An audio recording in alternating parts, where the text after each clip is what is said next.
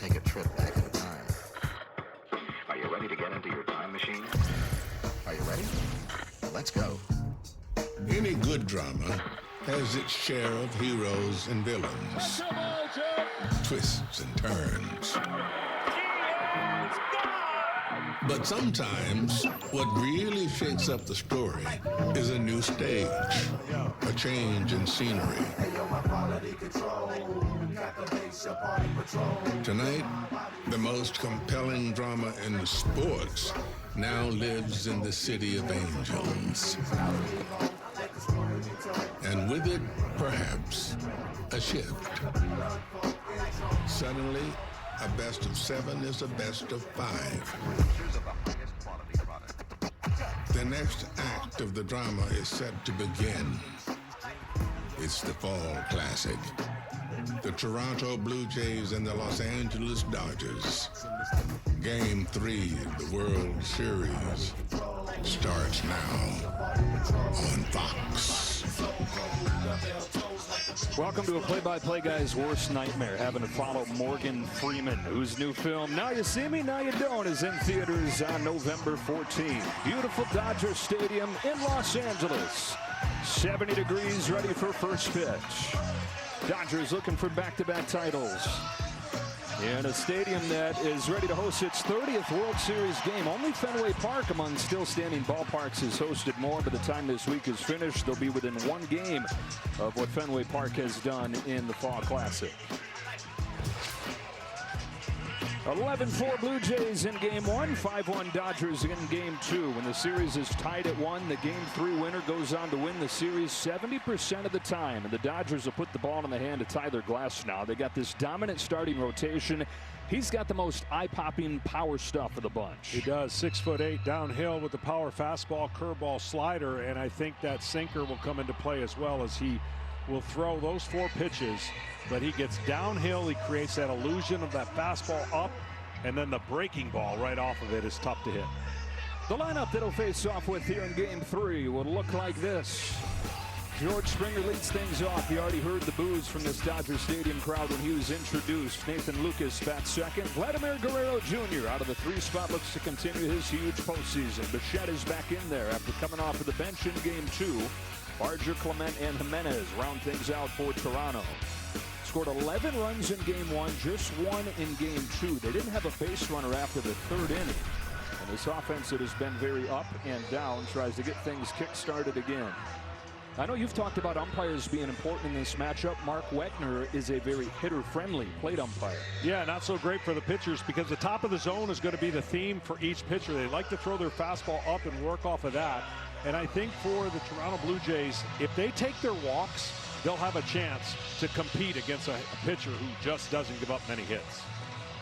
Well, there's been a lot of talk about George Springer making his return to Dodger Stadium. Of course, he is a hero in Toronto, but he is a villain here in Los Angeles. The 17 Astros World Series marred by the sign-stealing scandal. He was one of the faces of that as the MVP. 3 of his 5 home runs came here at Dodger Stadium. No player has ever homered in 4 consecutive games in the World Series in a single ballpark. This is in 2017. And 5 of the 23 that he's hit in the postseason, that is 3rd all-time. Manny Ramirez, his 17 teammate Jose Altuve, and then George Springer, who has been awesome for these Blue Jays this postseason. Well, the biggest thing he's going to be facing, I would think, is that first pitch fastball up. He dominates right-handers this year, and he's really good middle to top of the zone. So great challenge for each pitcher in the first inning with the top of the lineup. Yeah, and the Dodger Stadium crowd lets him know they have not forgotten.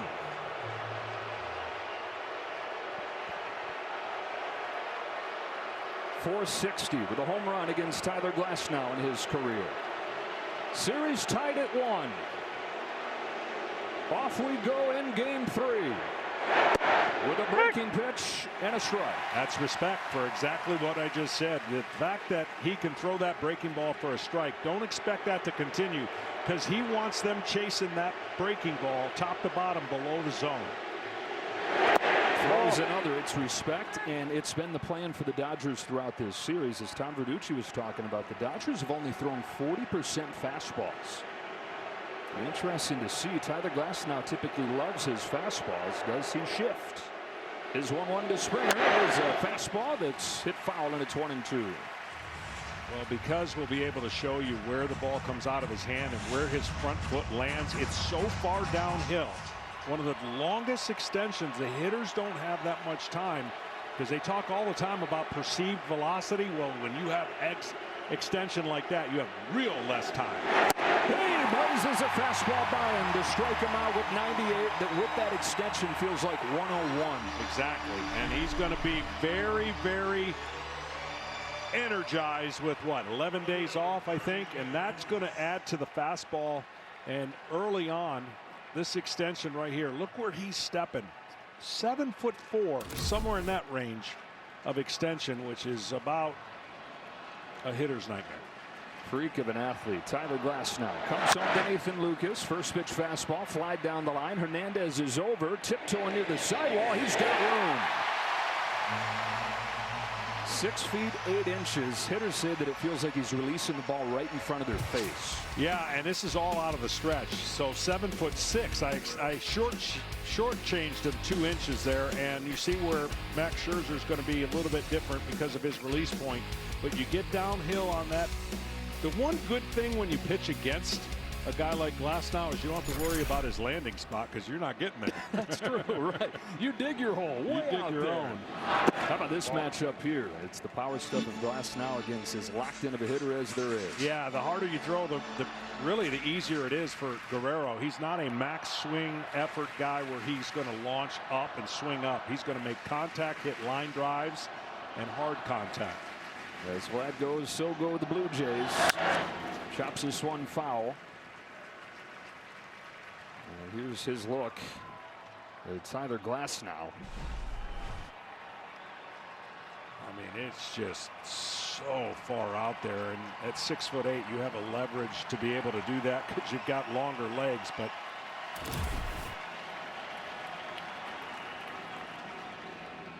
brings the 1-1 to Guerrero. It's popped to right. Teoscar Hernandez waits on it, and Tyler Glasnow's got an 8-pitch first inning. Dodgers come to bat against Max Scherzer when you come back. Coach again here, 13 years later. I'm tickled. I'm so happy. I'm fortunate. You know, be able to pitch in 4 World Series. This is what you dream of when you're a kid, to be able to have these type of moments and opportunities. So just want to go out there and do my thing. Never gets old for Max Scherzer, never gets old watching him either. His 5th World Series start with the Tigers in 2012, won it all with the Nationals and the Texas Rangers, and tries to join Koufax and Jim Palmer as the only guys to win 3 Cy Youngs and 3 World Series. Well, the big thing to watch is he's a glove side command fastball, and if he's not too amped up and pulling his fastball, there's the breakdown. He's going to live with that fastball, kind of an upshoot, create backspin with the 4-seam, and then if he's got a secondary stuff, he'll keep the Dodgers off balance. Ohtani leads it off and lifts the first pitch foul. We start this game with a 3-time Cy Young Award winner facing off with a 3-time MVP. That's only happened 1 time in World Series history, and Pedro faced A-Rod in the 2009 Fall Classic. Scherzer's home with an 0-1. Ohtani rips it down the line. It is a fair ball, and it's a double for Ohtani to start this game. Well, they've been waiting for him to get going. He had the huge clinching game of the championship series, relatively quiet outside of that. Yeah, he's been kind of in one zone of the strike zone, and this was one of them. And what he's been doing with that pitch is leaving the yard. He hasn't been getting a lot of hits other than leaving the yard. So a good sign for the Dodgers. And this breaking ball sits there right there where he's been loving it.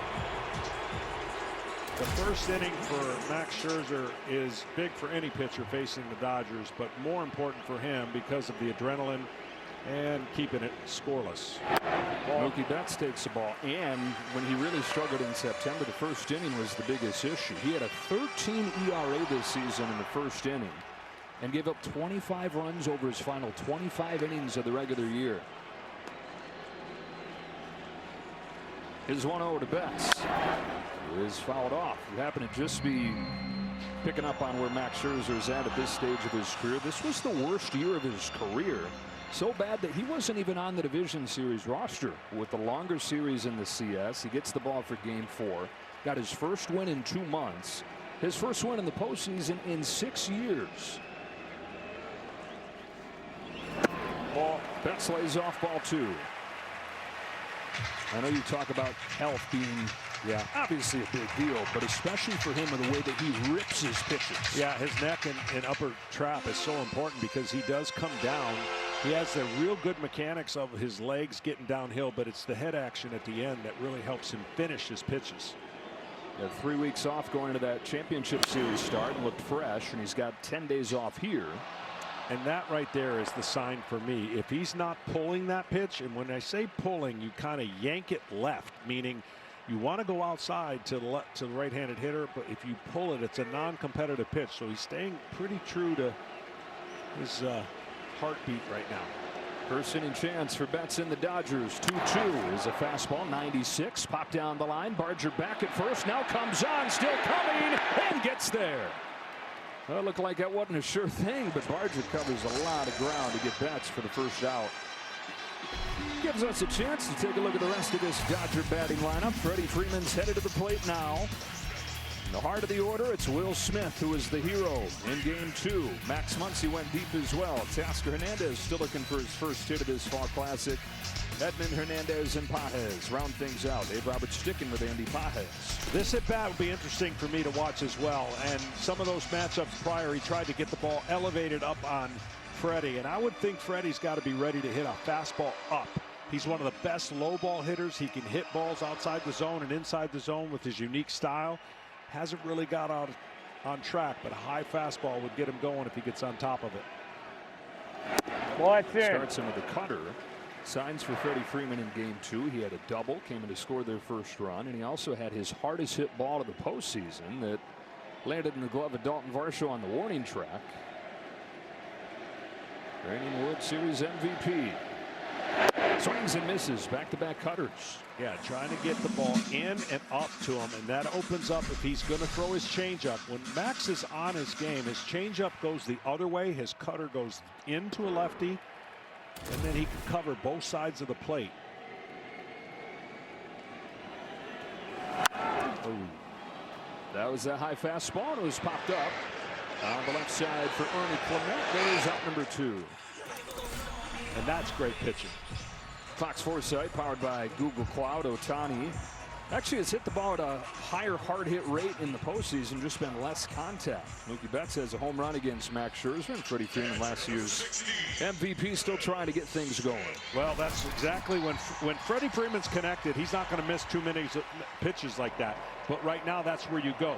Where you don't go to Will Smith is inside the plate. You got to go way inside to get him out off the plate. Well, they kept on attacking him with fastballs the other night. He finally got one. Kevin Gausman had retired 17 in a row, and Smith came up in a tie game in the 7th inning and corked his first home run of the postseason to break the tie.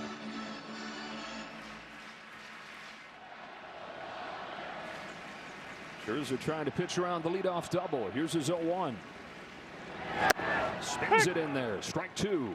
Caught him by surprise there with a ball in the middle of the zone. You would think with a guy with his hands that high, he would love the ball up, but he's so good down, and obviously having such a great year with the average at 300 or plus almost the entire year. 2 strikes. This is where Scherzer loved his curveball against Seattle last week. Buries one right here. That was a slider again. 27 2-strike pitches against Seattle. Only 2 of them were in the strike zone, and you know the Dodgers noticed that. Well, and they're a much different hitter team than the Seattle. Seattle struck out a lot. They were kind of feast or famine, and Max exposed them with that same thing you just said. I don't think he can do that with but a couple hitters in the Dodgers lineup will expand the zone that bad. Go from one of the most aggressive groups in Seattle to the most patient here in LA. The 1-2 to Smith is in the dirt, checks his swing, and it's 2-2.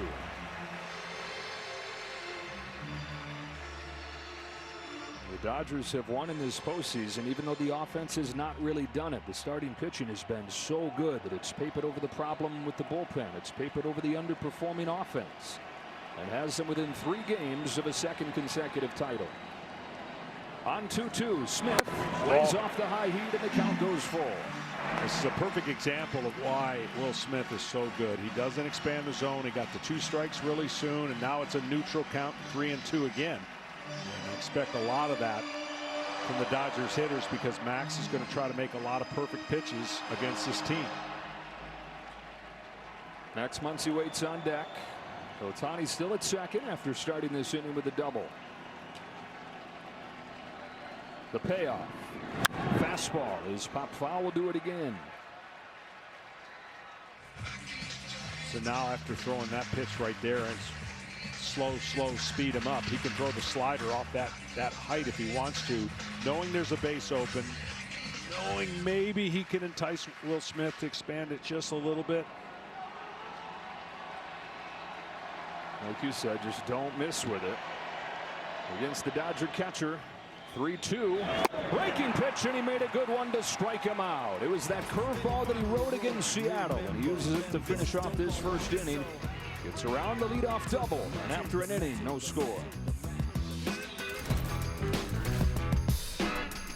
Big cash prizes. See the Fox Sports app for details as Bo Bichette leads off the second for the Blue Jays and takes ball one from Tyler Glasnow. So Bichette's back in the lineup.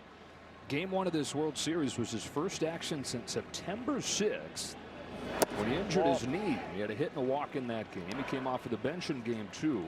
John Schneider was saying we don't want to run him into the ground. When normally a guy misses that much time, he's going to have rehab games where he plays a couple innings at a time and builds up. So a more measured approach bringing him back here. Can't lay off. 2-1. I would imagine would have the day off tomorrow and then back in there against Blake Snell. They'll get whatever they can out of the guy that was second in the majors with a .311 average this year. And even though he missed the last month, he had 94 RBIs. That was the most on the team by 10. Even on a team that has Guerrero, Kirk hitting in the middle of the lineup, it was Bichette that was their best run producer. Well, he still has the approach at the plate where he's trying to launch and hit hard early, and then he goes into a two-strike approach later with 2 strikes on him. Right now it should be a hard swing. It's a line drive base hit to center field. Bichette with the first hit of the day for the Blue Jays. It leads off the second. Well, what's interesting about Glasnow, as hard as he is to hit, he is. There's not a lot of chase. Hitters don't swing. They're one of the lowest swing percentages against him, mainly because a lot of his fastballs are up and out of the zone, which creates a lot of walks. But if he gets ahead of you, then you get the chase and that follow up on that curveball. Yeah, so he came on the air talking about how he's the hardest guy in the league to get a hit against. But you mentioned the walks, the highest walk rate in the National League. Downstairs with the first one to Dalton Varsho. Can the Blue Jays be patient enough to exploit that? Because this is a really aggressive team. It is an aggressive team, but you can already see right now that any fastball they get close to the zone they're swinging, they're kind of laying off the breaking ball when it's starting in the middle of the plate because they know it's going to break down.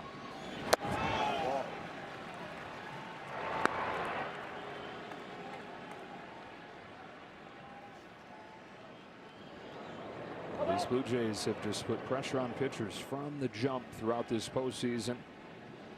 Leadoff man on again right here. 2-1 on Varsho.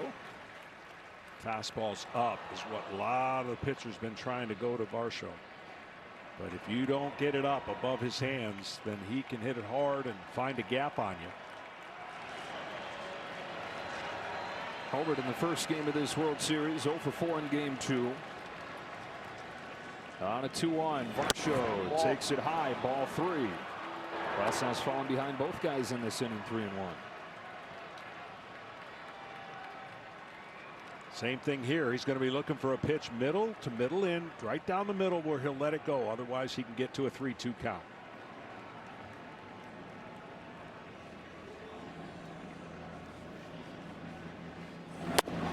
First, oh boy.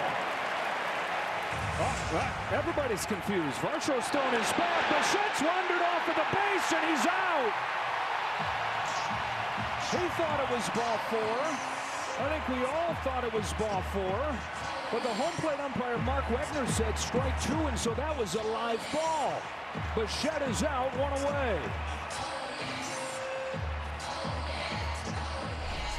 I'll tell you what. I mean, it's a ball, and everybody knows it. And that's a late call on a 3-1 pitch up. And even the hitter didn't realize that he had made it because it was such a subtle call. That's a bad break for the Blue Jays and Bichette. And I wonder what led him to second guess that, because he was hanging in there at first. it's just a late strike 2 call is what it was. And then he didn't hear him? Yeah, and it was soft. Yeah. So, I mean, it was so late that his calls, I don't know, we haven't seen enough of them to track to see how long it takes him. See, he stops like he hears it, and then it's as if he sees or hears something else and tosses the bat. Well, I think he saw Bichette walking off. Wow. 3-2 again, and another foul. A couple base running errors in the first game of this World Series. And, man, hard to know exactly who to pin this one on. Both guys guilty. Another payoff pitch coming from Glasnow to Varsho. Takes ball 4. And so Varsho's on, but yeah, he's sitting there thinking this should be a big inning mounting. You got a perfect storm here. You got the hitter seeing the runner. Look, it's a ball, but he called it a strike.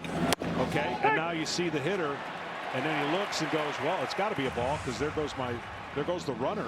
And it was like in slow motion. Everyone realized a little too late, and he goes, wait, where are you going? And Bichette was in no man's land, thinking it was ball 4. Alejandro Kirk slaps a base hit down the right field line. Teoscar Hernandez over to cut it off. Varsho's at third, and the Blue Jays are in business, but at the same time asking what if. Yeah, and I'll tell you one thing, that it's kind of a, I want to clear up one thing, because pitchers pitch differently after something happens. And so you know you got the out, so you're going to pitch differently even in this situation. Obviously, if it's first and third, you're not going to pitch sometimes the same way. So it does circumstantially, yeah, it would be a different inning if that was ball 4 and there was runners on first and second. Addison Barger trying to take advantage of the Blue Jays' first chance in game 3. First pitch breaking ball that he goes after, fouls it off. At a pinch hit grand slam in game 1, then was 0 for 3 in game 2. That was the best pitch he's probably going to get all at bat, to hit a fly ball, unless there's another mistake with the breaking ball, because that was up, and the spin of a breaking ball and the swing of Barger promotes fly balls, which would get at least 1 run in. Guy they call Bam Bam swings so hard. Another good pitch right there. It's 0-2. We were talking about this off at the top. The Blue Jays, a lot of traffic. And typically when they get the traffic, they cash in on it. 393 in this World Series with men on base. Now, if I'm Glasnow, I'm throwing a higher than high fastball and see if I can get lucky with a swing, because you know he's still thinking about hitting the ball in the air. He's seen 2 breaking balls in a row, and his processor, his mind, is trying to think, where's he going to go now? If he sees spin, it'll be easier to recognize, but still with 2 strikes, defensive count, I would throw a high fastball at 98 above his hands. Glasnow's been the best 2-strike pitcher in baseball this year. Here he comes. It is a fastball to finish him off. You guys are on the same wavelength right now. Big strikeout, 2 away.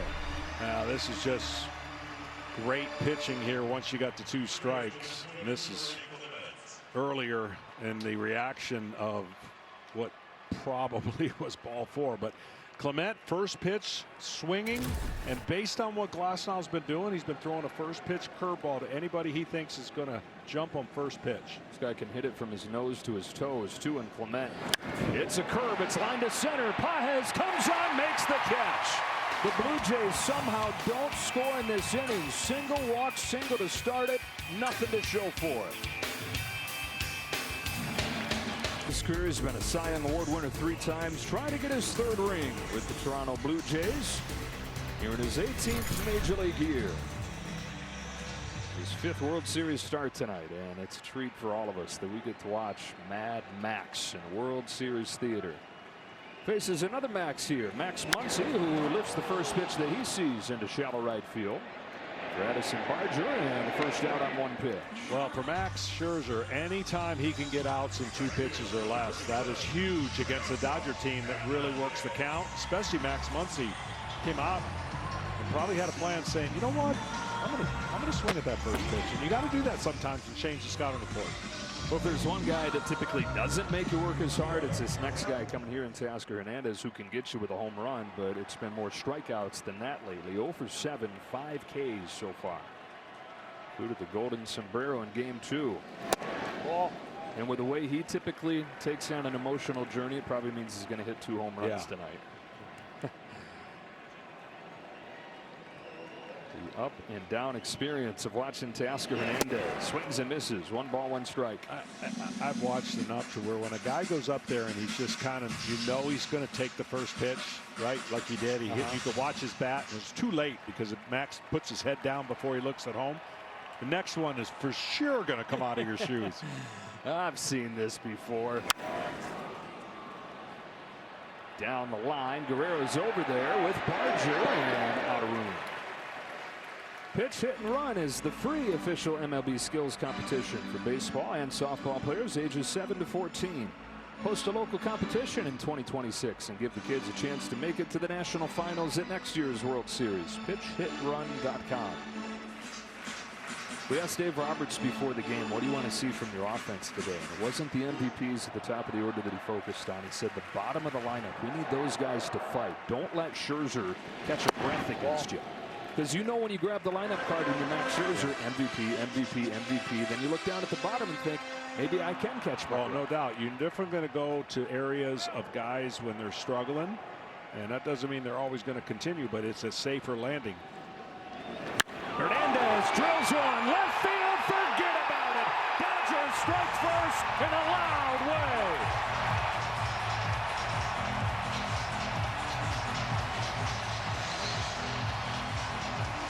And the full experience of Teoscar Hernandez from one day to the next, from a 4-strikeout game in game 2 to a home run to start the scoring in game 3. Oh, Max is going to want that pitch back, and I think he's going to want that pitch selection back. I thought a slider there would have been the better pitch on a guy who swings down below the zone. Curveball gives him a chance to catch up. And as you said it, probably going to hit 2 home runs. But isn't it interesting, in the first 2 games, each team's had opportunities to break a game open, and when they didn't, the opposite happened. Tommy Edman takes a strike. It's the same thing you talk about in the regular season. A leadoff walk is whatever. In the postseason, it's huge. Everything at this time of year gets amplified times 10. The game chases up. The game that Yamamoto, obviously tremendous game, but he was on the ropes in the first inning, 1st and 3rd, nobody out, and Guerrero up. And from that point on, really, it's as stingy and as great of a performance you'll ever see. And they didn't score. And the same thing happened in game 1. So there are things in the playoffs you'll look back and go, oh man, if we only would have done this, think of the difference it would have made. Yeah, Yamamoto. All that traffic over the first few innings, and then he retires the last 20 hitters. The last guy to do that in a World Series complete game, Don Larson. The perfect game in 1956. Edman chases up again, and he's down on strikes. Second one for Scherzer as we get another look at Hernandez's blast. Well, Scherzer's going to give up some home runs. As long as they're solos, they're usually not as devastating in the postseason. And we talked about how devastating home runs are, and teams that hit more win. And that one was right down central. Teams that out-homer the opposition in these playoffs, 26-5. 2 gone in this second inning. And the other Hernandez, Kike, comes up and takes strike 1. Hernandez 0 for 4 in game 2, and after a hot start to this postseason is 1 for his last 15. Missed a lot of this summer with an elbow injury, and then tweaked that elbow, making a diving play against Milwaukee, and the bat hasn't really been the same since. One of the things each hitter, when you have that front side, you got to keep that front side in, and you can see that top of the zone fastball is going to beat him more times than not when you're struggling. Because that front shoulder opens up and flies open, and then you're done. And he's made some adjustments yesterday, trying to keep that front shoulder closed and that head on the ball.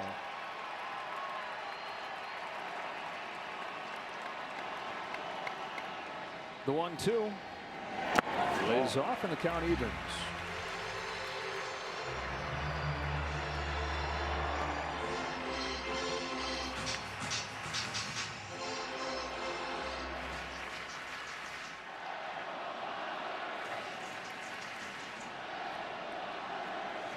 The 2-2 from Scherzer. Hernandez fouls it off and stays alive.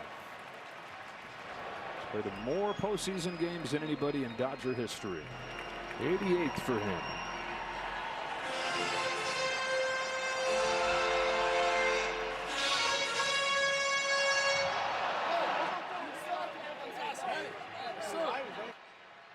Another 2-2 and a foul ball.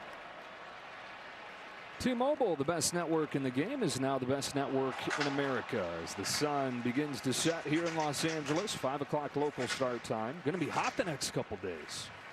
Nice. 90. Love it. Ball might be flying. Scherzer tries again. Hernandez watches ball 3. And home plate umpire Mark Wegner not making any Blue Jay fans happy with him.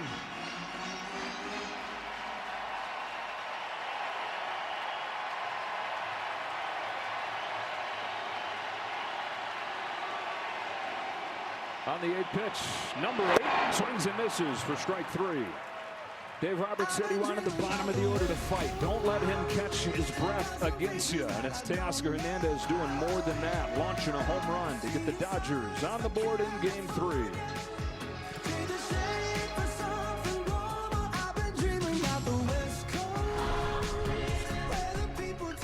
Welcome back to Los Angeles, here with Blue Jays manager John Schneider. John, you had an extended conversation with plate umpire Mark Wegner at the end of the previous half inning.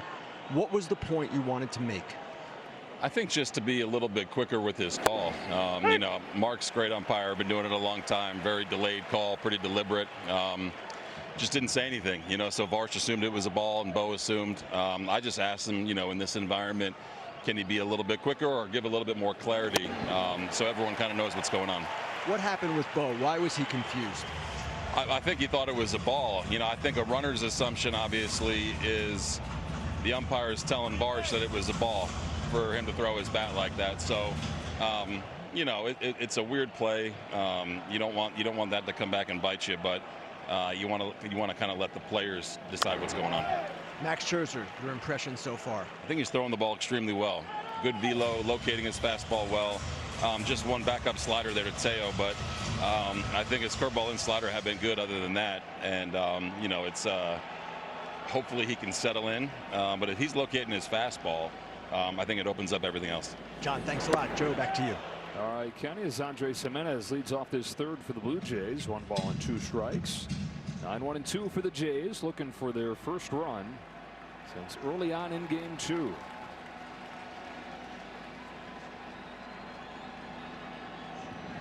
Here's Glasnow's 1-2 pitch. Curve is tapped along the right side. There's Tommy Edman for the first out of the third. And we get another look at that controversial play in the second inning. Dalton Varsho went back into the dugout saying, I just couldn't hear. It is loud in here.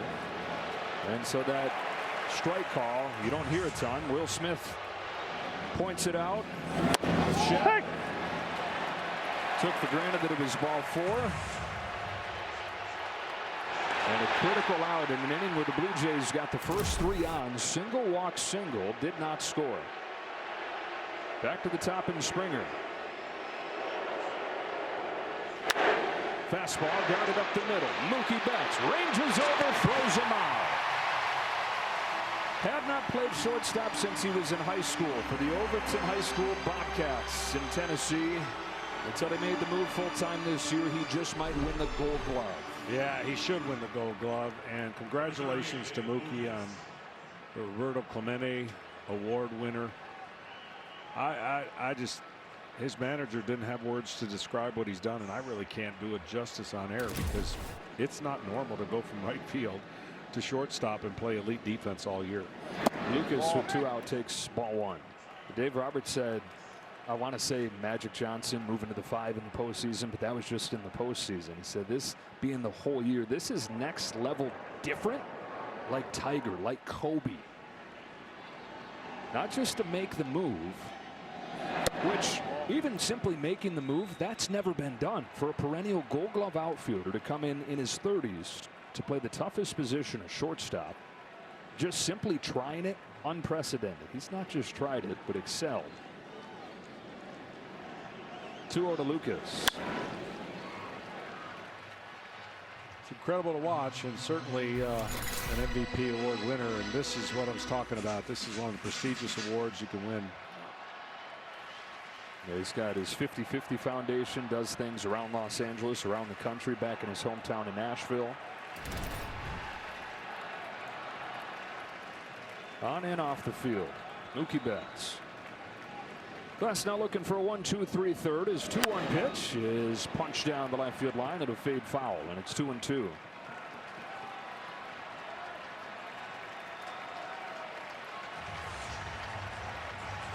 Clemente Award that Betts takes home, presented by Capital One. And Mookie would lay awake last year as he was trying to make the move to short for the first time, thinking about the postseason, just fearing booting the ball in the biggest spot. Man, has he come a long way from those long nights. 2-2. 1-2-3 third for Tyler Glasnow.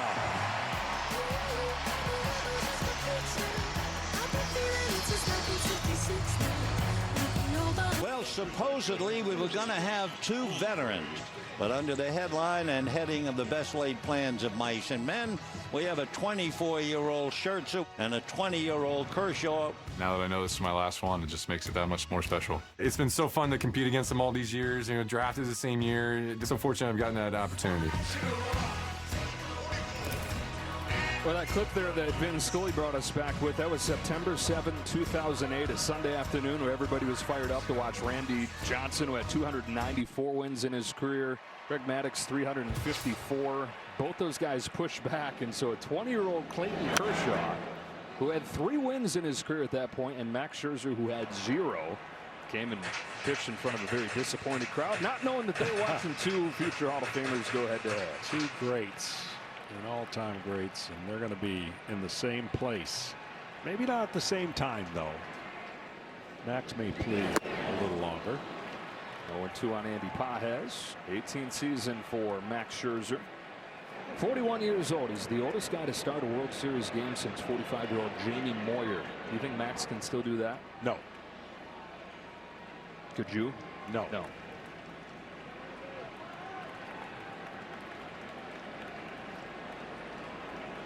Go to the Pages. Sandy Pages, there's a lot of talk about him maybe being sent to the bench with his struggles in this postseason. He had a single in game 2. Dave Roberts, we asked him about the decision to keep him in there. He said, I've seen just enough offense, and then center field defense becomes a question if you take him out. Tommy Edman would be the logical replacement, but his ankle's still bugging him. The other option would be Kike Hernandez. He's played very little center field, and so what you might gain offensively, you might lose more defensively. Yeah. Plus, Dodgers pitchers keep pitching like this, it doesn't really matter as much.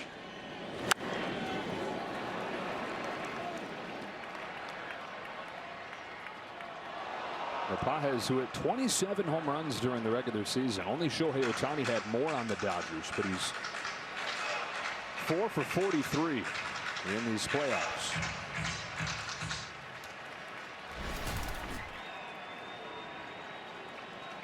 Ohtani's on deck. Another 1-2 coming from Scherzer. Pages pops it up. Right side, Bichette. First out. Back to the top in Ohtani. Started this game with a double, and in this postseason, really, it's that huge game 4 of the championship series with the 3 home runs, 174 outside of that. The Blue Jays have done a good job against him. He did have the home run in game 1, but inconsequential. Fastballs up and in, and then fastballs away. There's that changeup. That changeup's like a screwball changeup where he rotates it and spins it the opposite way to fade away against a left-handed hitter. 31-year-old from Oshu, Japan, swings and misses at the high slider. Release is healthy this World Series. Remember last World Series, he tore his labrum in his shoulder on a slide in game 2 and had to have surgery on that after the year. There's that ball up, and that's what you try to do against Ohtani. Now, we have seen, though, Not every pitcher can do that consistently enough, and when you miss down in the middle of the plate, you're not getting the baseball back. But if you can go up and then pitch out away off the plate, he hasn't shown any ability right now to stay on the pitch away. Good.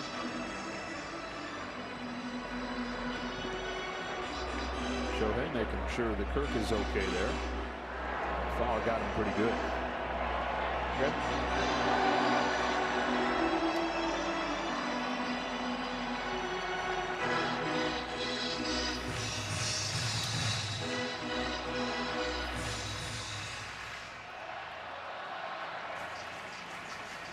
Dodgers up 1-0 on the Tasker Hernandez home run. Ohtani on a 1-2 pulls it down the line, foul.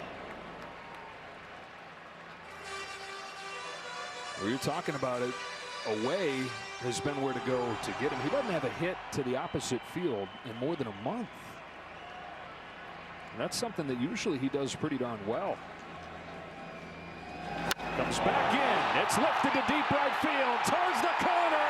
Goodbye. Ohtani goes deep. And the Dodgers lead game 3 on a pair of solo home runs, 2-0.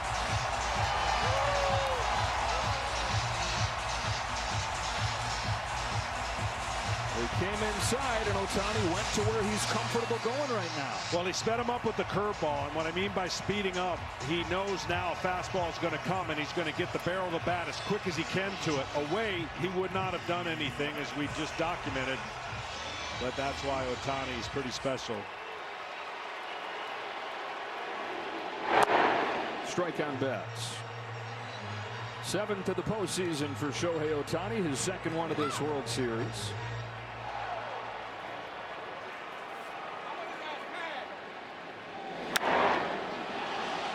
That sends one high in the air to left field for Nathan Lucas. 2-1. So he throws the breaking ball and he pulls it, hooks it foul. He had gotten a hit on the breaking ball, and that thing is right in his nitro zone if it would have been up a little bit more. And then he gets him on alert, and he gets the head of the bat out to the ball inside. That's what you got to do to hit an inside fastball. And it was just low enough to do that. Guy that hit the first sends the sunflower seeds on the second. Yeah, if he were to face him again, and he may not, everything should be away. Ball. Upstairs at the first one on Freddie Freeman. Well, Scherzer, even in his very best seasons, home runs were always part of the deal. And he's given up 2 of them here. Ball.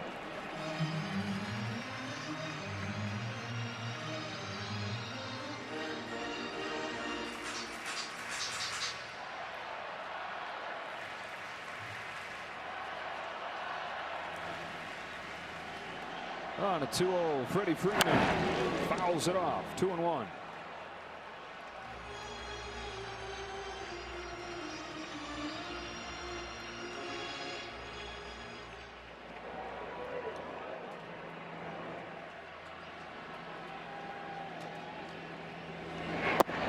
Freeman lays off, ball 3.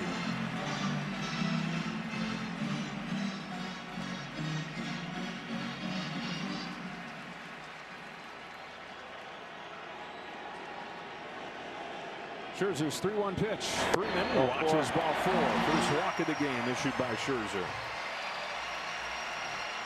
Tonight's telecast is sponsored by T-Mobile, now the best network in America.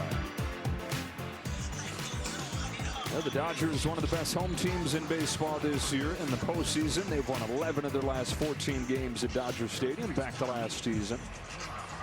And this beautiful ballpark hosting its 30th World Series game tonight. Kirk with a visit for Scherzer, and the bullpen starts to stir. Nobody warming yet, but some movement down there as Will Smith comes up. Rewarding performance is sponsored by Capital One. Now, Will Smith had the hand injury down the stretch. He all-star first half, but he hit just 190 over the last 2 months. In this postseason, though, he's recovered, perhaps having that hand injury the time that he had to miss as a silver lining. Body wears down as a catcher, but he got a break over the last few weeks. 3-14 to lead the team in the playoffs. Not a lot of wasted movement when he's hitting. We talk about his short arms that helps him get to the ball a lot quicker and easier, especially inside.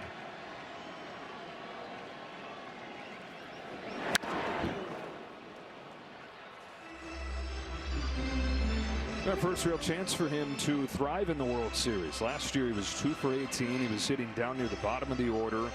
When the Dodgers won it in 2020, he wasn't even the starting catcher. It was Austin Barnes who caught every game against Tampa Bay. Smith was the DH. Dave Roberts said, though, this guy just unflappable. Rides all the highs and the lows steady.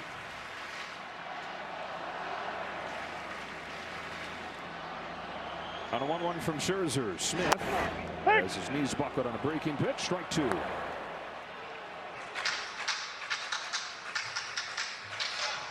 Guy that hit just 9 home runs his entire college career in Louisville. Drafted him because of the bat to ball ability, very athletic. They like the defense. Power has emerged, and as well-rounded of a catcher as there is.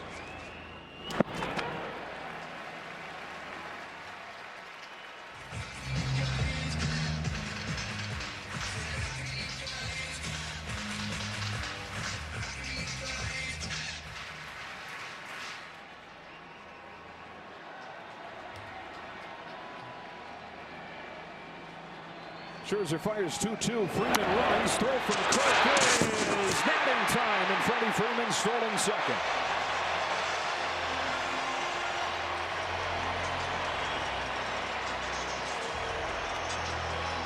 See if they're going to take a look at this or not. And looks like they are going to take a look at it.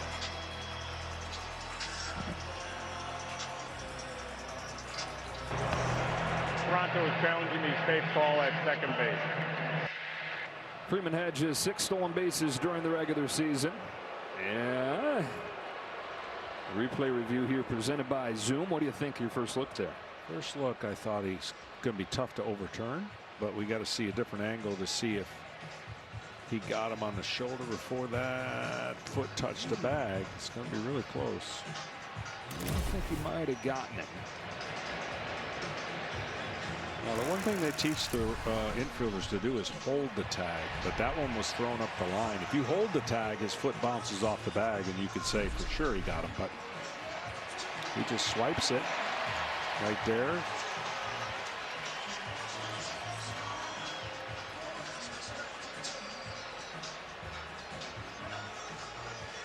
Real close. You can see how his foot bounces off. Yeah.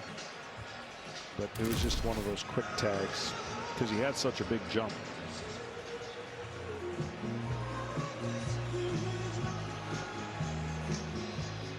And you're probably wondering, well, why would he challenge that on such a close play? Well, you got a great hitter at the plate. Every out is precious in the postseason. And you do get 2 challenges in the postseason. Dodgers have only attempted 2 steals in these playoffs. Neither one of these teams very aggressive on the bases. Blue Jays just 1 stolen base attempt.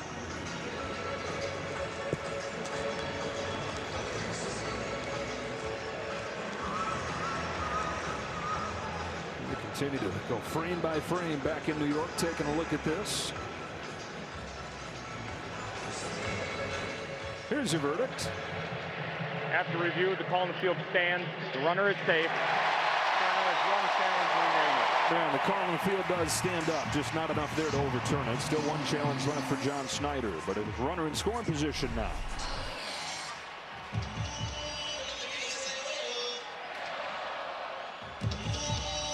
Dodgers during the regular season weren't just the best home run hitting team in the National League. They were one of the best with runners in scoring position.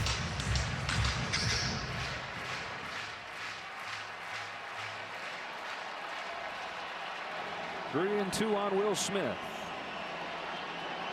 Scherzer throws. Smith pokes one to right field, base hit. They look to take immediate advantage. Barger's got a cannon. His throw's perfect. He's out at home. Addison Barger puts it on a dime from 250 feet away. And it remains 2-0. He took his time, and he knew he was going to rely on a perfect throw, and a perfect throw it was.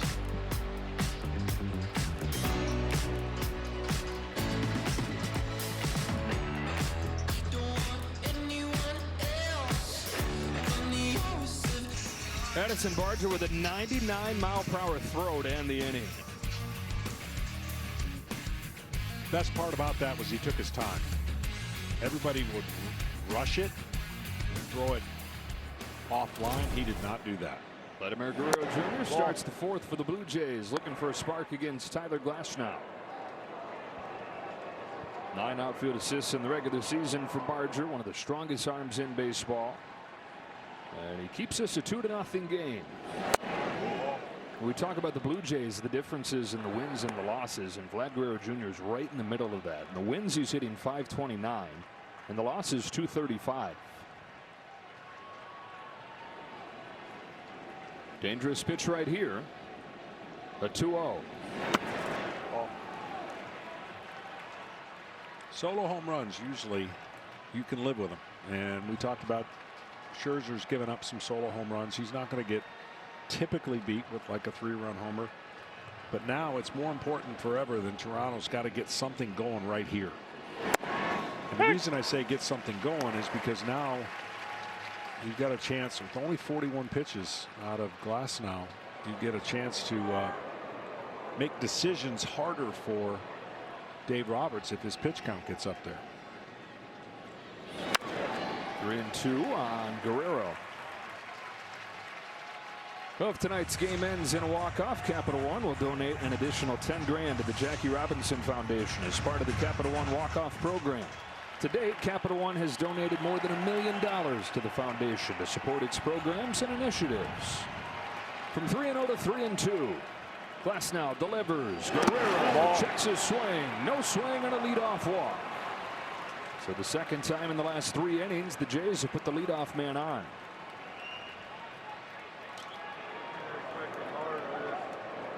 Well, you're talking about the different strategies potentially for these managers. 3 consecutive games coming here. The Dodgers extra important. They get length from their starting pitching because of that. Blue Jays, you're talking with John Schneider, the whole goal being get this series back to Toronto.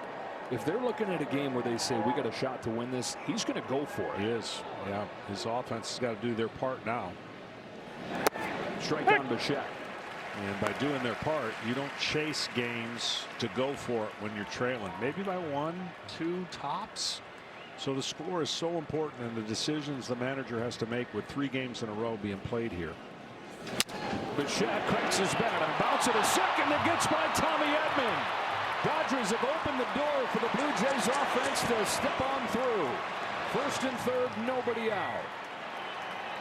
Both second basemen in this game have made mistakes. It's Edman defensively. It was Bichette on the bases.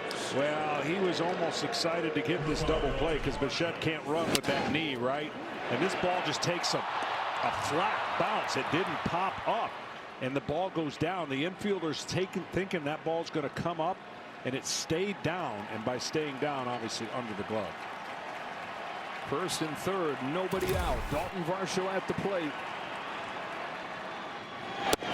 This is the combination they had in the second inning when Varsho thought that he had taken ball 4, strike 3, or he thought that it was strike 2, and Bichette was picked off of first base, dousing that potential rally.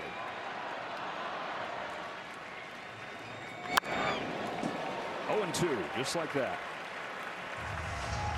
Well, once again, now in a very defensive situation, good for Glasnow to put the heat on the Toronto hitters, but we talk about it all the time. If you don't make contact with nobody out first and third, it just leads to the pressure of the next hitter being a double play ball away from getting out of the inning.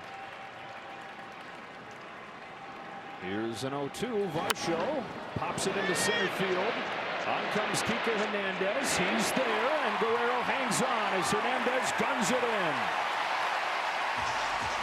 Well, the outfielders showing off the arms in this game 3. Good news, bad news for the Blue Jays. Good news is this guy doesn't swing and miss a lot, as you knew there was no chance he was going to score. Bad news is if he hits a ground ball, it's a good chance for a double play because he doesn't run a lot. Max effort. Max fun. Kike Hernandez always. That guy you're talking about is Alejandro Kirk, who singled his first time. Knocked in the Blue Jays' last run, their only run in game 2 with a sacrifice fly.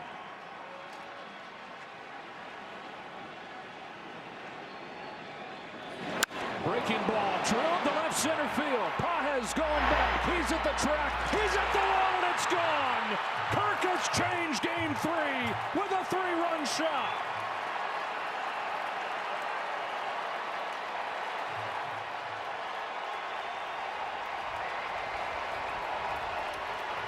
Good high ball hitter sitting on a pitch up. He gets a high curveball.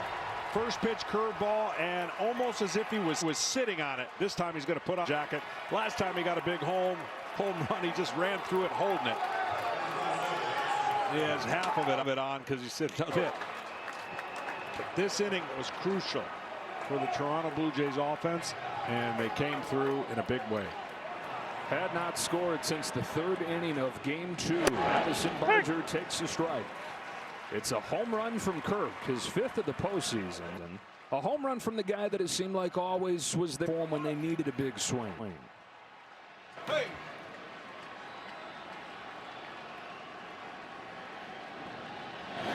You know, the Blue Jays nearly blew the division after leading it pretty much the entire second half. The Yankees were hot on their heels in September, went into the final day tied. And Alejandro Kirk had a 2-home-run game, including a grand slam. So get on my back, boys. They take advantage of the Edmund air to take the lead. Oh, nobody feels worse than a player when he knows he's hoping his teammate, in this case the pitcher, can pick him up. But he's responsible for one of those runs and possibly 2 of them if they would have turned the double play, and it happens. But both clubs have had interesting scenarios play out already in this game. Blue Jays could have hung their head when that ball 4 turned into strike 2, but this is what makes the Blue Jays special. 1-2 to Barger is taken down and in, and the count evens up. Some of the trends, if you're following, when you see a first pitch fastball hitter up there, he has thrown consistently a curveball, and he did it again. And you almost wonder if Kirk was up there sitting on a pitch he knew he wanted to drive to get at least 1 run in. He ended up getting 3 runs in. Barger on a 2-2 takes away ball 3. Well, you just said it, you can get away with the solo shots, and Scherzer's given up 2 home runs but has the lead in this game because the Blue Jays home run was a 3-run job.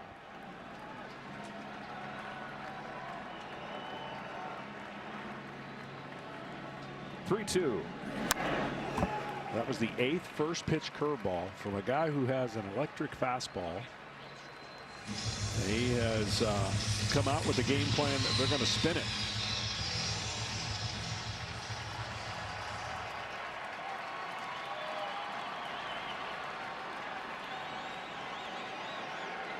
Tries it again. Barger pulls a base hit to right field on a 2-strike slider.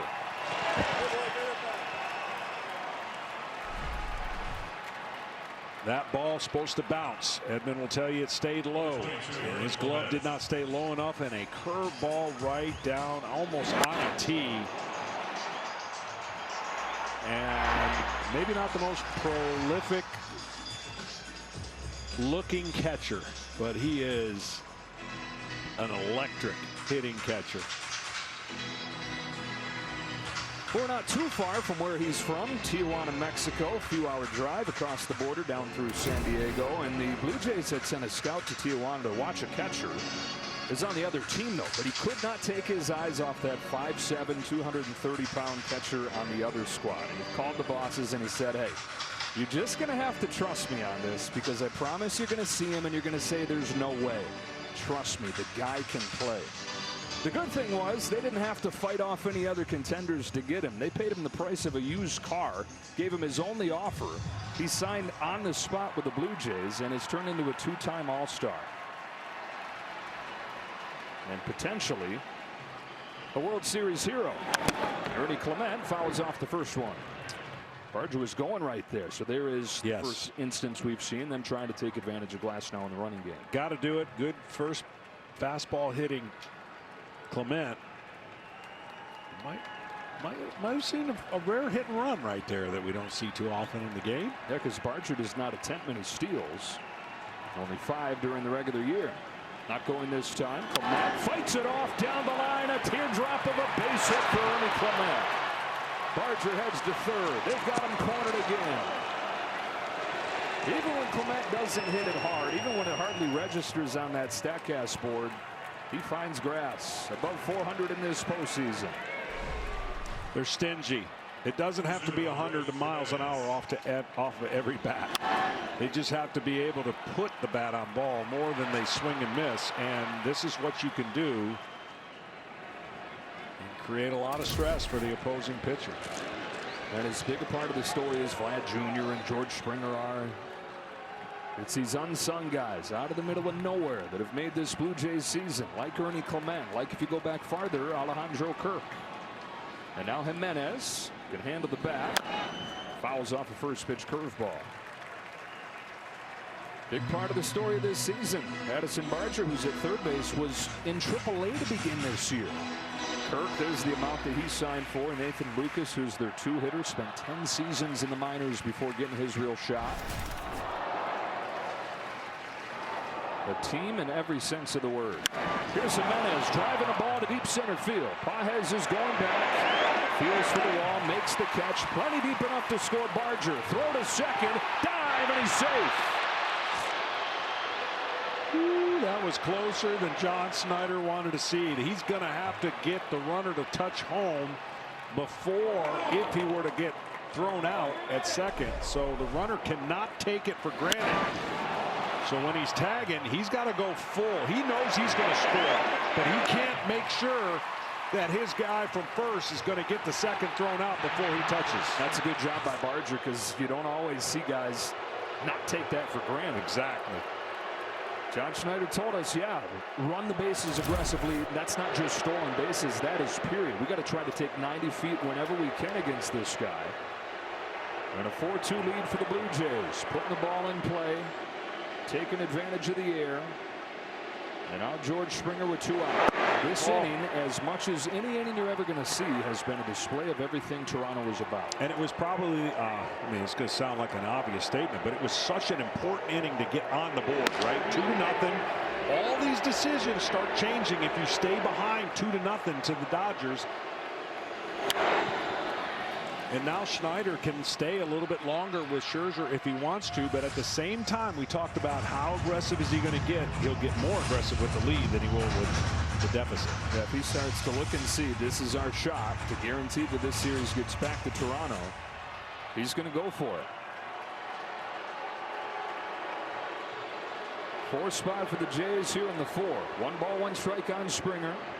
Waves over a curve, strike 2. Talked about 41 pitches only coming into this inning. Now 22 in this inning and 4 runs. So quickly the game can change. Play not made. 3 runs later. Now 4. Ball. Tries to check and does. But it started with a walk. And that's one of those things that gets overlooked. 3-0 to 3-2, and a good pitch that he laid off of that walk creates the rally that we were talking about in the postseason that wouldn't be a big deal in the regular season. Clement at second, 2 away. Glasnow steps off. These two teams tied for the major league lead. Comeback wins, regular season, postseason combined. Jays flexing that muscle, and that's also to say don't turn it off. Don't count the Dodgers out either. Should be compelling games right until the last out with the comeback ability of both clubs.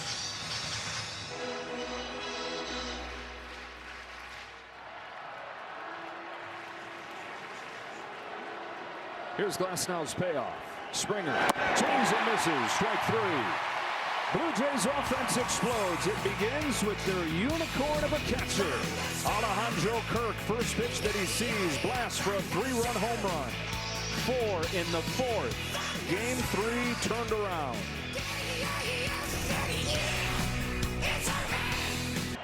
Welcome back to Los Angeles with Dodgers manager Dave Roberts. Dave, that last inning, 4 runs. Set in motion by the 2 early mistakes, leadoff walk, the error. But how do you stop and slow down the early count hitting by the Toronto offense? Yeah, you know, we knew that going in. They're aggressive early in counts, and you got to make that first pitch quality. And yeah, the leadoff walks always seem to come back to bite you. And then, you know, we gave an extra out that inning, and I think you know, Tyler's stuff's good, and we'll go hitter to hitter and try to get him through you know, Bichette this next inning. But yeah, we can't give him extra outs. But I really like our at bats versus Scherzer, and hopefully we can stress him one more time and, you know, get to that pennant.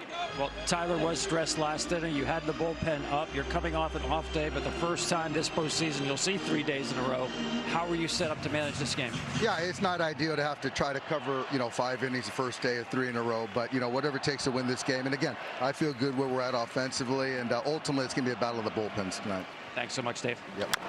Max Muncy starts his inning, bounces one to Vladimir Guerrero Jr., takes it himself, one away in the 4th.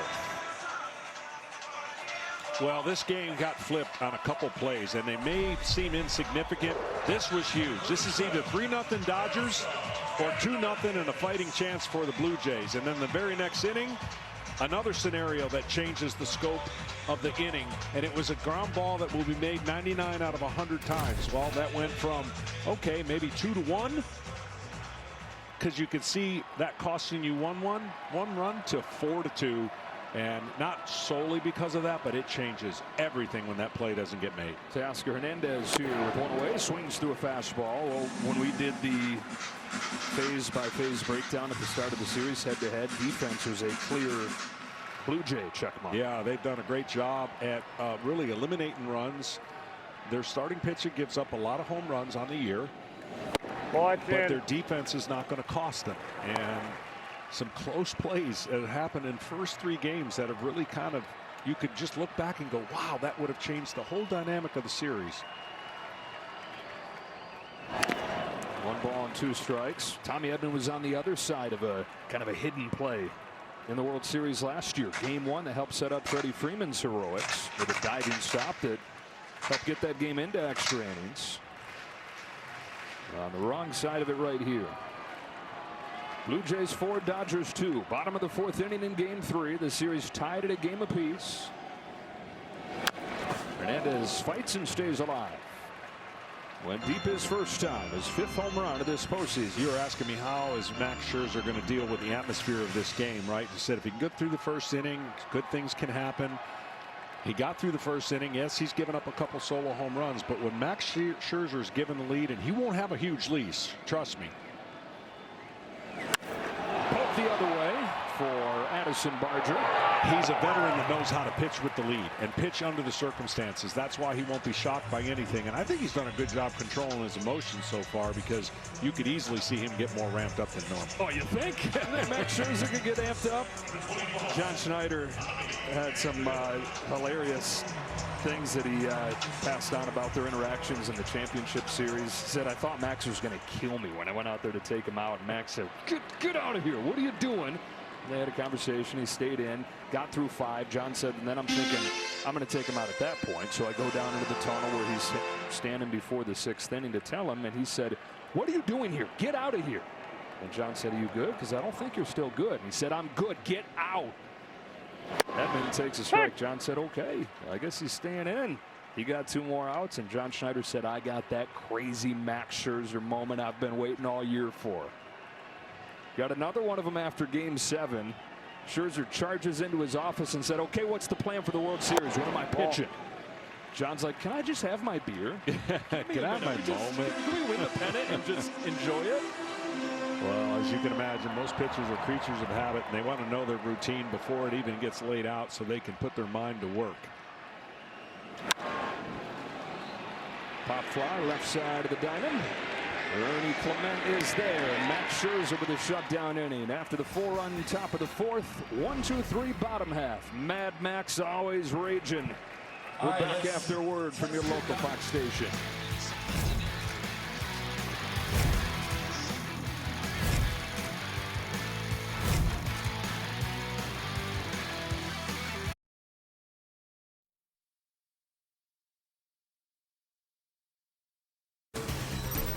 Welcome back to the 2025 World Series on Fox, presented by Capital One. Back inside Dodger Stadium, where the Blue Jays lead 4-2. And Nathan Lucas leads off the top of the 5th. Takes ball 1 from Tyler Glasnow. Tom Verducci and Dave Roberts just chatted. We heard Dave Roberts say that He'd like to get Tyler Glasnow through Bo Bichette, so you figure that's going to be just those 3 hitters here. Left-hander Anthony Banda has been warming in the pen, with Varsho due up after Bichette.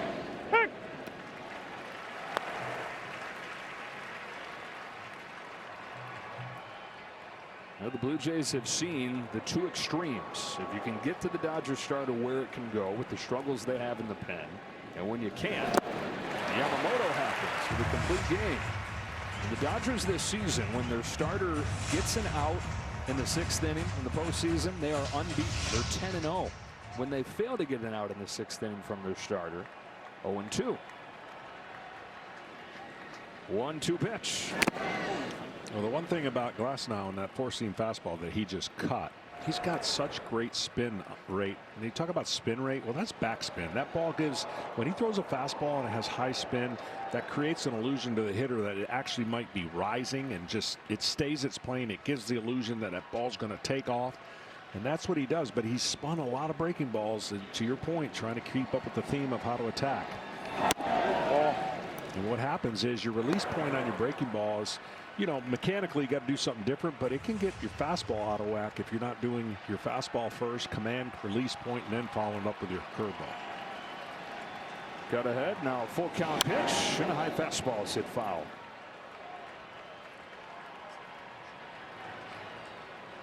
I mean, I know what the data says about the Blue Jays, and they hit 4-seam fastball, but I would trust my 4-seam fastball because it's not. The data is accumulated by all 4-seam fastballs. I would argue that Glasnow's 4-seam fastball is nowhere close to most of the guys that they're facing. Here he comes with another payoff and another foul.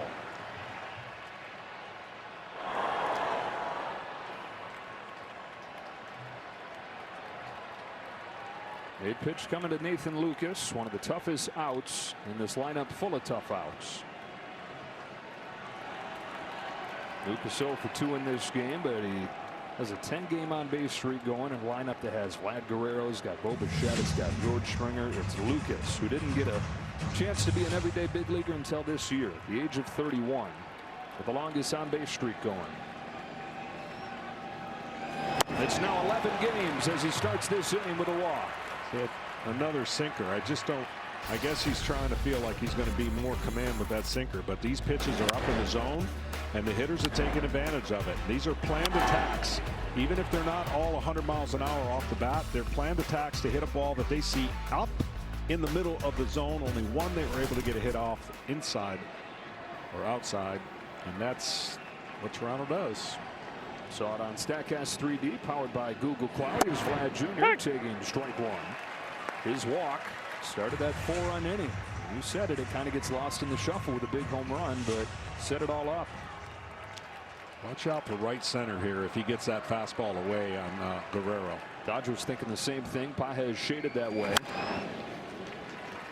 0-2.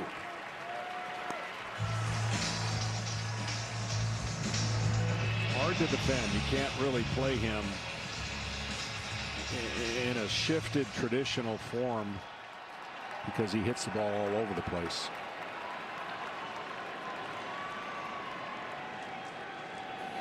Ball lays off. Sometimes you see the postseason make guys chase more.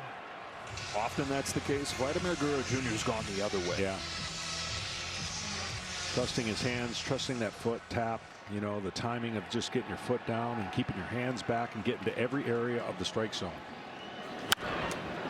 Lifts one to right field. Teoscar Hernandez angles on. He's under it for the first out. All right, now that he's not up, maybe Lucas will take that base or look to be aggressive to take that base with Bichette up. Well, some odd things have found Bo Bichette in this game. It's the crazy play with the confusion at home plate on the ball strike call led to the pickoff, and then he was the guy that put it in play that led to the Edman error. Ball. Bichette and Guerrero came up together, really represented the future, represented the hope for the Blue Jays organization. Getting to the big leagues about a month apart in 2019, and they're as close as brothers, they tell you. First chance together in the World Series, perhaps their last chance to play together, because Bo Bichette is entering free agency. So he wasn't just hurrying back to be able to play in this postseason run. He was hurrying back perhaps for one last stand in a Jays uniform.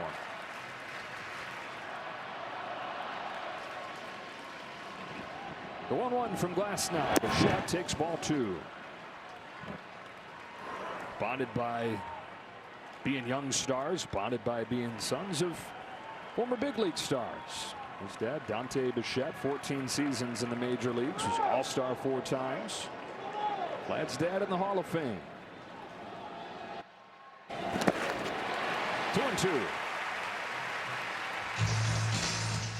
It's still crazy to me.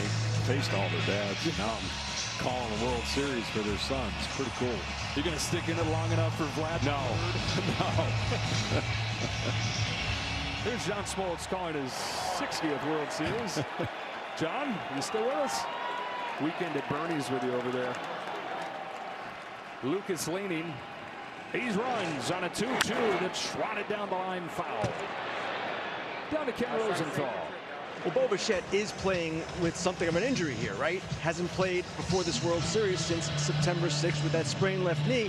And I asked him, Bo, are you worried as you enter free agency with your condition right now? And he said, to win the World Series, I'll risk it all. We asked John Schneider today, how do you report feeling? And he said, he's as well as you can be, having not played in a month and a half and then hurrying back from it. Another 2-2 from Glasnow. Lucas not going this time. Bichette bounces it softly left side. Muncy will hope that it goes foul, and it does.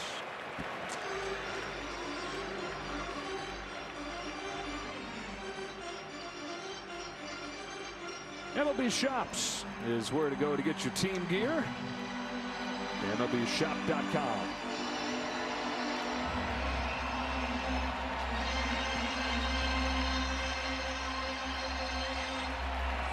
Blue Jays, as they did in Game 1, raced the deficit with a 4th inning homer.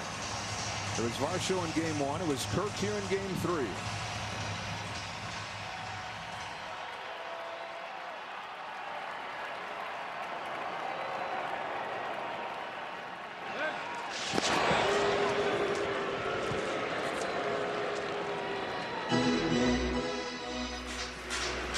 Anthony Bond is ready to go.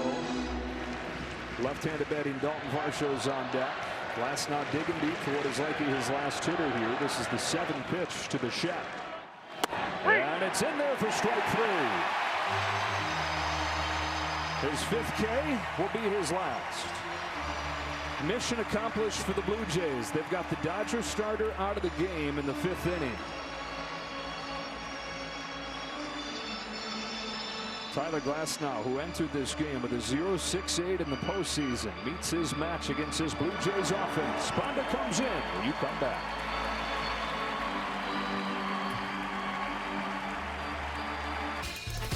Our game summary is sponsored by Raising Cane's Chicken Fingers. 4-2 Blue Jays in front with a 4-run 4th inning. Max Scherzer has given up 2 solo shots, finds himself pitching with the lead. We're in the top of the 5th. Dodger bullpen goes to work as Anthony Bonda replaces Tyler Glasnow. Lefty-lefty against Dalton Varsho. Spins one away, ball 1. Bonda pitched in Game 1, gave up the grand slam to Barger, gave up another one to Kirk. With this Dodger bullpen, which has a +6 ERA in the postseason, going to be used heavily tonight. Well, you know they're going to be fresh. There's a lot of available arms. It's the ones that Dave will go to, are the ones he obviously trusts the most. He's kept that circle pretty tight. Varsho off balance, pops it up on the infield. Betts takes charge. The shortstop puts it away. Ends the top of the 5th. Halfway home in Game 3. Jays by 2.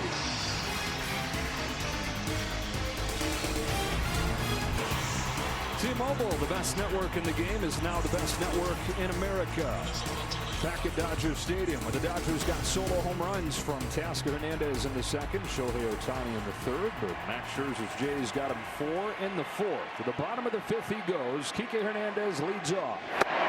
Fastball is inside 1-0. Well, Max, when he's been given 4 or more runs in his career, talk about the lead.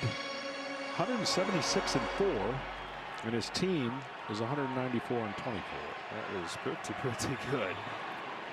Here's his 1-0 pitch. Hernandez fouls it back 1-1. 34 consecutive games his team has won when they've gotten 4 runs of support.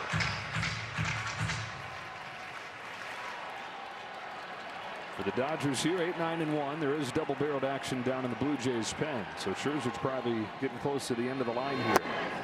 1-2 on Hernandez. Louis and Fleury. Louis Varland, Mason Fluharty.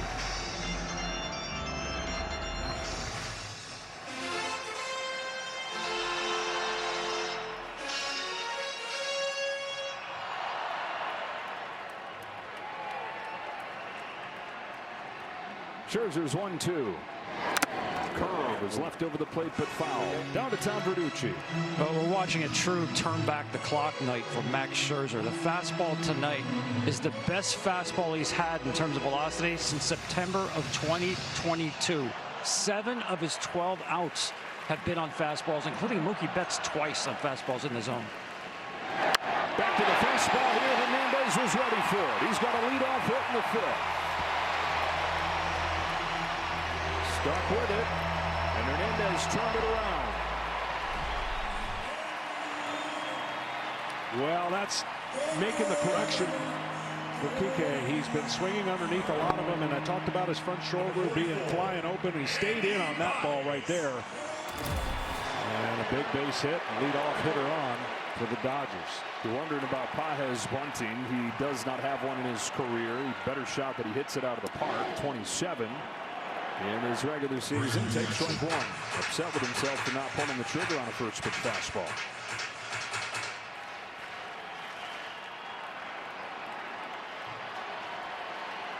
Tying run at the plate. Scherzer to the plate. Pages lifts it the other way.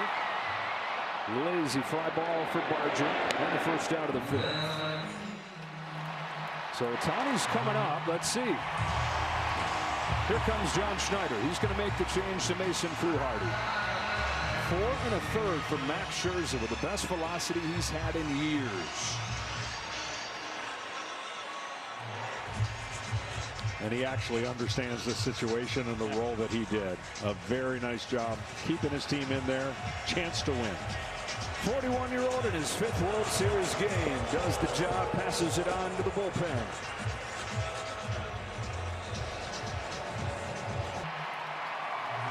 It's Ohtani as the tying run. Statcast 3D powered by Google Cloud. The last time that he was up, his 7th home run of the postseason. That's an impressive one, too, because this one's off the plate, up and in, and he made the adjustment. See where this pitch is? And now he's going to have to put his eyes on a curveball and try to stay away from anything that starts on the outside part of the plate. He struck out on those pitches off of left-handers. I don't know how many fastballs he's going to see from Fluharty, who's been tough on him. He struck him out in game 1. Struck him out here in August as well. 1 ball, 1 strike. More than half of Ohtani's hits in this postseason have been home runs. Tomorrow's starting pitcher for the Dodgers. 2 for 2 with a double and a homer. And on this 1-1 from Fluharty, takes ball 2. That's a great take and a discipline by Ohtani. He's hoping that one catches the plate, that he can let it go again and possibly tie this game up. That's where he hit it in game 4, the championship series. Over the pavilion. 2-1. Ohtani takes low. We've not seen him this locked in against Fluharty. We've seen a lot of chases on those breaking pitches. It's funny what a home run can do when you get one and hear the click of the bat.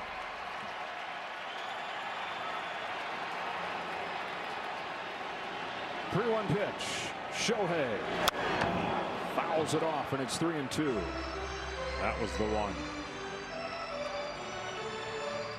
Oh, ho hum.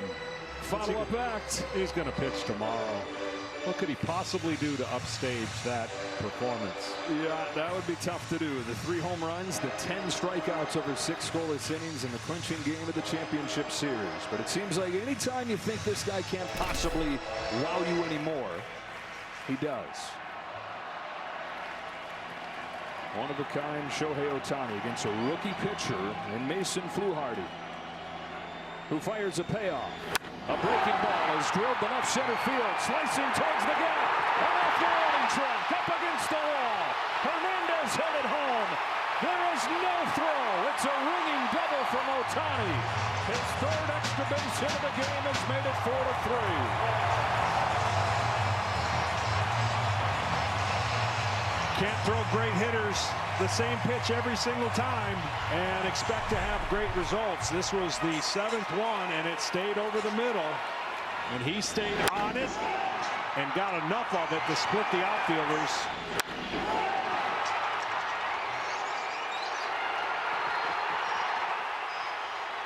And so he's done it again at Dodger Stadium. 6 for his last 6 here, with 6 extra base hits. Strike on Mookie Betts. That one different, and then it was to the opposite field. It's his first hit the other way in more than a month. And he's now the tying run. Betts looking to make his mark. But for John Schneider, you go to Mason Fluharty for the lefty-lefty matchup with Ohtani and Freeman and hope that you can survive against Mookie Betts.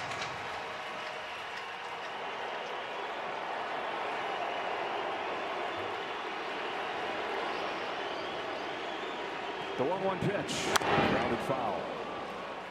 Ohtani's done his part to come back to life here in this 4th game. Mookie Betts, though, at 0 for 2. Well, that whole at bat was set up by the fact that he stayed off the ones away.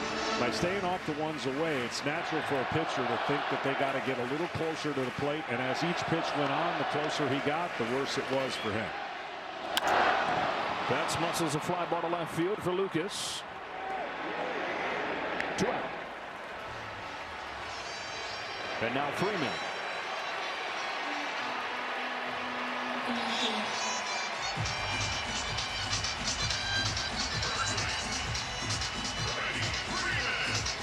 Has extended his on-base streak to 18 consecutive games in the postseason.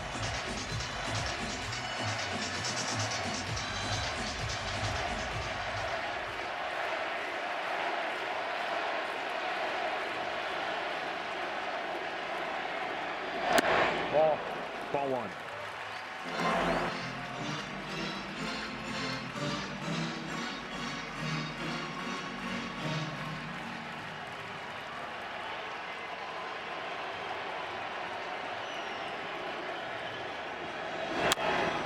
Strike 1.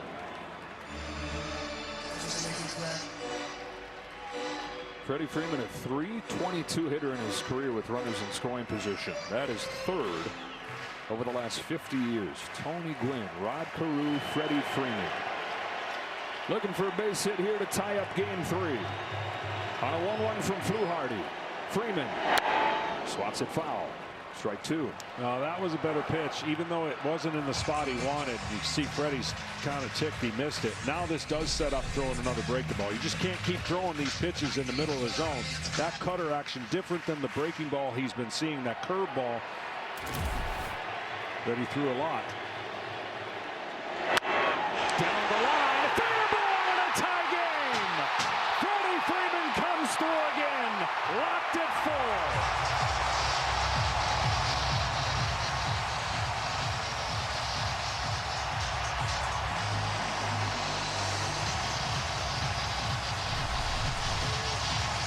Oh, the breaking ball in the zone right over the bag. I mean, perfectly placed. Well, we talk about the Dodger bullpen struggles. The Blue Jays pen, a concern for them as well. The Dodgers jump on Mason Fluharty, the 2 lefties that he's brought on to face. Get run-scoring hits against him, and we're back at square one in a series tied at 1. Shohei Ohtani letting the joy flow. An inspiring joy across the world. His hometown up in the middle of nowhere in the northern part of Japan, Oshu, where it is 11 a.m. on Tuesday. The kids cheering along. Some of them cheering, hitting those thunder sticks. One guy saying those sticks are loud and covering his ears. You should hear it here. Will Smith gets sawed off by Louis Varland's first pitch and going to get a new bat. Hey, Louis Varland's in the game. Shocker. Man, been a workhorse. You see the 13 strikeouts, the 6 earned runs, victimized by some home run balls. 12th game that he's pitched in out of the 14 that the Blue Jays have been in this postseason. So the Dodgers have tied it here in the 5th. They scored the first 2 runs of the ball game. Blue Jays then got 4 straight in the 4th inning. But Ohtani and Freeman, a couple of guys that overall in this postseason have not done a whole lot for the Dodgers, have tied it up. 0-2 on Will Smith, who broke a tie in the late innings in game 2 with a home run. Comebacks, both these teams, you talked about it, they have the ability to come back. They're 1-2 in comeback wins on the year. And what do you call that? Good TV.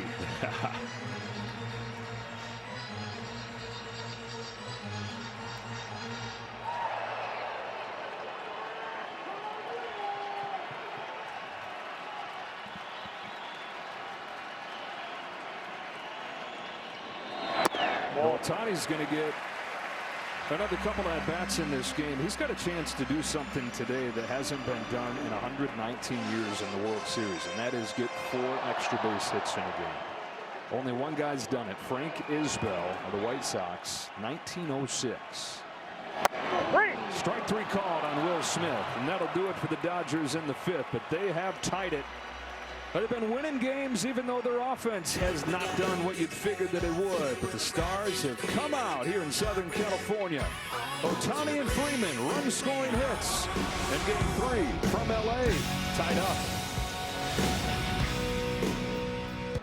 Justin Robleski into the game. Certainly the biggest spot he's ever pitched in. Was not on the postseason roster the first 2 rounds, but with Alex Vesia away from the team for personal reasons, Robleski, we worked the 1-2-3 inning in game 1 into a tie game in the 6th and a strike on Kirk. Alejandro Kirk, 5 home runs in this postseason, 3-run shot in the 4th inning.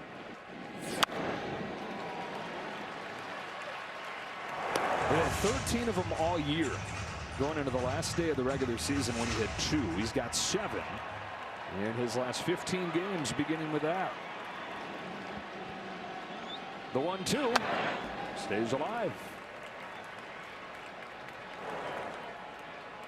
He just does such a great job of finding the baseball and hitting it where it's pitched. He's perfect in game 1. He's perfect so far in game 3. And he's hard to put away. Best 2-strike hitter in baseball this year. Not supposed to be able to be a 2-strike hitter and be on a home run graphic. Right behind Vlad Guerrero Jr. 5 home runs, second most in a single postseason in Jays history. I think he's baiting him for a breaking ball right here. You've seen all those fastballs at 98, 99, falling off. And breaking ball, scorched to first, hot hands, Freddie Freeman, 1 gone in the 6th. Coming up in March, it is country over club. It's Aaron Judge, Bobby Witt Jr., Cal Raleigh and the bunch. Team USA with a loaded roster headed into the World Baseball Classic, trying to overcome Japan. Watch it all only on Fox. He was baiting him into that curveball, and he hit it hard, and he's gone there a lot, and Freddie playing him perfectly. First one to Addison Barger. Ball. Homered against the lefty in Blake Snell, or in Anthony Banda in game 1. It was his first home run against the left-hander all year. 1 ball, 1 strike. He's made his mark in this game 3. Singled and scored in the 4-run 4th inning. He's also got an outfield assist at home plate, so he's got a +2. Put it in a hockey category. 1-2 with a high fastball. But Justin Robleski has not been around often Hadn't pitched in the postseason before Game 1 of the World Series, but I can tell you this: his personality, he believes without a doubt that this is right where he belongs. He's definitely revved up. He's throwing that fastball up above the plate. Challenges him again. It was middle, but 99.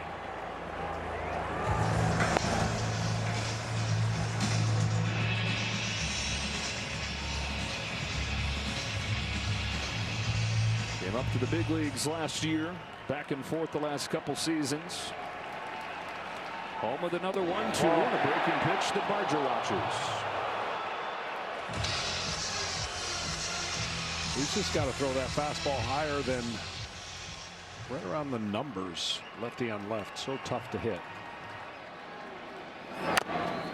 Threw it up there. Baltimore chop left side. Muncy has no play, and Barger's got an infield hit.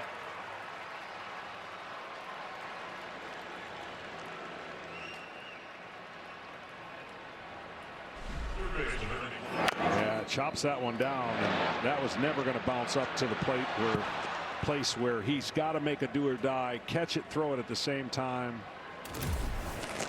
Really no chance. All 5 hits in this game for the Blue Jays have come from the bottom 4 in the order. That's what makes them such a special offense. That's why their batting average is so high. Ernie Clement, with Barger running first pitch, plays it foul. And that, as much as anything, has told the difference in the big swings that we're showing, wins versus losses.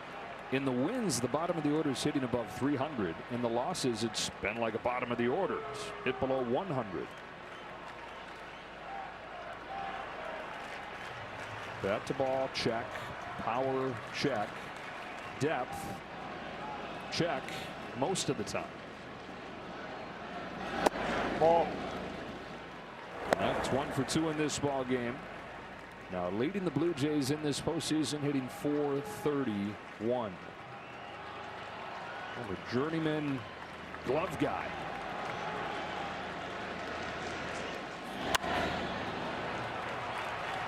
It's 1-2 on him.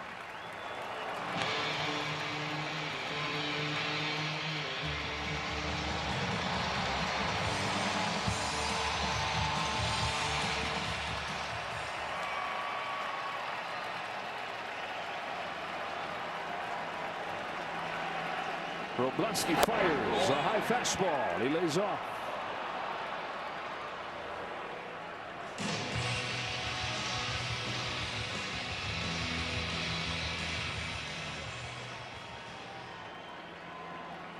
Barger at first has got decent wheels. We've seen him take off on a couple foul balls today. That is strike 3. Clement watches it go by. 2 gone in the 6th. Locked him up. Fastball inner third.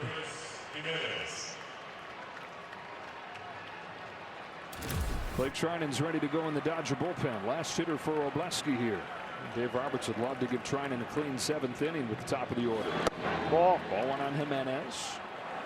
Run with the sacrifice fly his last time. Tonight their starter Tyler Glasnow failed to get through 5. Jimenez up the middle. Betts ranges over.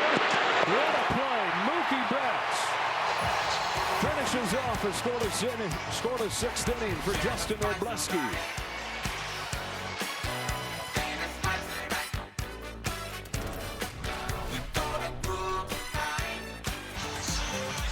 Well, the Regal Sandy Koufax in attendance watching this ball game tonight. Steve Carell.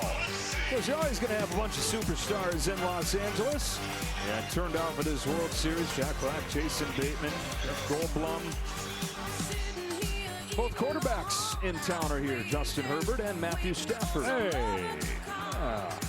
Teammate of Kershaw. Muncy leads off the inning against Louis Varland. Fouls off his first pitch. They're a couple years apart in high school, right? Same age? Same age. Same age. Can you imagine? Stafford was his catcher. And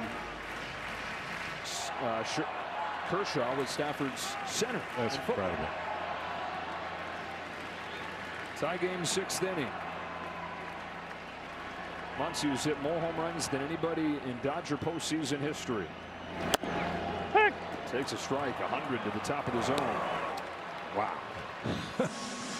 And Muncy from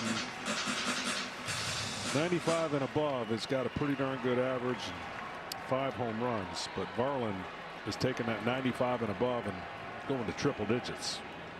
On an 0-2, it's inside of those triple digits.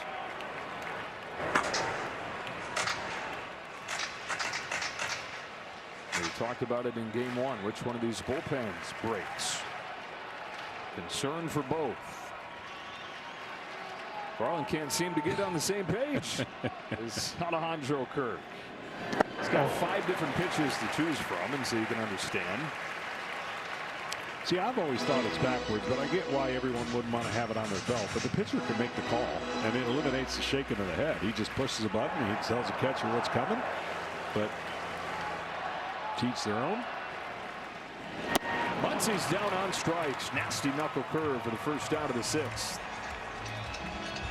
Time for Diamond Notes, sponsored by A Diamond Is Forever. We've already seen a few things in this World Series that have been noteworthy. Addison Barger had the first pinch hit grand slam in the 701st World Series game. There had never been one prior to that. Yamamoto, the first guy since Kurt Schilling 24 years ago to have back-to-back complete games in the postseason. I'm pretty sure that no one's ever hit a pinch hit grand slam and thrown somebody out of the park. Yeah, no, definitely. I can confirm. And Shohei Ohtani trying to do something that hasn't been done since the early 1900s tonight. If he can get another extra base hit in this game.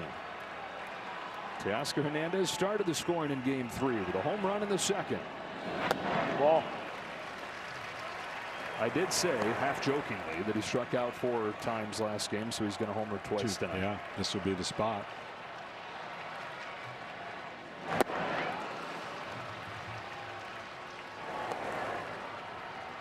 Top of the order for the Dodgers, still a few batters away. Mookie Betts getting ready for his next at bat. 5 hitters away. The 1-1 to Hernandez. A fastball sails high.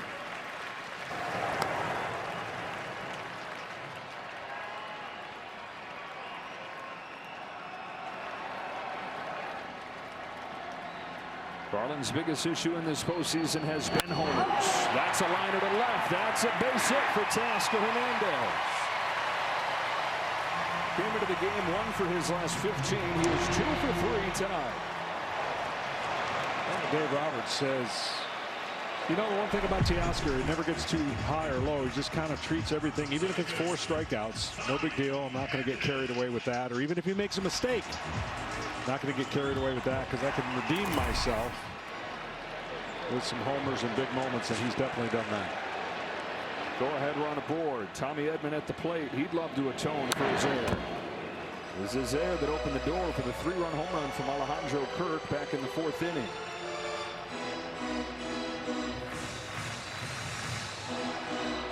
Edman acquired from St. Louis at the deadline last year. It's been a clutch postseason player. Pokes one to left field. Lucas going back. 2 out.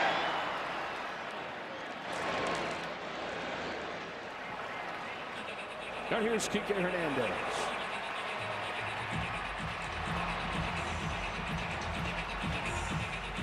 Strikeout in his first at bat made him 1 for his last 16, and he singled and came in to score on Ohtani's double. Yeah, that was a big single. Been struggling, as you mentioned, and stayed on the ball up the middle. They did it with 2 strikes. 6 out of the Dodgers' 8 hits in this game have been with 2 strikes.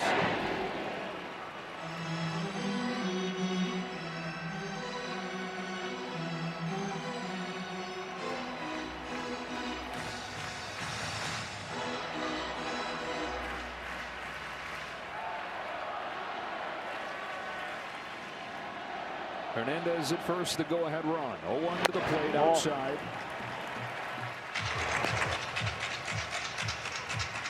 Blue Jays are in the World Series for the first time in 32 years. They won back-to-back titles in 1992 and 93. Alex Call has a bat potentially to pinch hit. Dodgers trying to make it back-to-back world titles. 1 ball and 2 strikes on Kike Hernandez.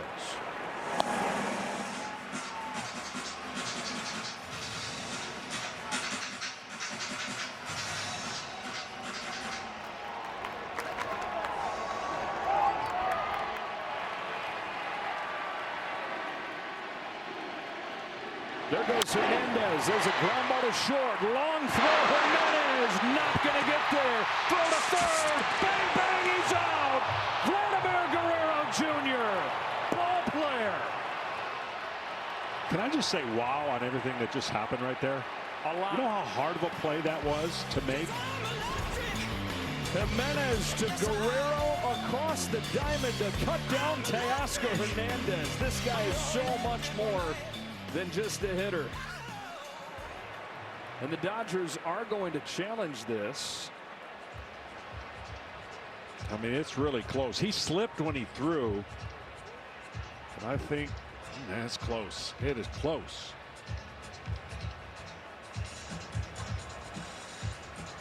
Yeah, he got it. Glove folds up on his leg there. And Teoscar Hernandez out at third. Instead of a chance right here with a go-ahead run in scoring position. After review, the call in the field is confirmed. The runner is Review out. presented by Zoom confirms that he's out. And game 3 moves along to the 7th inning, still tied up.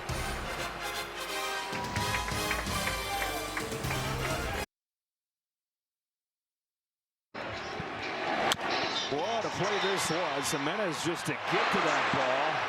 Vladimir Guerrero Jr., his second hardest throw of the year. You don't make many of them from first. This one he nails Teoscar Hernandez. Unbelievable. I mean, you really can't blame Teoscar there because that's a play. So many things can go wrong on the ball in the hole. The throw to first could get away. The throw from first to third, you know, they say never make the third out at third. I get it. George Springer came up limp after that swing. Uh-oh. When you grab your side, that's not great at all. This is what every hitter feels. And that's going to take him out of the game. And that should not be cheered ever under any circumstances, no matter the history. I'm just telling you right now that unless it's a cramp, you know they're holding their breath with Toronto and what he means to their lineup. Wow, so George Springer leaves this game. Ty France is going to inherit the at-bat. This will be France's first postseason appearance. Acquired at the deadline from Minnesota. So you go from George Springer, postseason hero, who, man, it's just all kinds of things to deal with in these playoffs. Got hit by that pitch in Seattle, 97-mile-per-hour fastball. And this one high from Yoshinobu Yamamoto in game 2, and now on what seems like just another swing. Yeah, these are those core. Yeah, those are those oblique injuries you hope you don't have to talk about when you're a hitter, because there's no coming back from that if you've done something. It's not like a day or two rest is going to be good, because that is very unfortunate if that ends up being the case for Toronto. Leader, the spark plug of this lineup. So they lose him here in the 7th inning. And Ty France comes in. France at 277 for the Blue Jays after the trade from Minnesota. It's a guy that was an all-star back in Seattle a few years back. He's a local guy out of Downey, California originally, and then West Covina for high school at South Hills. So you're saying he's from around here? He's from around here. I used to love something. Are you local or from around here? Both. Believe it or not. Ball. This is noteworthy, by the way, that Robleski is staying in the game here. They have Treinen ready to go. One of the reasons why was that George Springer is a reverse splits guy. He's actually better against righties. And then you have the lefty and Lucas on deck. So the hope for Dave Roberts here is that he can get through the right-handed hitter here. Go lefty-lefty with Lucas. And then you have Treinen to take over for Vladimir Guerrero. The margin so slim. Ball. Every decision under the microscope. Amplified when the bullpens get started as early as they did in this game. Either starter completed 5.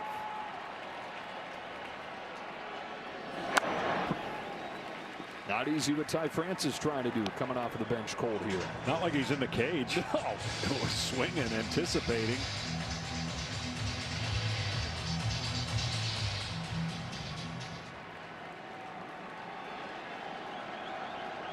Another 2-2 from Wrobleski is fouled again.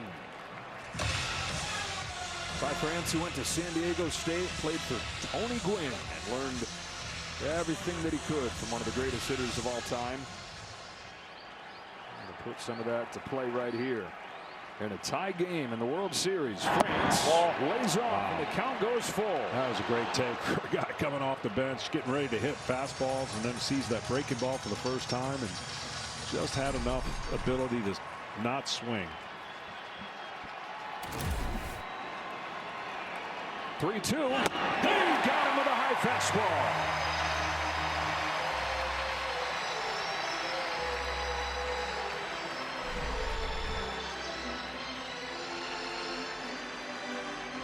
Now, if there was 2 strikes when he pinch hit, that was strikeout would have gone to Springer.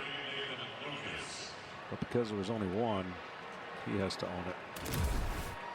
Well, in a Dodger bullpen where there's trust to be earned, there are jobs to be won. Justin Wrobleski doing his part. Juggles, recovers, gets Lucas. 1 2/3 from Justin Wrobleski.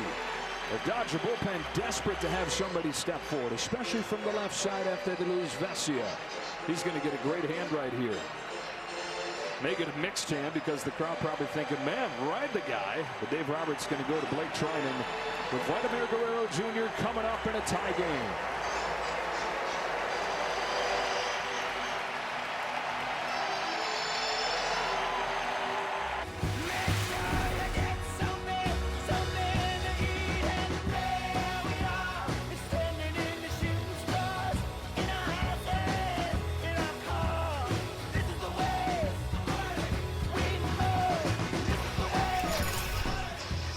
Game 3 of the World Series tied at 4 in the bottom of the 7th inning here at Dodger Stadium. Blake Treinen, his first appearance of this Fall Classic. Vladimir Guerrero Jr. is the hitter. First pitch upstairs, ball 1. It's been 10 days since Treinen last threw. Tremendous movement on his 2-seam fastball, and then he's got just a killer breaking ball. You saw the slider version right there. Here's his 1-0.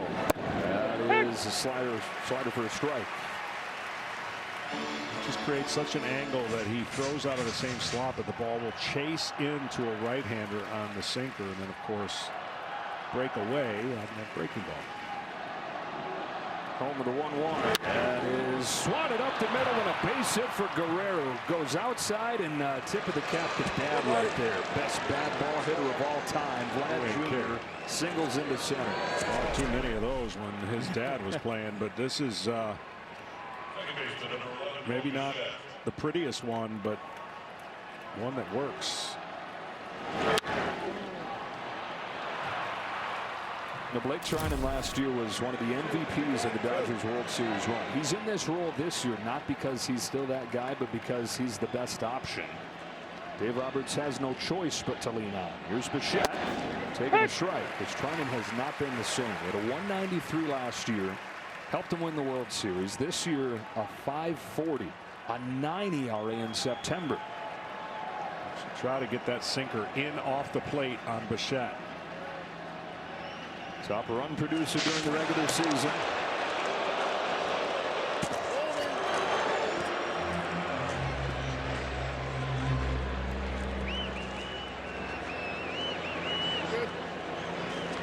Six stolen bases, by the way, for Vlad this year. With his best buddy Bo Bichette at the plate in a tie game. 18 home runs for Bichette.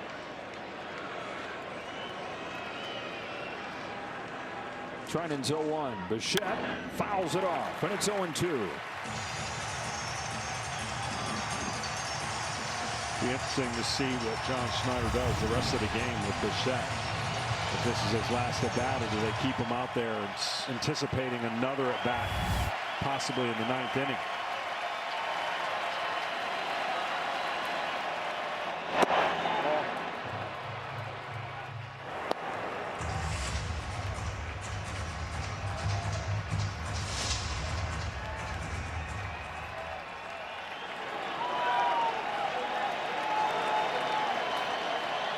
Bichette, who's parachuted into this World Series after a month off. Guerrero runs on a foul. Oh, he got a huge jump, and Treinen's not really concerning himself right now with 2 strikes on even trying to hold the runner, and you don't blame him trying to make that best pitch he can to get the hitter out. But he does take a long time to come to home plate.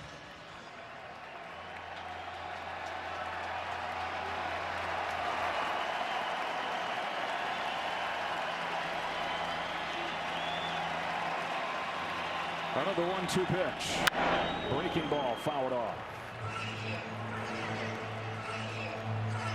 Bo Bichette trying to play Kyle Schwarber for the Toronto Blue Jays, like Schwarber did for the Cubs in their drought-snapping World Series in 2016. And that's still the greatest thing I've ever seen. Like, he was out forever. Yeah.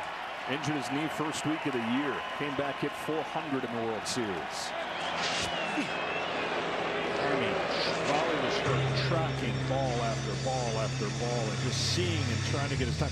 You can't do what he did in the World Series. At least here, the time elapse is not as great, but still remarkable that he's in the World Series. 2 disengagements. That means Treinen, if he goes to first, has to get him or it's a block. He goes again and fouled again. Yeah, but the new rule, if you're not familiar with it, if he throws over to first and he doesn't get him, then the runner gets to go to second no matter what. So the 3 disengagement rules has only happened a couple times personally for me that I've seen, but it does give the runner now leverage to be a little more frisky. Yeah, a little froggier out there. But it didn't happen too many times for Vlad Jr. Not usually a menace on the bases. Not going this time. Bichette down the line, a fair ball. Ricochets back into play. Teoscar Hernandez scrambles after it. How fast can Vlad run? Throw to the plate. Play at the plate. He's safe. He scores from first. Toronto leads game 3.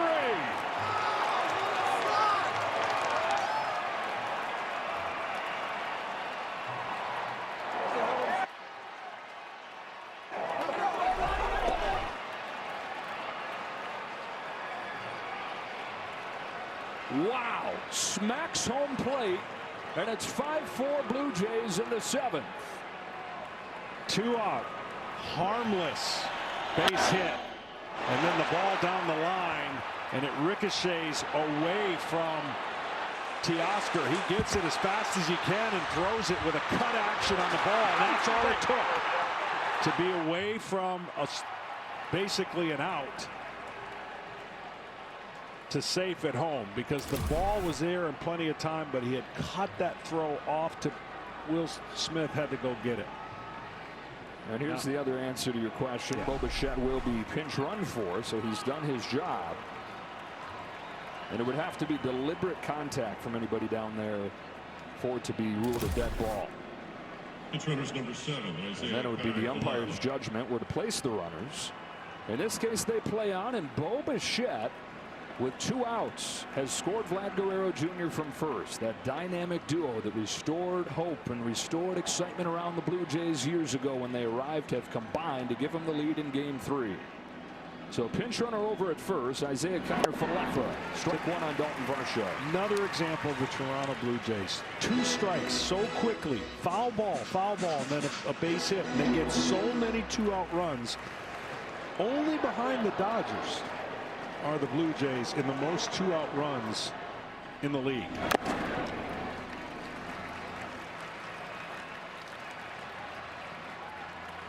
You got to touch the corner of the bases, and you got to do this at a level where if you're going to be safe by inches, you cannot make any mistakes when you're hitting the corners of those bags. He didn't. How about the reel that Vlad Guerrero Jr. is putting together in this game? He's got what he normally does. He's reached base twice with a walk and a single. He's scored 2 runs, but the defensive play and now the base run. Yeah, that defensive play was something. How about him getting that big hit? Varsho with a cue shot. Not going to be an easy play. Muncy has none. Second infield hit for the Jays.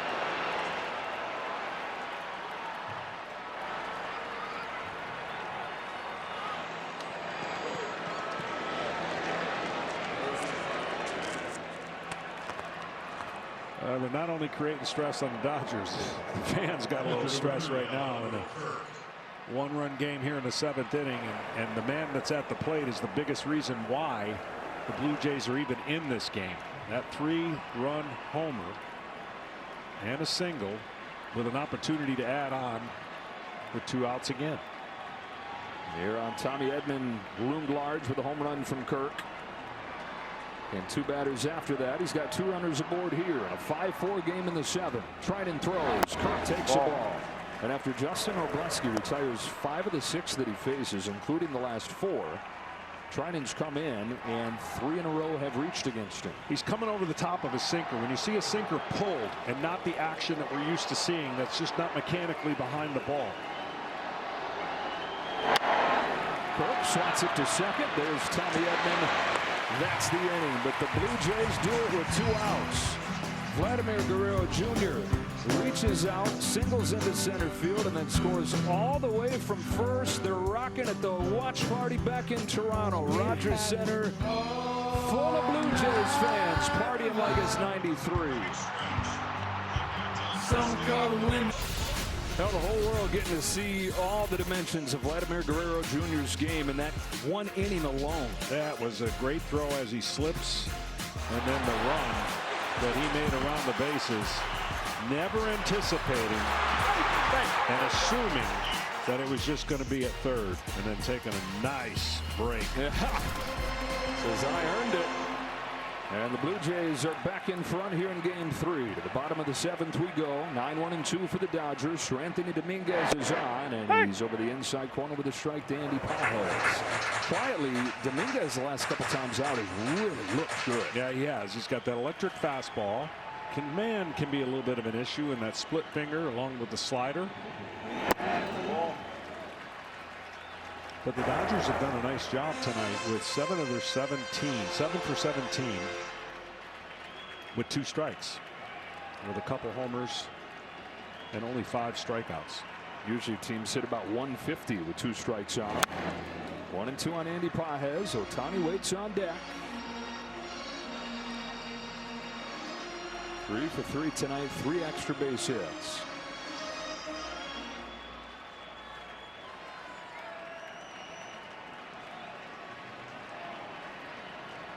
Dominguez comes home. Pages lays off, trying to justify his manager's faith in him, keeping him in the lineup here with all his struggles in this postseason. Dave Roberts hoping for a microcosm of his whole season, or it looked like he was maybe going to lose his job about a month in.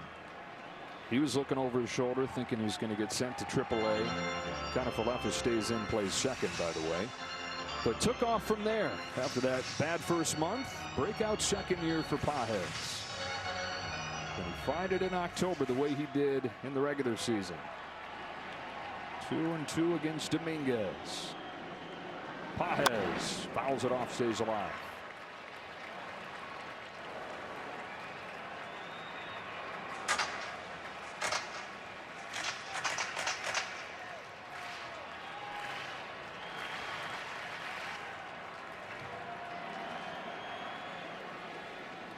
Another 2-2.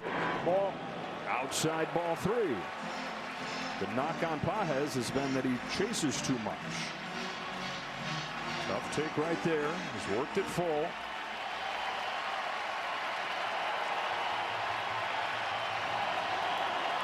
Payoff. Barger and right. For the first out of the 7th. Fox 4 Side is powered by Google Cloud as Ohtani makes his way to the plate. He is 6 for his last 6 at Dodger Stadium with 6 extra base hits. That's never been done in the postseason. That's incredible. I like this meeting at the mound right now because I'm pretty sure they're going to say keep the ball away. Outside corner, splits away. Do not mess inside or that part of the plate that we've been showing you where all his hits are. Here he is. Seems like he always delivers when the moment calls for it. Shohei Ohtani is 3 for 3 tonight, 2 doubles and a home run, 6 out of his last 6, 4 home runs, 2 doubles in this ballpark. Jays do not have many left-handed options. That splitter that you're talking about with Dominguez makes him one of their best options against Ohtani. Now what Ohtani's going to be looking for is that fastball that he pulls.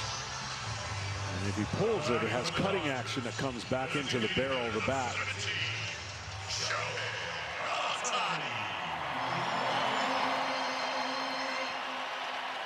When you pitch late in the game, I don't care who you are. Location, location, location is the most important thing.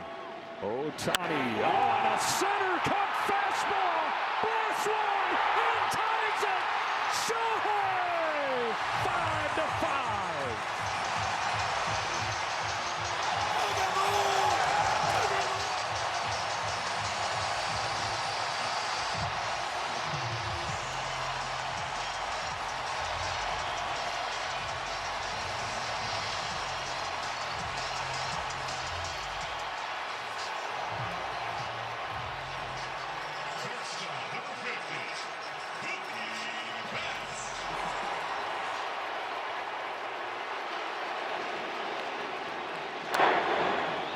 Once in forever, Shohei Ohtani, who will start Game 4 in 24 hours. He has tied Game 3 with his second home run of the night. And he's tied Frank Isbell as the only guys in World Series history to have 4 extra base hits in one game. Unbelievable. And just as soon as you get out of your mouth, location, location, location, you cannot miss there. And that meeting was probably a reinforcement, and he did. He pulled that fastball right down the middle. And the greatest player on the planet might have been struggling coming into that 4th game here at home. He ain't struggling. The last 2. Oh my goodness. Betts on 1-2. Swings and misses for strike 3. Right down the middle. Yeah, I mean, this is why, again, you just can't make that mistake. And every once in a while, a pitcher's going to do it, but when you do it to that guy, crowd speaks for the rest.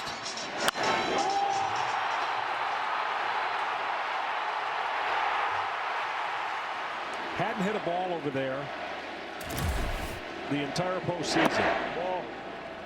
Everything was pulled. He gets a double earlier in the game over there, which puts him in a good place, and then he hits an opposite field home run. Freddie Freeman. 1-0 from Dominguez. Very high ball 2. That's the swing Dave Roberts has been calling for. He got so pull happy. Waited. Doubled the other way in the 5th. Homered the other way. No doubt shot in the 7th. 2-0 to Freddie Freeman. Ball 3.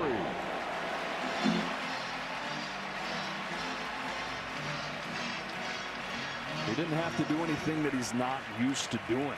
When Shohei Ohtani is right, that's what he does. He hits the ball to left like he's a right-handed pull hitter. 4-pitch walk to Freddie Freeman, and the go-ahead run is aboard. Learned to hit it like that back in Japan. As a little leaguer, there was a river beyond the right field wall, and he kept on losing balls out there. They said, buddy, we're going to run out of baseballs unless you learn to hit it the other way. So he said, okay, I'll start hitting my home runs over the left field wall. Now he does it in the World Series. Dominguez, the last 2 now, other than you can get away with a pulled fastball against Betts because he's a right-handed hitter, but the last 2 left-handed hitters, not the lane you want to be in. Ball on Smith. We've seen Freddie Freeman attempt to steal in this game. Don't fall asleep on him if you're Dominguez. Right after the Jays tie it with their stars on the top of the 7th. The Dodgers have tied it with the biggest star of them all.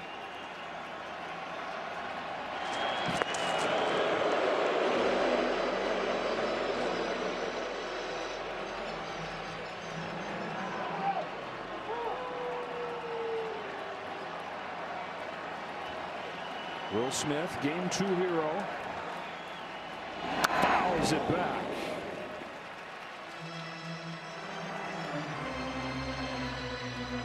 And again, he's coming off 6 shutout innings in the clinching game of the championship series. He'll start tomorrow night. Never seen anything like it. Probably never will again. Ball 2. What a gift it is for all of us to watch a guy do something that you're not supposed to be able to do. He makes you rethink what's possible. Awe and wonder. Such important things that can be hard to find. Smith on 2, takes ball 3. But he inspires it almost every night.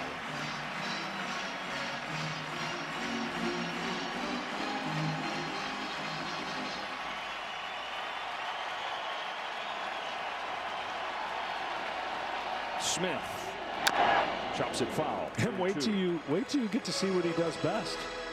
Yeah, that's pitch. That's his favorite thing. Most people don't think that, and because he's been hurt, you haven't been able to. His ability to pitch trumps what his ability to hit.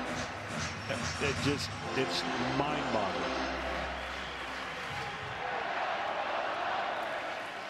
Head start for the go-ahead run at first. Freeman takes off. Smith takes ball 4. Go-ahead run into scoring position. Tonight's telecast is sponsored by Google Cloud, the official AI partner of MLB. Catch the game like never before with Google Cloud AI. John Schneider is in a really tough predicament right now. Tie game, 2 outs, and he wants his guy so badly to get that 3rd out and then reset what decision he makes to put in a reliever after him. But badly missing location-wise, and now he's got Bassett up in the pen. Muncy trying to give the Dodgers the lead. First pitch. Pops it foul. And he had one on a tee as well. Dominguez playing with fire in this inning. Both teams with one of their trusted relievers giving up runs here in the 7th.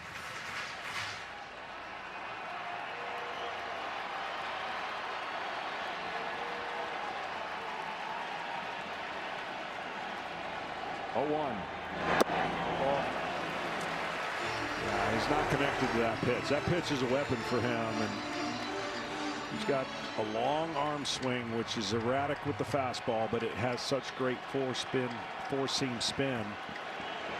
He can get away with it up in the zone. But that's the pitch he needs against left-handed batters, and he just does not. Has not thrown one good one yet. Teoscar Hernandez waits on deck. Chris Bassett continuing to get ready. Freddie Freeman at second, the go-ahead run. 2-1 pitch. Muncy lays off, ball 3.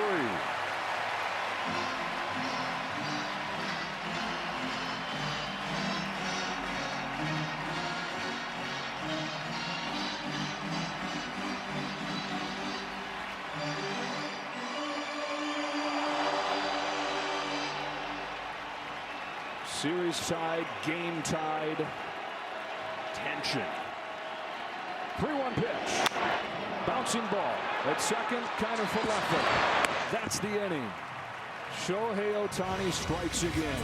Jaw-dropping, otherworldly. His 2nd home run of the ball game. His 4th extra base hit. And back in Oshu. And all over the world, they're going crazy. Tied at 5 after 7 innings in game 3. Locked at 5, top of the 8th inning. Addison Barger leads off for the Blue Jays, and Jack Dreyer throws his first pitch in almost 3 weeks. It's a breaking ball that gets a swing and a miss from the rookie. Came out of the middle of nowhere this year to play a big role for the Dodgers. Barger grounds one past the mound at second. Betts cuts off Edman in the third, and another defensive misplay opens the door for the Blue Jays. How many paper cuts can you sustain and survive if you're the Dodgers? Man, this has been one of those games we'll talk about for a long time.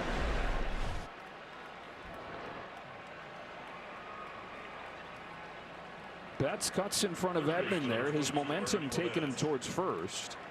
But then his throw is in the dirt, and Barger's on to open the 8th inning. We talk about the Dodgers' misplays, but also the Blue Jays do this to teams. Put the pressure on them by putting the ball in play. So now it's Ernie Clement.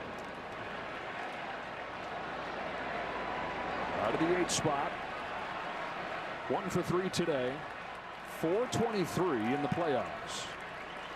Muncy's even with the bag at third. Here comes Dreyer. Clement skies it to right center field. Going to get him on one pitch. Teoscar Hernandez for the first out of the 8th. If you happen to just tune in, I'm sorry, you're going to need to go back and rewatch this one on the app. 5-5, and what a thriller it has been. That is all Ohtani. If you're wondering who's tonight, haven't heard of him.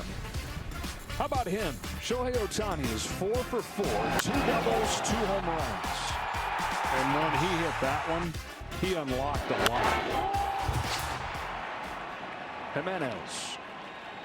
Pinch runner over at first, by the way. Miles Straw has come in to run.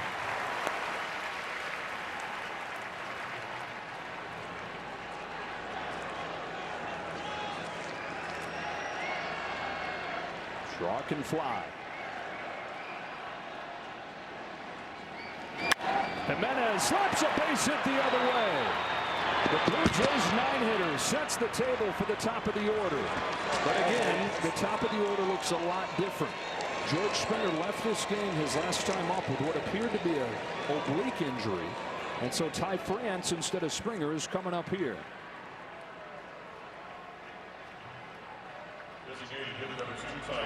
Ty France has an opportunity to get his first moment in World Series play for him. Hadn't played in the postseason in 3 years. That was just a couple of games with Seattle.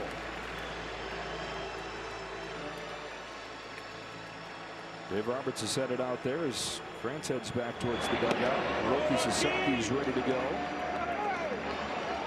And Sasaki's going to come in here to make his World Series debut.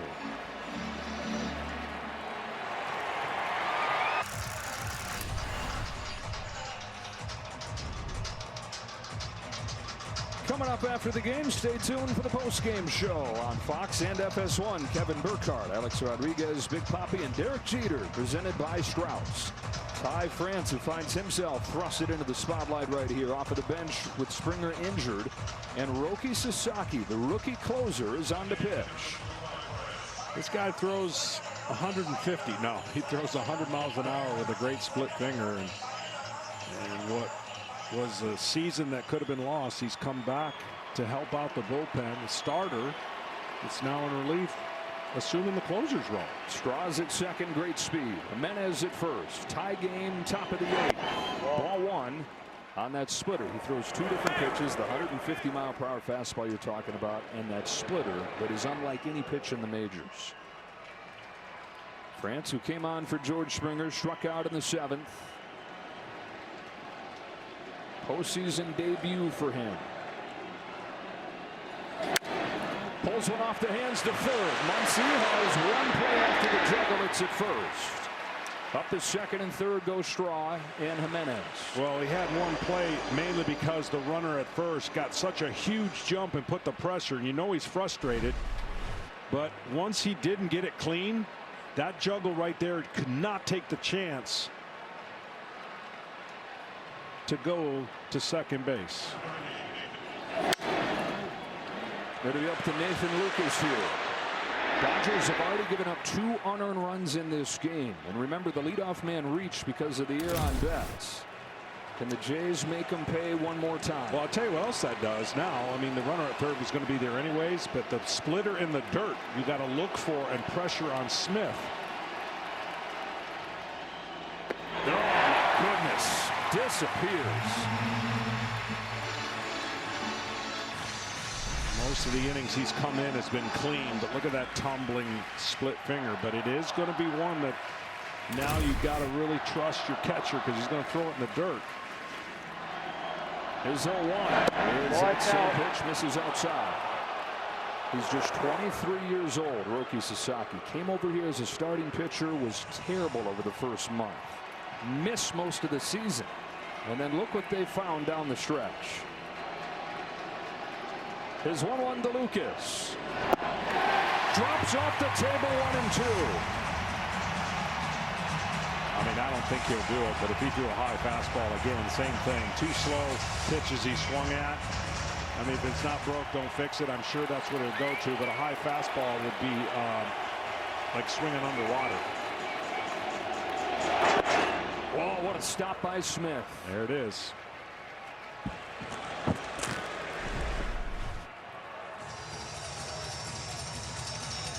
Will Smith having to play goalie back there. Didn't Hideo Nomo throw out the first pitch today? Did he throw a splitter in the first pitch? He may have. Straw dancing off third. Sasaki's 2-2 to Lucas. Bounce back to him. Rocky's got it. Over to first in the dirt, but Freeman has it. Sasaki's out of this inning. And this thrill ride of a game 3 goes to the bottom of the 8th, tied at 5. Wow. Just bust the move. What a gift this ball game has been. Tied at 5 to the bottom of the 8th with this series tied at a game apiece. And Chris Bassitt, who's retired 11 of the 12 that he's faced in this postseason, comes in. I don't see a scenario in this inning where Ohtani gets pitched to short of bases loaded and 1 out. Where there's no room to pitch to him. So the Dodgers are going to have to do this from this inning on without Ohtani, because they're not going to pitch to him after the performance he has put on thus far. Teoscar Hernandez, who's gone deep in this game, leads off the 8th and takes ball 1. Tommy Edman, Kike Hernandez to follow. The bullpen's having to carry the load, and it has been a shaky one for both. Fluharty to Varland to Dominguez. Now Chris Bassitt, the converted starter. Home of the 1-0 pitch. Hernandez takes ball 2. Hernandez, it's the best he's looked. Taking pitches. Yeah, he swung at a couple out of the zone, but he has obviously clobbered a home run. Gotten a base hit. On this 2-0 pitch, Teoscar sends a fly ball into shallow center field. On comes Varsho. He's there for the first out of the 8th. Earlier tonight, 3 youths from the Make-A-Wish Foundation, whose wish it was to go to the World Series, were treated to a one-of-a-kind VIP experience. Since 2000, Major League Baseball has granted more than 100 wishes to go to the All-Star Game and the World Series, like these kids got to today. Go to MLBtogether.com to learn more. Well, it's another chance here for Tommy Edman to atone for his error back in the 4th inning that laid the table for Alejandro Kirk's 3-run home run. Tommy tanks, as they call him. Watches one go backdoor for a strike. Edman was the LCS MVP last year. Was big in the World Series. He has not really hit in the regular season in his 2 years since coming to the Dodgers, but has been a postseason star. Sends a fly ball to shallow left. Straw is there. 2 routine outs to begin the 8th for Bassitt. And a quick word from Capital One. What's been the highlight of your career? And that'd have to be bank guy. I've always been passionate about no fees or minimums on checking accounts. What's in your wallet? Here's Hernandez. So now there's no scenario if he gets up. He don't even need to hold a bat in the on-deck circle. The first 2 outs were big for a lot of reasons for Bassitt.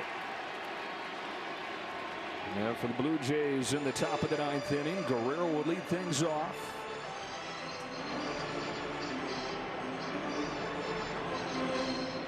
Bobichette's out of this game. Isaiah Kiner-Falefa due up second.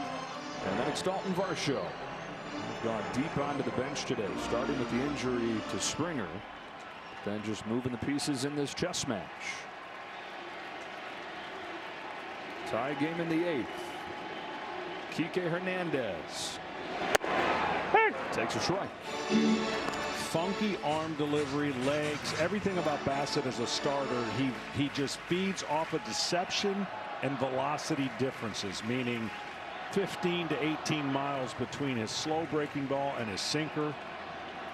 He's got much different ways to get you out. And he's ahead 0-2.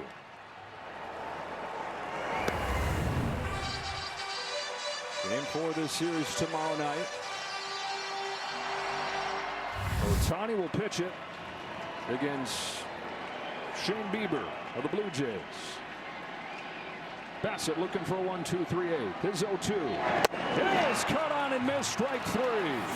Chris Bassett continues to roll, a pivotal role for these Blue Jays out of the pen. And guess who's coming up? Vlad Jr. in a 5-5 game.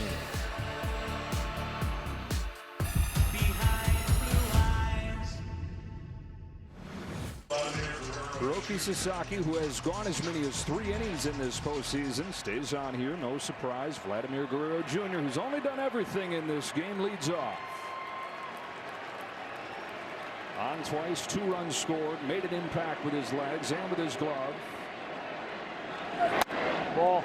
And he takes one that's just a little bit low. When you see Sasaki pitch, it's such a back leg drive downhill. Tremendous leg strength on that back leg when he's pitching.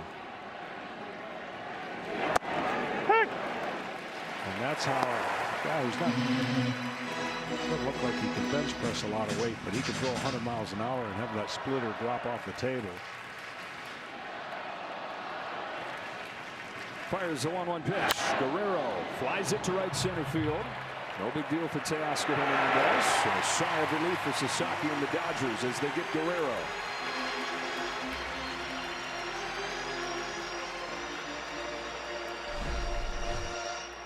Last out to the top of the 8th. Sasaki needed every bit of that 6'3", 6'4" frame, and then he panics and loses all semblance of athleticism and bowls it over there.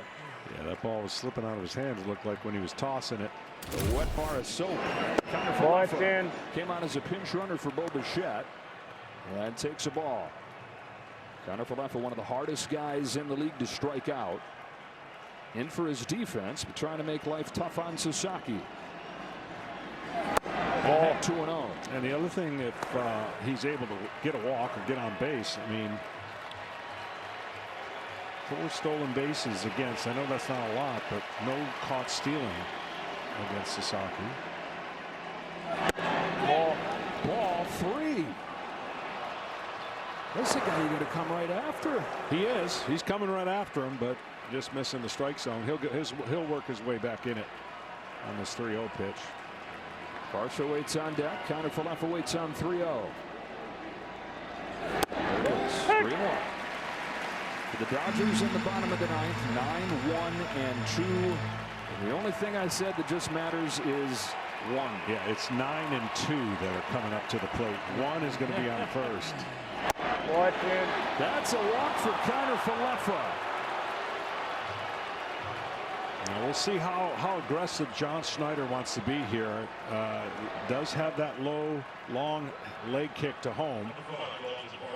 But then a left-hander up does open up the ability for that hole between first and second. But you would only be able to hit a split finger in that hole. You're not going to hit the fastball, I wouldn't think, on the ground. First one to Varsho. Splitter misses away. Problem for the Dodgers here is that if Sasaki goes into a stretch where he just can't figure it out, what do you do? Already used Blake Trinan. Already used Anthony Banda. Without Alex Vesia. Varsho's out in front. 1 ball, 1 strike.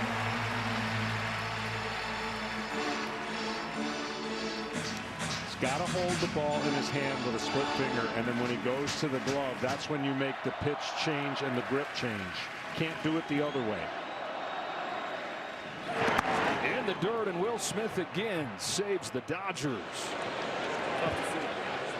Because it's a true split finger, he has to dig deep in between those fingers to put his grip behind him. You watch the block when we see that split finger grip. It would be a tell sign if he were to do it the other way and dig in his glove to get that grip. 2-1 pitch. Varsho fouls it off, and it's 2-2. Down to Kenny. Joe, if you step back from this incredible back and forth, you can make the argument that Blue Jays desperately need this game. George Springer looks like he might be out. Bo Bichette might not play tomorrow. In the pitching matchup tomorrow, Ohtani versus Shane Bieber favors the Dodgers. Varsho takes ball 3. Pitching matchups are always going to favor the Dodgers in this series. The Blue Jays have to have somebody come up with a big hit That offense that got him here is going to need to keep him going, and if they're going to win it, offense will be the reason why. On a 3-2, Varsho pulls it off Freeman's glove and down the line. Kind of Falefa heads for third. Edmonds throw. There's a play. He's out.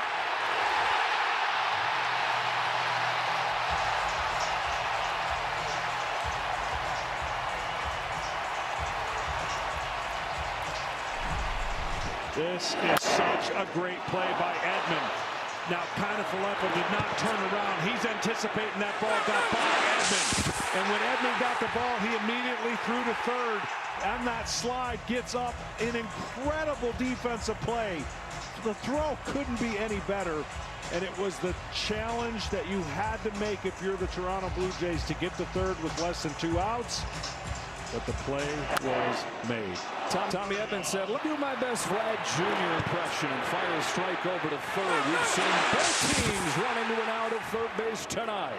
Well, you kept talking about how can he redeem himself. He just did redeem himself from that error, because that's a game-saving, inning-saving play with the guy at the plate that you know is going to make contact and possibly get that runner in, the go-ahead run. A message from Mark Prior and a message from Corona.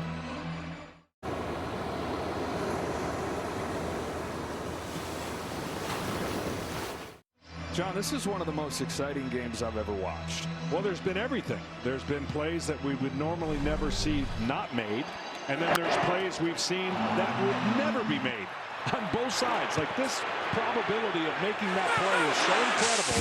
We saw what Guerrero was able to do on a similar play, and you got to be ready for the moment. You've got to be able to think in baseball and react. Think about what you're going to do if this happens, and then react and do it. Here's Kirk.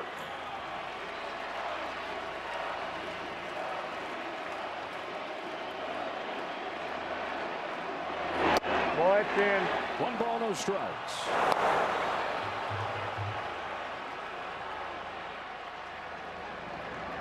Jeff Hoffman.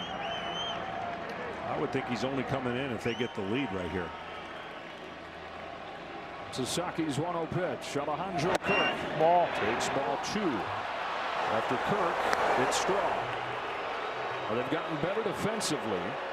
They've gotten worse offensively with IKF in the game, with Straw in the game instead of Barger. 2-0. That's a strike.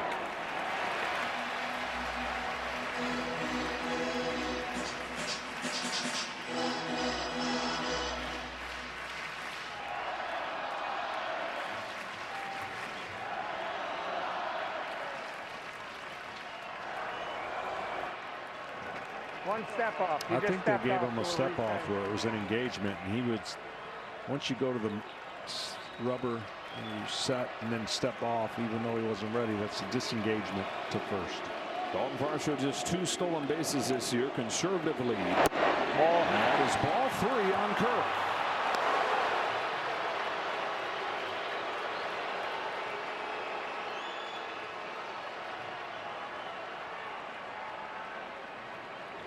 Go ahead, run at first, 2 gone, top of the 9th. Sasaki to Kirk with a 3-1. That's ball 4, and the go-ahead run moves into scoring position.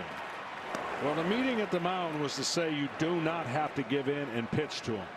That's not a disrespect to the guy that's on deck.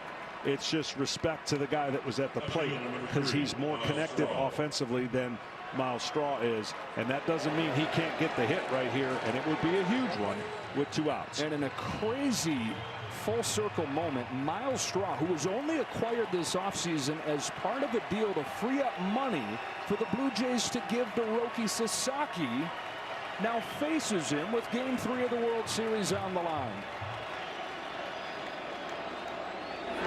Ball. 1-0.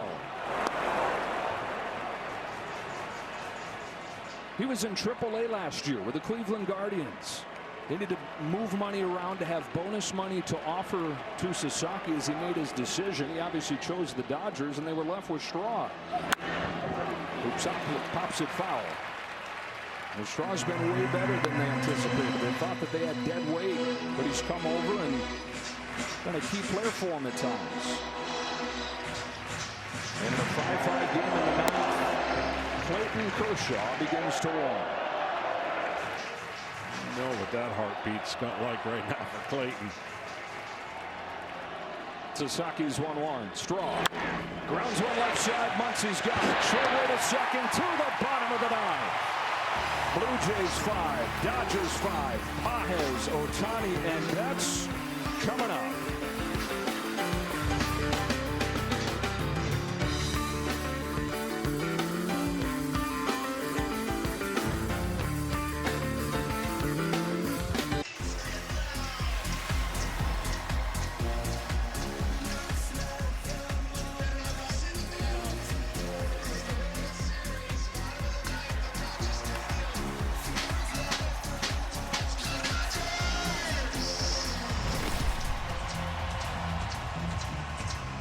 World Series tied at a game apiece. Game 3 tied at 5 to the bottom of the ninth. The 3 walk-off wins in Dodger World Series history. Gibson in '88, matched by Freddie Freeman last year with his grand slam, and Max Muncy, the longest game in World Series history, in the 18th inning in Game 3 in 2018, did it against Boston. It will be Jeff Hoffman to face Anthony Pages, Shohei Ohtani, and Mookie Betts. Pages, who's had a disastrous postseason, could wipe that all away with one swing. Hoffman, who nearly lost his closer's job down the stretch, has recaptured it here in the postseason.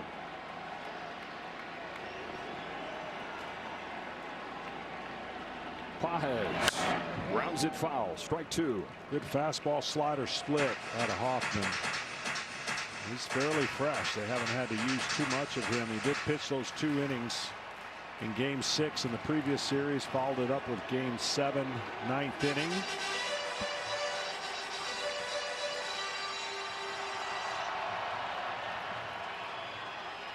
Not a person sitting here. 50,000 plus. 0-2 pitch to Andy Pages. Fouls it off and stays alive.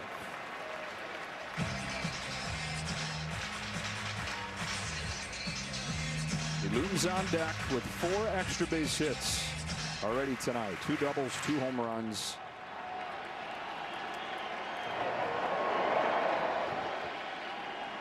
Another 0-2 pitch. Pages fouls it off.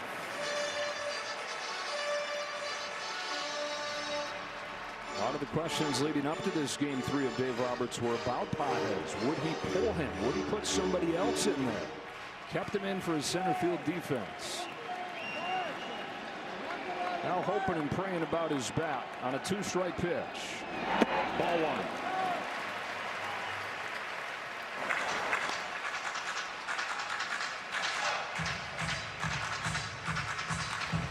Seven of the 10 hits for the team tonight have come with 2 strikes. Pretty impressive. Hard to do, especially this time of the year. Like the pitchers you're facing. Hoffman's 1-2. Pages. Lays off. Fastball near the knuckles. Evens the count. 2-2.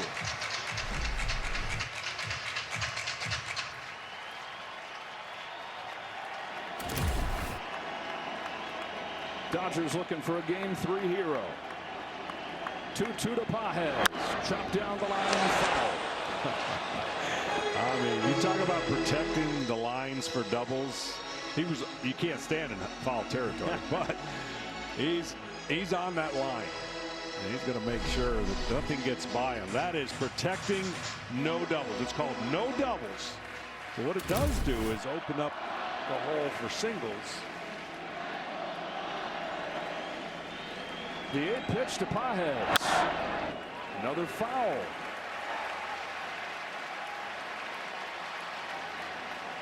I don't know if he'll do this because he's got such a good slider, but throwing a split down and in where he's swinging at those fastballs, he would swing over the top of it.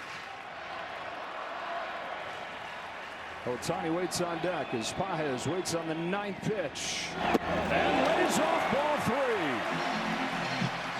If he reaches, you're still walking him? No. Okay. He's going to, I don't think he's going to, bringing in Hoffman, I don't think he's going to walk him anyways, but.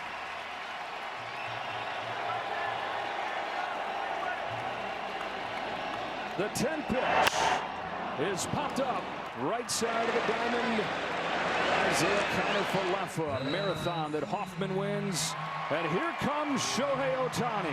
Well, they are going to walk him. Now you bring in a stolen base. Had 53 of those last year.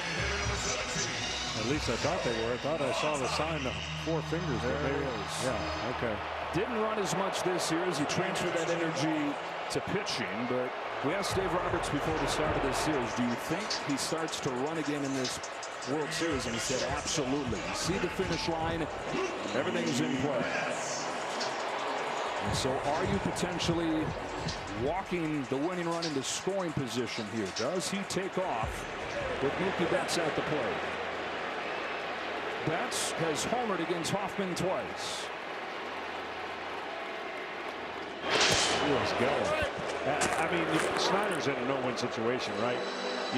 You got a guy that's 4 for 4, 7 for his last 7, and it's kind of like your only option is to walk him and see if somebody else can beat you.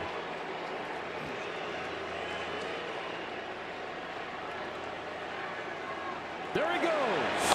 Ball from Kirk. He's off the bag. He got him. He was off the bag, and Kiner-Falefa tags him out. That transfer was so incredible by Kirk. I mean, incredible. Great jump, and the throw is right there. And he's safe until Los Angeles is challenging the out call at second base. Well, you're right. He was safe until he came off. Did he get back on? They're going to challenge. Oh, he's off the bat. No! This is why you keep the tag on, and yes, he's out. It looked like he had the ball, the glove in between his legs there. We'll get another look right here. You see the tag, you hold it, and he's out. Yeah. That's why you hold the tag. Because of that, the speed of which the runner's going in and avoiding the tag. So it's going to be a stolen base, right? And then after review, the call in the field is confirmed. The runner is out. It's not a stolen base. He's going to be out either way. Okay. Los Angeles has no So the winning run is wiped off of the bases as Ohtani, trying to steal second, comes off of the bag. And now it is all up to Mookie Betts to try and end this in regulation for the Dodgers. I'm trying to think what else we could have happen in this game that trump whatever's been happening so far.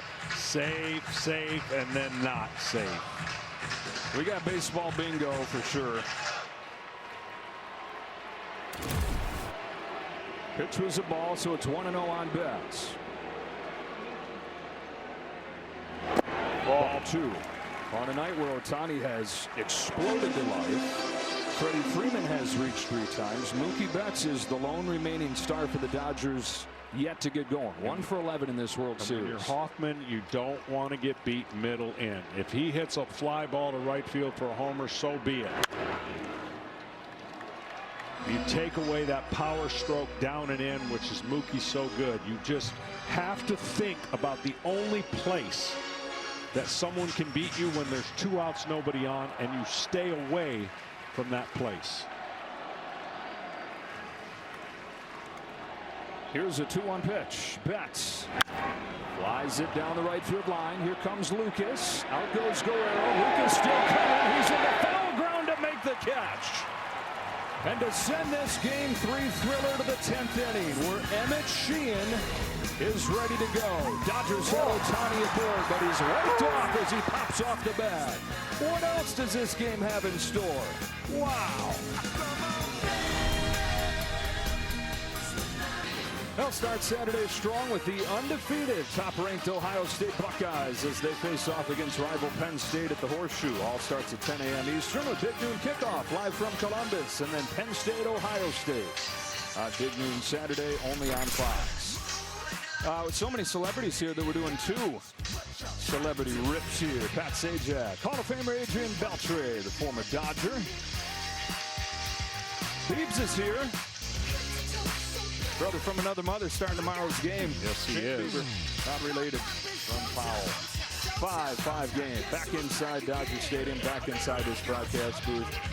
Holy cow. I hope you're enjoying this game as much as we are. If you have vested interest in either one of these teams, probably enjoyable's not been the word. This has been high stress. It's going to be a serious jolt for whoever wins this game. Obviously, game 3 so important in a best of 7, but the way this game has gone is going to be doubly important. Because the energy this team is going to draw from whoever wins this game is going to feel like winning 2. Emmett Sheehan comes out of the Dodger bullpen. Both these managers are having to go to guys that they don't want to go to in a tight game like this, but they have no choice with the bullpens digging deep. Ernie Clement pops this one up right side of the diamond for Freddie Freeman. And they will savor every out they can get from here on forward. Emmett Sheehan pitched in the first game of this World Series, and they thought that he was tipping his pitches and that was the problem. But 4 batters faced, 3 runs scored. And he's given up a run in all 4 games that he's pitched in this postseason. Andres Gimenez with the top of the order after him.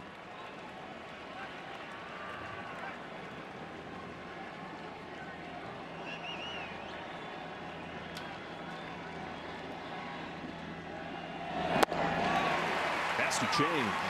He's got nasty stuff. I mean, he just missed too much in the middle when he gets beat up a little bit that game, but he's got electric fastball, secondary stuff. Comes down to confidence, right? Ball. Can figuring something like that out, that okay, maybe there's a reason I've been getting hit, I've been tipping, can that totally transform me mentally? You have no idea. It's the worst nightmare of a pitcher.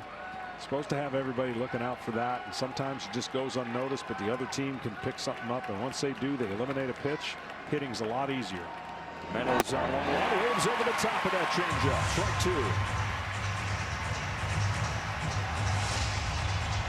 2. And it's got to be absolute, because hitters don't want to be wrong. If they've been given something and it doesn't come through, that's miserable. Yeah, right. I'm going to cheat on something. You better be right. Yeah. 1 ball, 2 strikes on Andres Gimenez. Tie game, top of the 10th. Sheehan rocks and fires. And he strikes him out.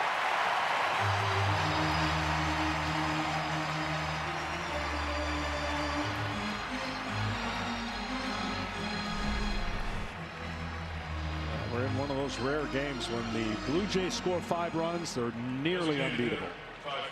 They're going to need more than 5 tonight, and so are the Dodgers.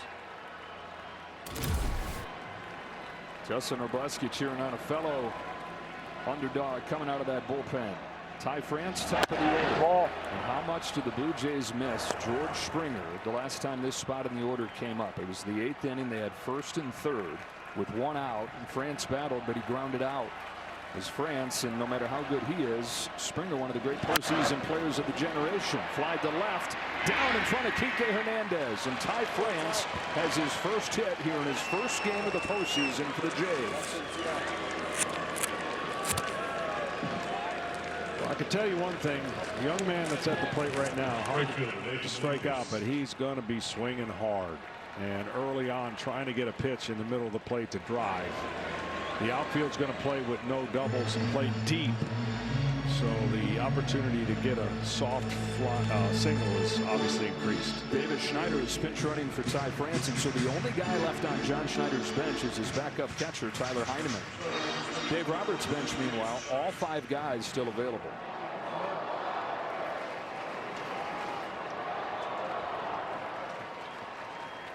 So Schneider pinch running, and here is Lucas.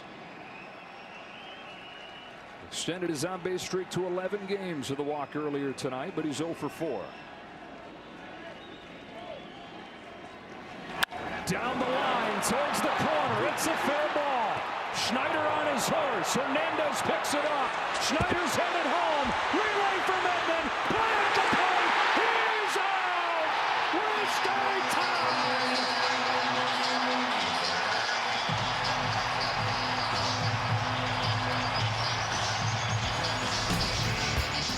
Baseball beauty.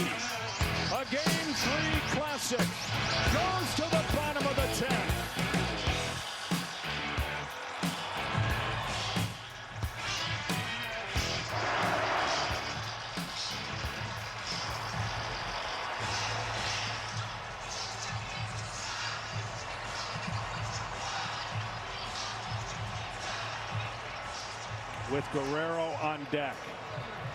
The last out's made at home. All calls to plate and also blocking of the plate. They're going to challenge whether he blocked the plate for didn't give him a lane, but I don't know that that'll ever get overturned. But gutsy play, gutsy call, because Guerrero's on deck. And the last out being made at home plate. Wow. Defense has taketh and defense has giveth in this ball game. There have been some ugly plays that'll look like they would doom teams. There have been some saving plays. And again, it was Tommy Edman who had the assist over to third base just 1 inning ago that completed this relay from Teoscar Hernandez to get Davis Schneider at home. After review, the call of out is confirmed. Also, the call of blocking confirmed there was no blocking. Toronto has no challenges left. And so now we go to the bottom of the 10th inning where the Dodgers have Freddie Freeman, Will Smith, and Max Muncy coming up with a chance to win it.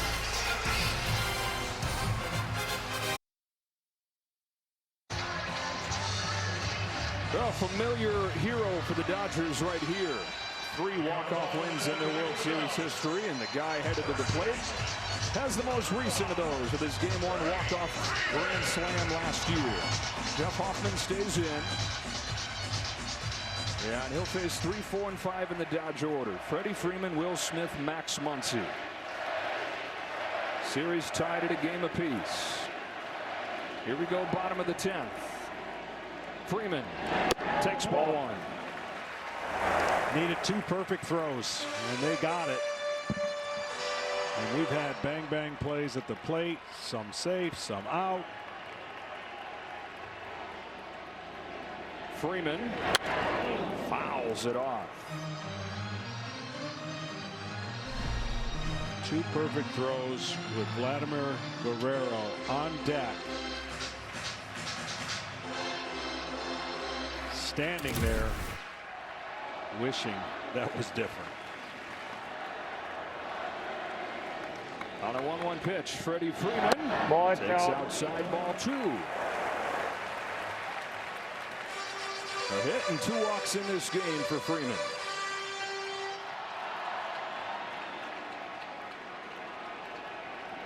Who will it be in game 3? Freeman swings and misses 2-2. Got so many little subplots leading up to this. So many characters play a role. Somebody, though, is going to be the guy they talk about as the game 3 hero. Freeman on 2-2, takes ball 3.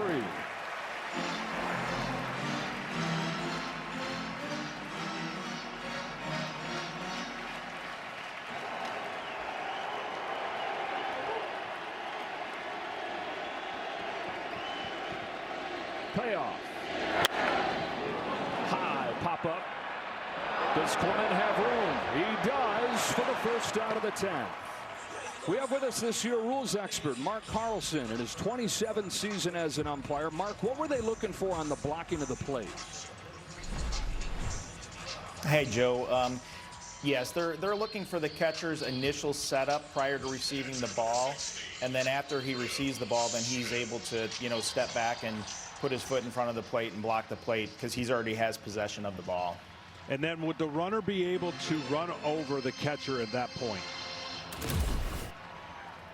The runner's able to, collide into the catcher if, the catcher has the ball, as long as he's not going out of his base path to intentionally take him out. All right, yes. Mark, thank you. Will Smith was that guy in that play. Is at the plate right here. 1-0 on Smith. Hoffman comes home. Smith takes outside. If you ask every player, I bet you get 50-50 or less. They don't know that rule. And they don't know because they're taught never to collide with the catcher at home. But that was a situation he had already kind of made up his mind to slide. And once he slid, there was nowhere to go to home plate. On a 2-0, that's overthrown. Ball 3. Max Muncy waits on deck. The biggest issue for Jeff Hoffman this year was the home run. He gave up more than any reliever in the American League. And he's facing a guy that has 5 walk-off home runs in his career. Green light to try and end the game if he wants it. Takes it at the top of the zone, strike one.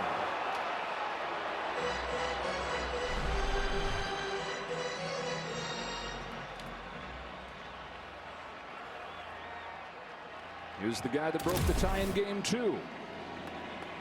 Here in the 10th, Will Smith. And the winning run reaches. That's a painful way to take what would have been ball 4. Smith is on, and Max Muncy's coming up.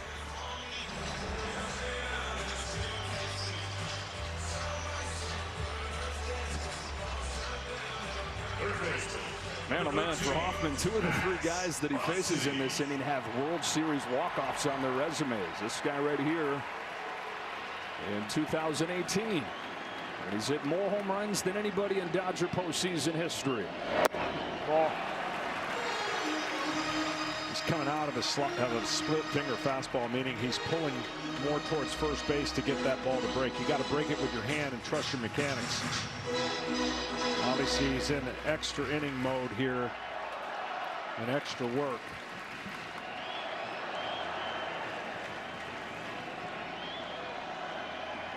One-0 from Hoffman. Muncy takes a strike. That 18th inning walk-off against Boston in 2018 was in game 3.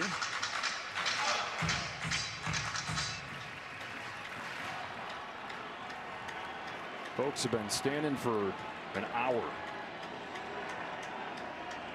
On a 1-1 pitch, Muncy fouls off a high fastball.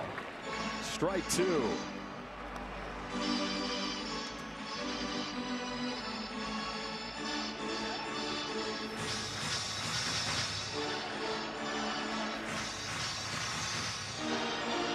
Blue Jays have Braden Fisher warming in the bullpen.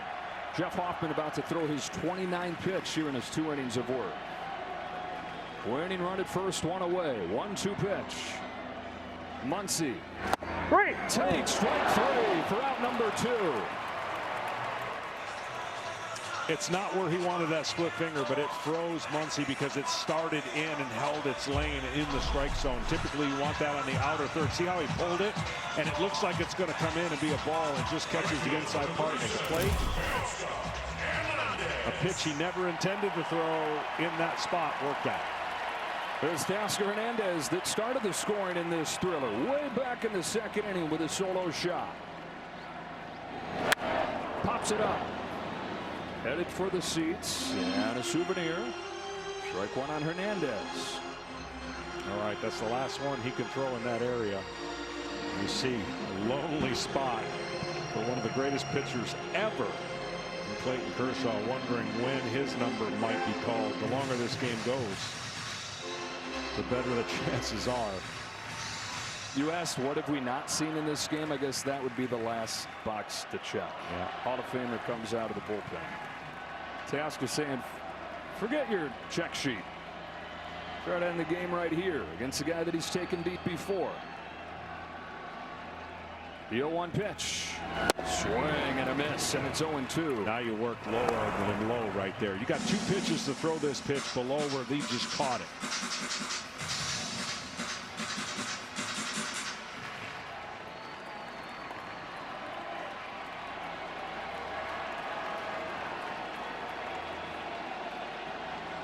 On an 0-2 pitch. Hernandez. Pulls one left side and through. Hung a 2-strike pitch, and Hernandez belted it past Jimenez. Winning run into scoring position.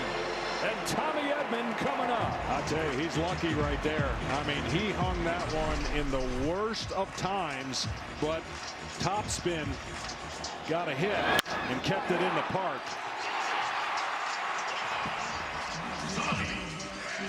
After 4 strikeouts in game 2, Teoscar Hernandez 3 for 5 with a home run in game 3. Dodgers looking for some 10th inning magic. Yeah, the stress goes way up now on everybody. The outfielders, of course, can't play too shallow because there's 2 outs, and at the crack of the bat, he's going to be taken off, meaning Smith.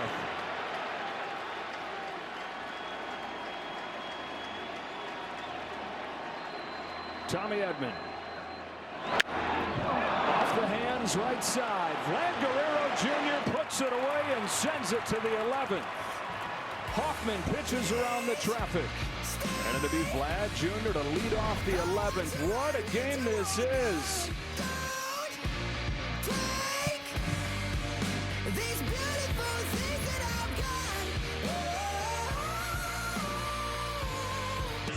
Blue Jays 5, Dodgers 5. To the 11th inning we go in Game 3 in a ballpark that once saw Game 3 go 18 innings. Joe Davis, John Smoltz, Ken Rosenthal, Tom Verducci. Glad you're with us as Emmett Sheehan stays in to pitch.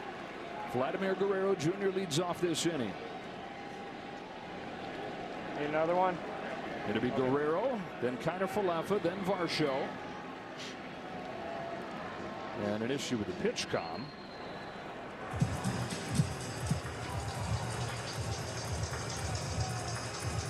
Well, on the East Coast, it is tomorrow. And so later today, Shohei Ohtani is going to start Game 4. Yes, he is. He did some special things today. 4 for 4 with a walk. He'll have a chance to end Game 3 before he starts Game 4. He's due up third on the bottom of the 11th. So you've got Sheehan right here for Guerrero and Isaiah Kiner-Falefa. Does Clayton Kershaw then take over for Dalton Varsho? We've got a left-handed hitter. Or do they continue to push Sheehan? Running out of options, both these teams. First pitch of the 11th. Breaking pitch for a strike.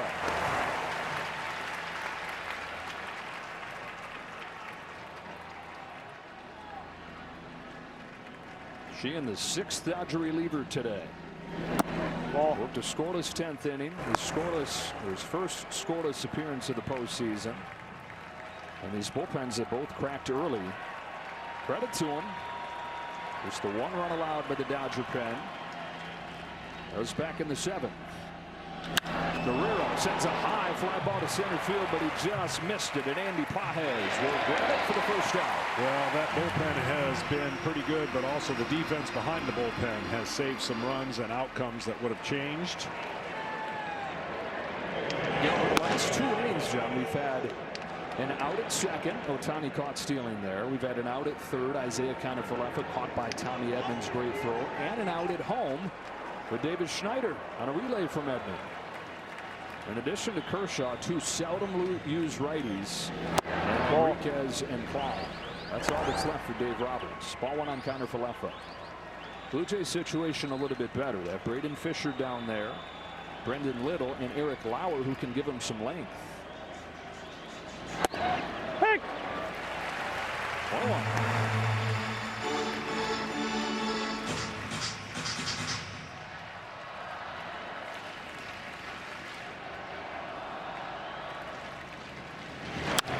Bouncing ball back to Sheehan. Stumbles a little bit, recovers. Nothing's been simple tonight, has it? No, it hasn't. Saw Sasaki at the end of his inning have a hard time making it easy over there to first. Oh. 2 up, 2 down for Sheehan. Bonda to Robleski to Trinan to Dreyer, Sasaki, now Sheehan. Varsho at the plate. 2 hits and a walk tonight. Ball. 2 hits and a walk. He's got one thing on his mind. That's launch. Braden Fisher's ready for the bottom of the 11th. And Varsho can do that with the best of them. 20 home runs in less than a half a season of games. For the Dodgers in the last of the 11th. Kike Hernandez, Andy Pages, Shohei Ohtani. And again, a full bench if Dave Roberts decides to use any of those guys. In another situation of which I can't even think of where they would pitch to Shohei Ohtani. Caught the corner. Looked to be a little bit up as well, but Sheehan gets the call. This is an unhittable pitch. It's a ball, but got called a strike.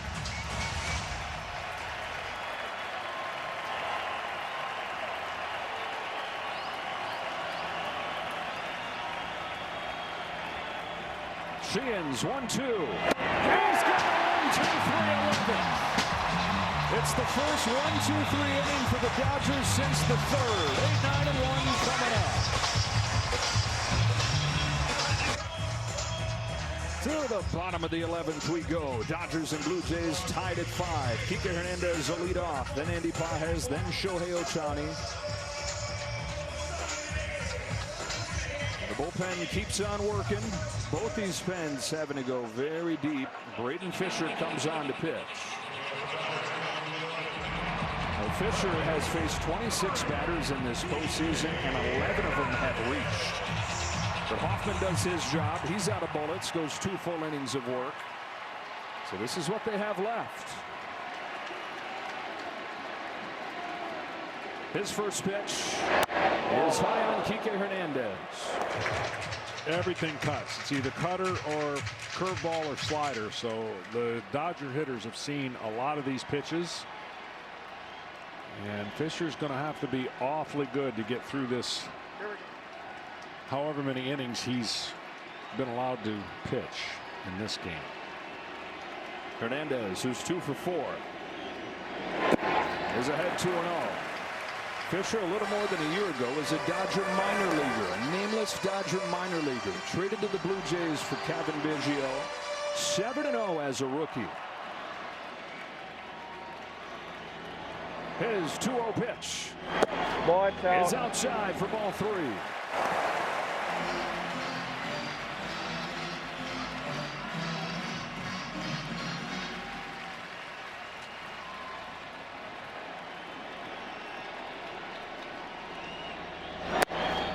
Strike 1.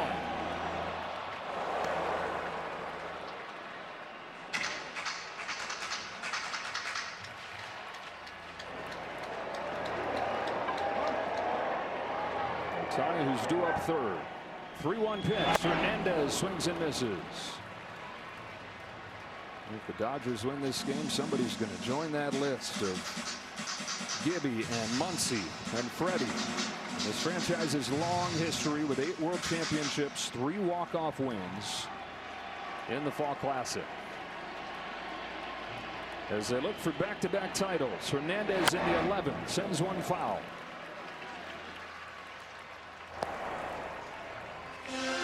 No team has won back-to-back championships since the New York Yankees, the start of the century.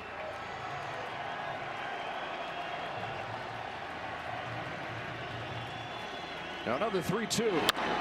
A grounder foul.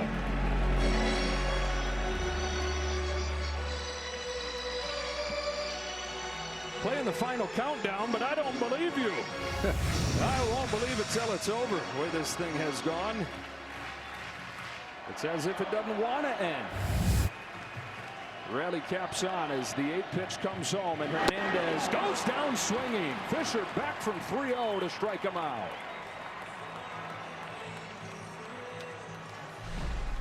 He saved his best breaking ball for last. Straight over the top breaking ball that stayed in the zone a long time. And looked good a long time to Kike Hernandez. Pages, the batter.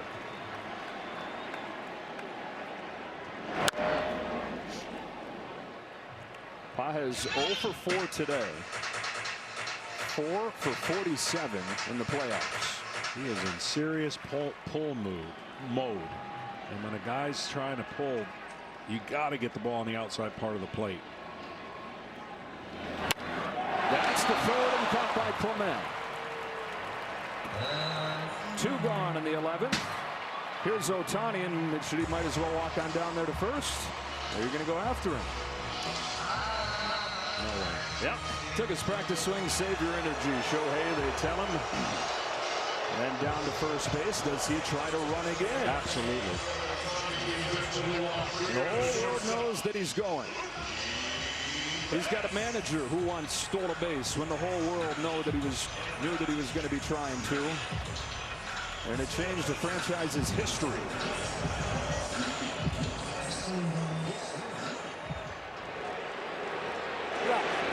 That's again after the free pass. Not going first pitch. It's strike 1.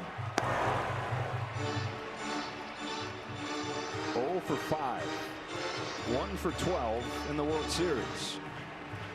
All forgotten with one swing.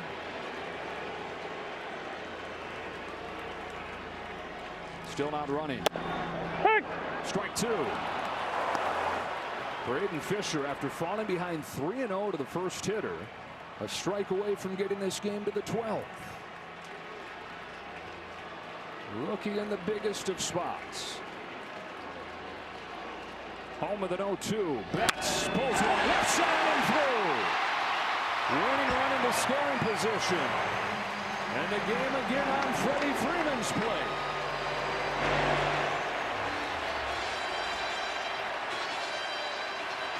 Well, you know what you're going to get. You're going to get breaking ball, breaking ball, breaking ball, and the third one was laced in between. And Dave Roberts is going to go out and check on Ohtani. If this has something to do with a cramp in his calf. And again, this is tomorrow's starting pitcher for the Dodgers.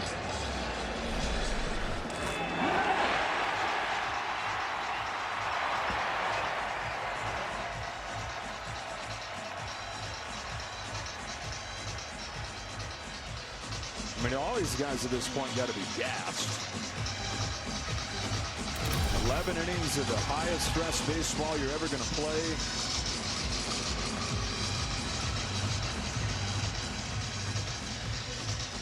He's going to stay in the game. One that Freddie Freeman has another chance to end. Led off the 10th inning, popped out. Right about there. He knows he's not going to third, but he also kind of gingerly got to second. Once this game finishes, that becomes, after rehash this crazy game 3, the next big thing, his status for tomorrow's start. First things first.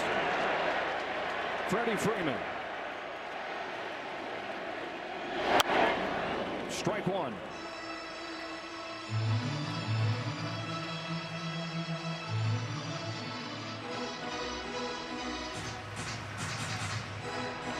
Grand slam that he hit last year, something that he does often.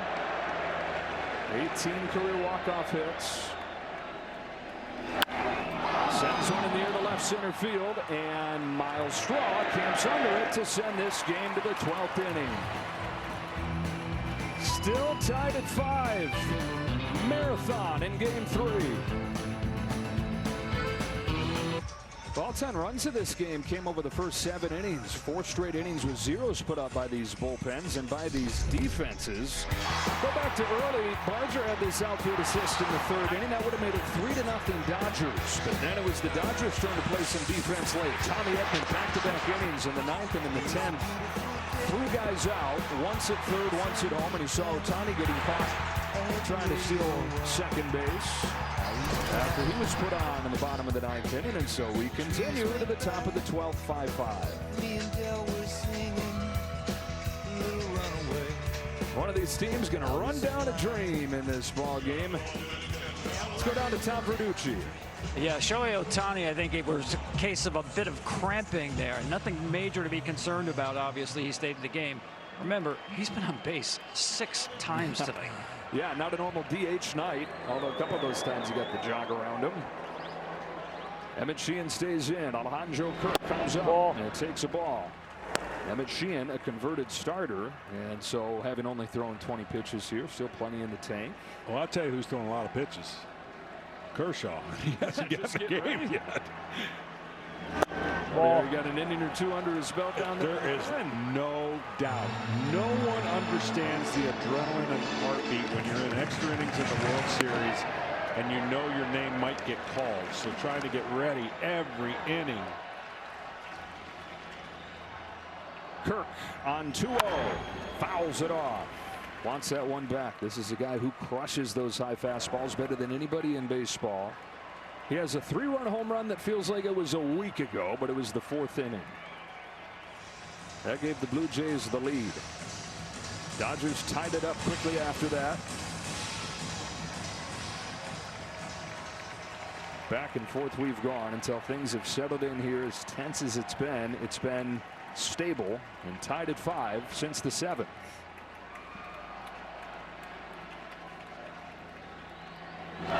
Ball 3. Straw and Clement to follow. Hey, that guy, he started yesterday. Yeah. Both the starters are out of the game in the 5th inning. Glass now for the Dodgers, Scherzer for the Blue Jays. It was already going to be a long night for the bullpens. Kirk is on with a walk to begin this 12th. It's been 3 hours and 9 minutes since his go-ahead home run back in the 4th inning. Now he walks to open up the 12th. The toughest of decisions is being made right now. Pinch running for Kirk. Wow. And mainly because he's the last player, and mainly because there's no guarantee he's going to be in a position to score, but you almost feel like your best chance to score with only getting 1 hit, if you move the runner over or get him in the scoring position, is going to be via the pinch run. Tyler Heineman, the last guy on the roster, position player standpoint, is over there at first base as the go-ahead run. The local guy from the Palisades. Because you got to believe Straw is probably going to be bunting here. Ernie Clement's on deck. 7-hitter Straw, who is one of their best bunters. Squares. Takes strike 1. I know each guy does it different, but if you square around too late, you miss the opportunity to see the pitch for what it's for. And I know when you square around too early, obviously the infielders can crash, but if you make a good bunt, there's nothing they can do about it. Squaring around, seeing the pitch for what it is, and bunting it towards the first base line. We've seen them put the pressure on the defense all night. This is fouled 0 and strike 2. And again, Miles Straw, not just one of their best bunters, but second in the league with 11 sacrifice bunts this year. I haven't watched him bunt all year, but it just looked like he's just late in his preparation. You got to establish the bat as your eyesight so that you use the bat for where the ball is to soften the blow of bunting it where you want to. Now 2 strikes is a whole different story. Hard to watch. Sheehan to Straw with an 0-2. He sticks with it, and it's overthrown. Straw going to stick to his guns. 2-strike bunt attempt coming from Straw. Again, that was late. It's late getting into place. I mean, you're talking about 97 miles an hour if it's a fastball, and breaking ball, you get in position to get ready to bunt earlier. You're not fooling him at this point. Muncy continues to creep in. Squares. Bunts it on a line to Freeman. They thought about a jump throw to a cover in Edmund, but hung on. 1 away.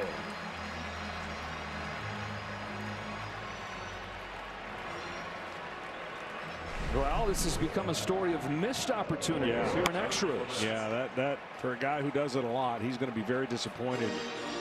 I know with 2 strikes, you can't be worried about making a perfect bunt, but the one thing you have to do is get it on the ground. Well, in the 5 half innings combined for these 2 teams, there have been base runners in 4 of them. Still looking for that first extra innings run. Ernie Clement. But the way that the Blue Jays got home field advantage in this World Series was a Sunday afternoon ball game right here at Dodger Stadium in August. After the Dodgers took the first 2, Ernie Clement had a game-winning home run in the 9th inning. Blue Jays ended the regular season with 1 more win than the Dodgers. 1 away here in the 12th. Clement gets under it, sends it back foul, strike 2.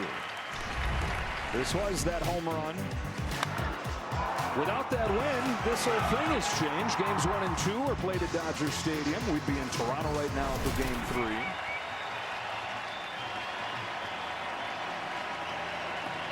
And surprisingly, the Blue Jays tonight are really struggling on 4-seam fastballs. Ground ball towards the middle. Edman with a backhand. Over to first in time. Just barely to get Clement. The old hockey player skating down there, making a close play. But the throw beats him. Into scoring position goes Heineman. 2 out. Yeah, no man's land, so you can't really toss. Shortstop, Andres Jimenez. Man, that was close.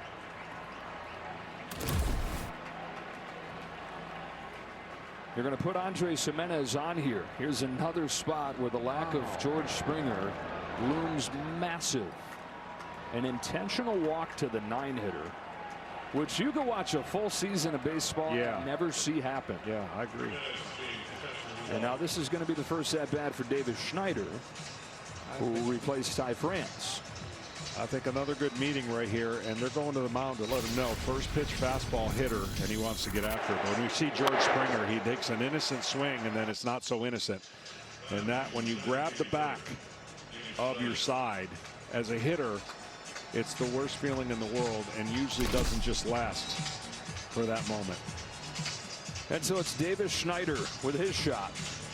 It was Ty France that came in there during that at-bat in the 8th inning. France singled in the 10th. Schneider pinch ran for him and was cut down at home trying to score on an ensuing double from Nathan Lucas. Schneider was a 28th round draft pick. 7 seasons in the minors. He was almost released like 3 times, and he said it still doesn't feel real that he's in the big leagues. How does this feel? He's not just in the big leagues. He's at the plate with a winning run at second in a World Series game. First pitch, really important. You got to execute. They talked about what they want to throw first pitch. Do not leave it middle in. He will be aggressive. You know the tendencies of every hitter. You know the data. Is it data or data? Either whatever one you want to pick. Potato, potato. Okay. Although I think it's just potato. I don't know where that one came from. 2 on, 2 out in a tie game in the 12th. Sheehan to Schneider. Lays off.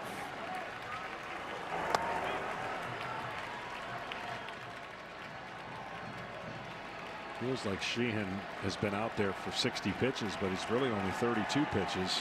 It's just the stress factor. Here's his 1-0. Falls in for a strike.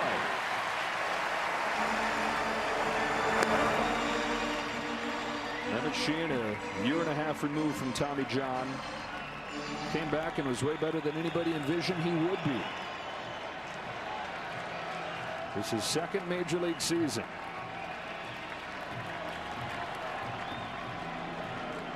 Here's his 1-1. Instead, he'll step off, look back at Heineman. Speaking of coming back from Tommy John, we talk about Shohei and his ability to do that, pitching in the game tomorrow night. Well, so is Bieber. Blue Jays looking for that breakthrough hit. Heineman at second, pinch running for Kirk. Schneider takes strike 2 on a generous outside corner.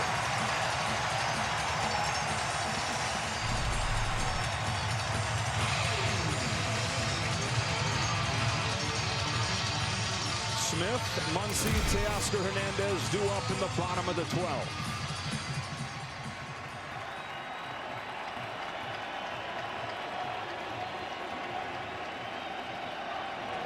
Emmett Sheehan's 1-2 pitch. Ball.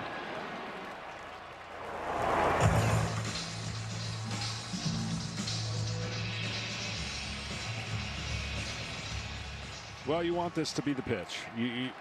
I know you have luxury of going to 3-2, but you don't want to go to 3-2 and get the runners a head start with 2 outs. In the dirt, backhand Smith, who's made several important stops in extra innings. Well, now you get that running start, and a single more than likely for sure scores the runner at second.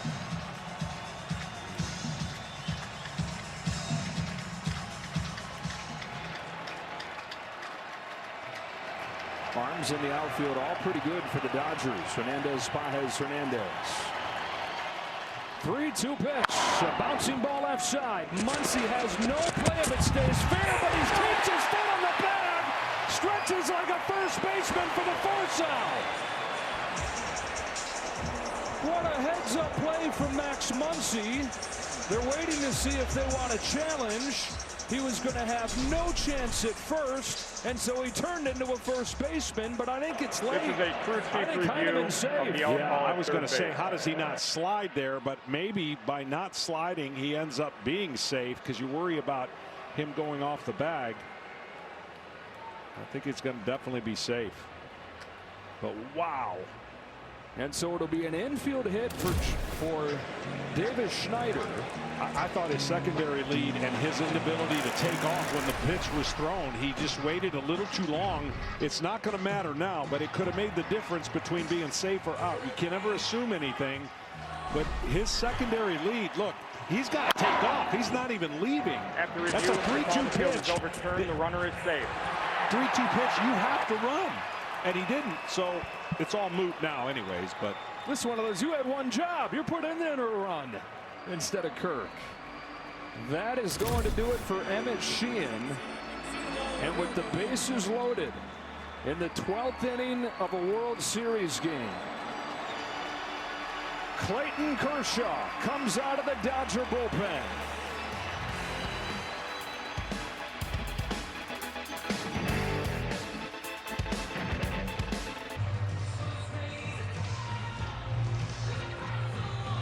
Five game, top of the 12th, bases loaded with 2 outs, and the future Hall of Famer Clayton Kershaw, who has announced that this will be his last season. Part of the Dodger bullpen in this postseason. He's only pitched once. It was against the Phillies in the division series. It did not go well. He gave up 4 runs in 2 innings, and Dave Roberts was hoping to have a chance to use him in this World Series in a much different situation. He was thinking a big lead, maybe come on and close out a game that was already figured out. This is the opposite of that. And this, the 496th game of Clayton Kershaw's Hall of Fame career, the first one where he'll pitch in extra innings. Well, I don't need to overstate how tough a position this is for him, but he's been in so many positions in his great career. You know what he wants to do. With Nathan Lucas coming up, and in this amazing ball game, this epic setting, Clayton Kershaw ensures that, like Sandy Koufax, he will finish his career in the World Series.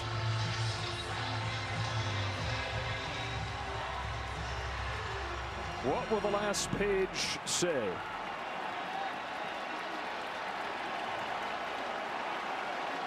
No wiggle room.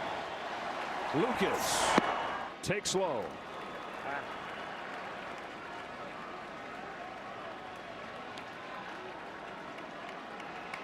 On the mound, you've got an inner circle Hall of Famer. At the plate, you've got a guy that waited a decade for his first chance in the majors. 5-5, top of the 12th. Kershaw's 1-0 is in for strike.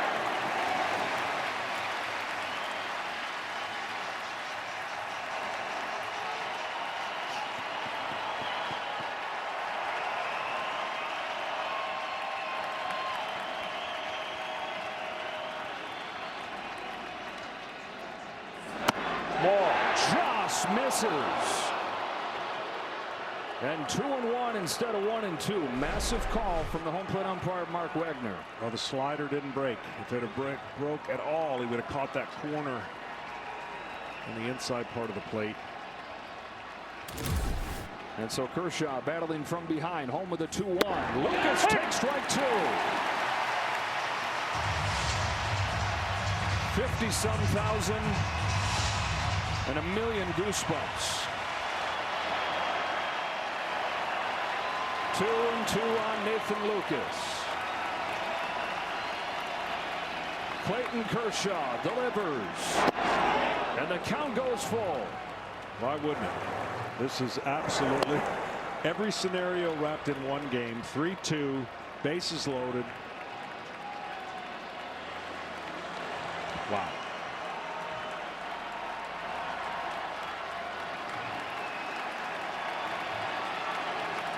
Nowhere to put him. Payoff pitch. Fly down the left field line, fading towards the seats and out of play. Why don't we do the 3-2 again?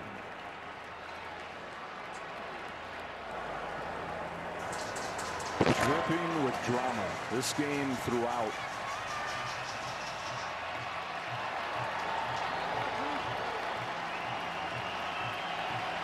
Jays have the bases loaded. Dodgers have Clayton Kershaw. 3-2 on Nathan Lucas. Fouled again.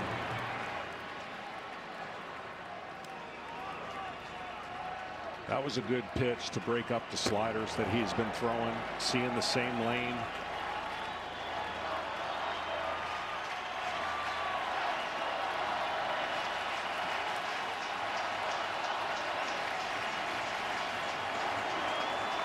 Kershaw tries one more time. Bouncing ball to second. Edman hurries over to first in time. Tommy Edman, another play on defense. And Clayton Kershaw like he's never done before.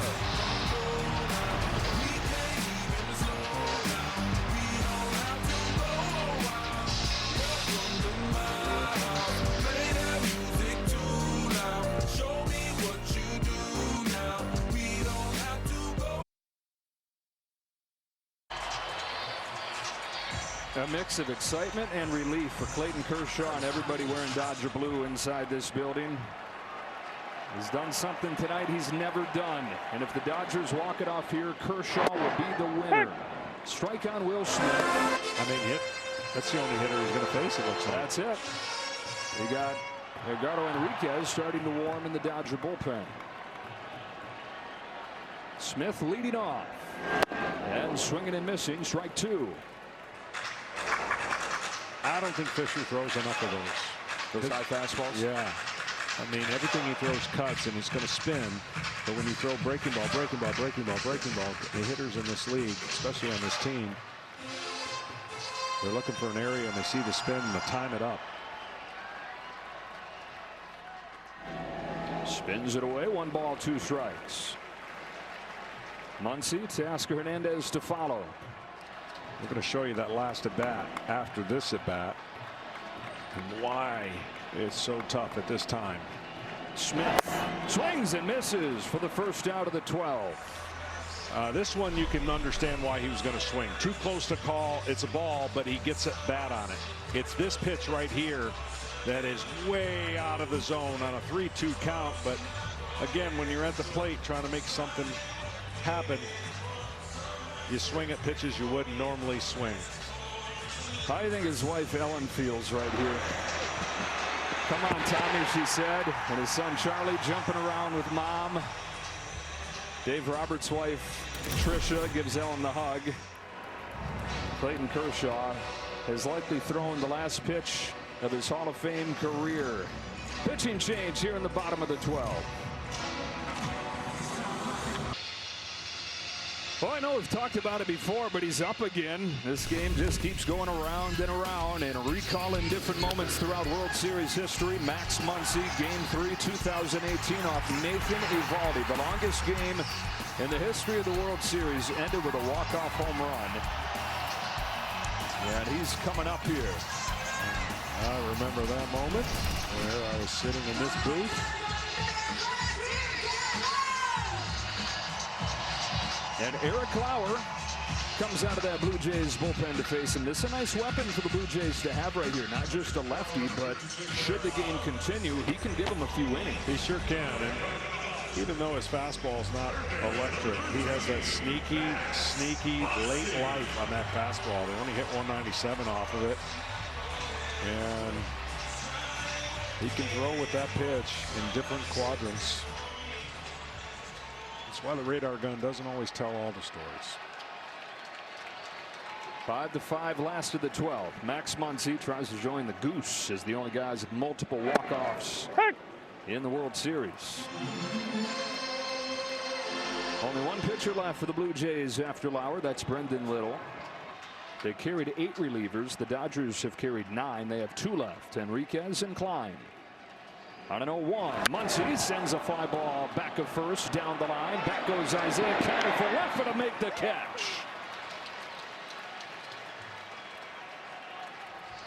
2 gone in the 12th. Kiner-Falefa with a nifty defensive play. You did say this guy was going to hit 2 home runs at the plate. I forgot that was so long ago. Yeah, Teoscar Hernandez is coming off an 0 for 4 strikeout game 2. Is 3 for 5 with a bomb in game 3.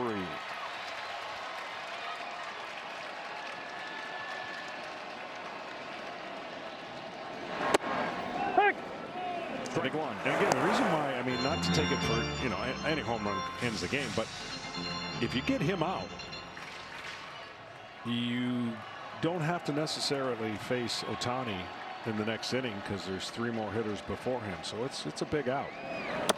Ball.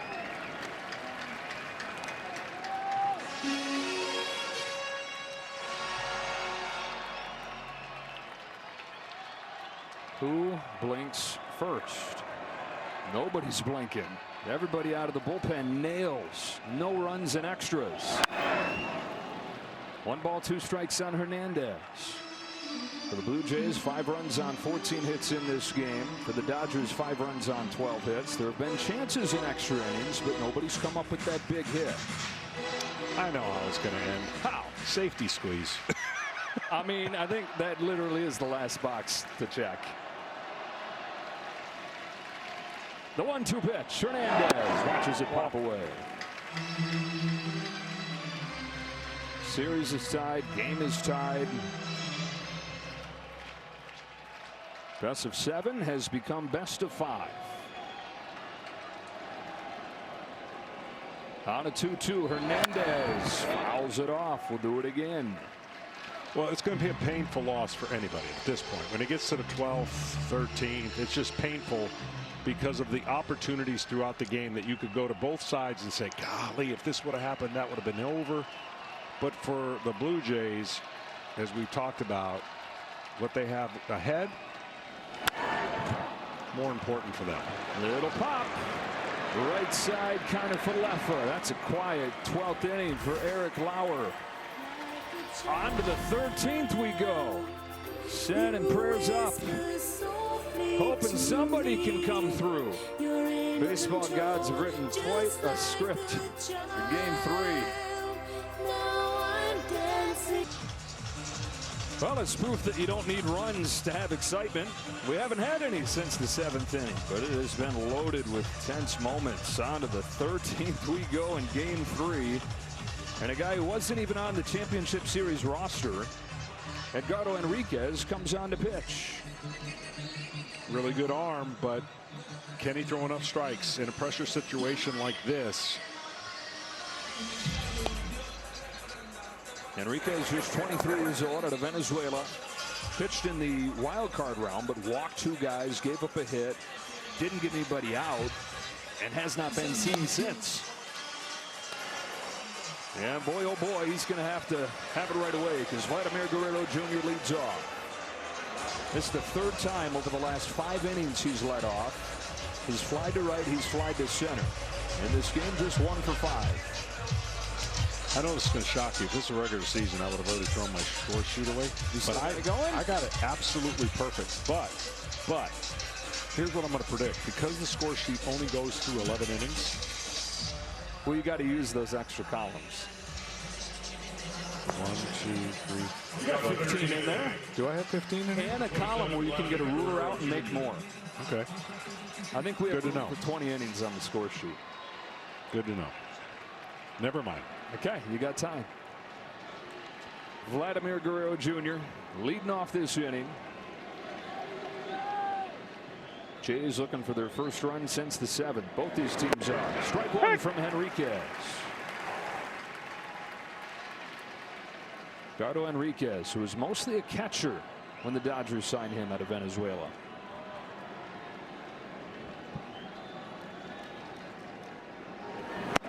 Ball. They got a knack for turning some catchers into pitchers. Klein, former catcher? He was. Kenley Jansen would be the most noteworthy example of that.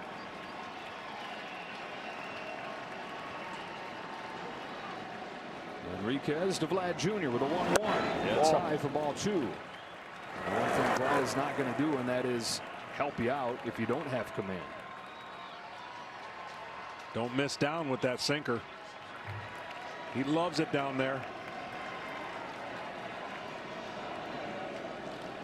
2-1. Breaking pitch, chop foul.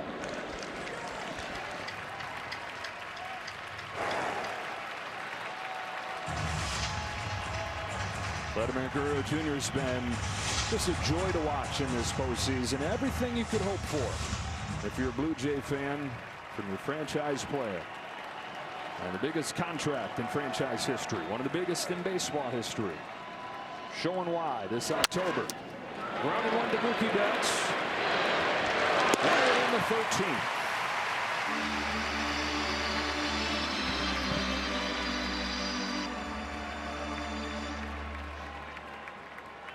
Well, a long while ago, this was Bo Bichette's spot in the order. It's now Isaiah Kiner-Falefa coming to the plate, which is Will Klein left down in that Dodger bullpen. The Blue Jays have Eric Lauer pitching. He'll take them as far as he can. Probably a few innings in there for him, and they still do have Brendan Little available. 1-0-2. Yeah, I mean, it's easy gas. It's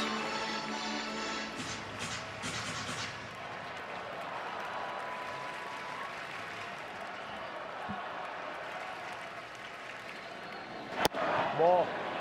Took a little off. Kiner-Falefa's got a walk and a ground out since coming off of the bench for Bichette.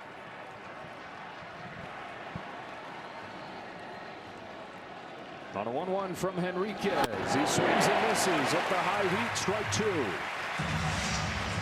there hasn't been a lack of people on base. 25 people stranded. Blue Jays have left 15 on base. Dodgers 10.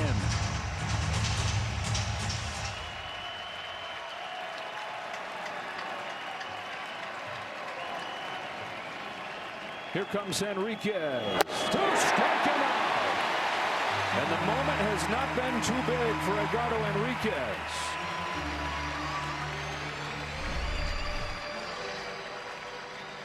Ball's coming out like a ping pong out of a ping pong ball. It looks super small when it's 102. It's Varsho now, who struggles with the high fastball. That's where Henriquez has lived in this 13th inning. Starts into the breaking pitch. Henriquez had not recorded an out in exactly 1 month. 2 up, 2 down in the 13th inning. The 0-1 pitch. Varsho. Oh, got him, first base. Got away from him.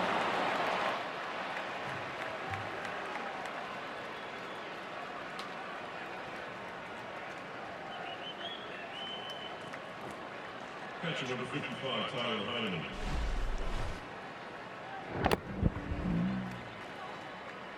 So Varsho's on.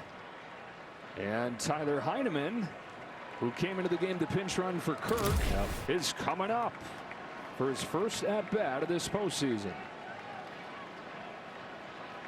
This is a guy who's another one of those unsung heroes for the Blue Jays during the regular year. Heineman, the last 2 years, played a total of 20 games in the majors and then proceeded to hit 289 for the Jays. Sends a fly ball to center field. No big deal for Andy Pages, who's due up third in the bottom of the 13th. Tommy Edman, Kike Hernandez, Andy Pages once again. Who wants it? Who wants to be a hero?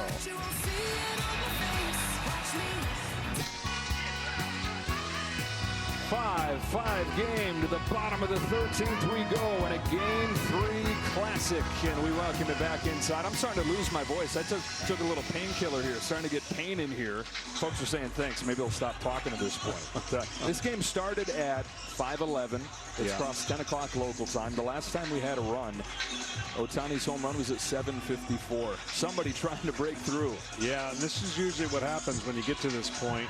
And what I mean by that is everyone's trying to be the hero and hit a home run. Right. It doesn't work that way, but something's going to give and something's going to happen, and the other team's going to be a little disappointed. Running out of pitchers on both sides. You've got Eric Lauer here who can give them some distance, and then just one pitcher after that.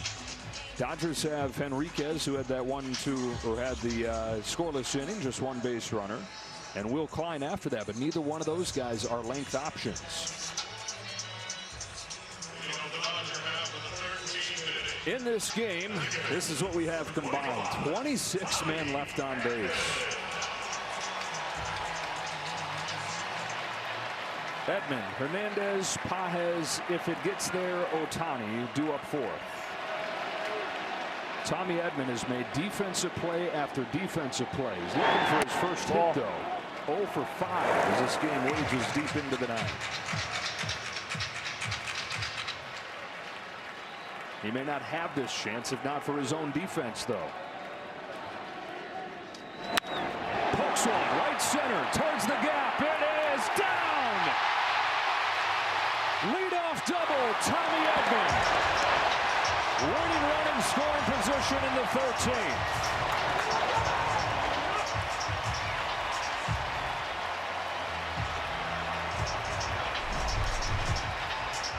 Fastball away, and he just goes with it.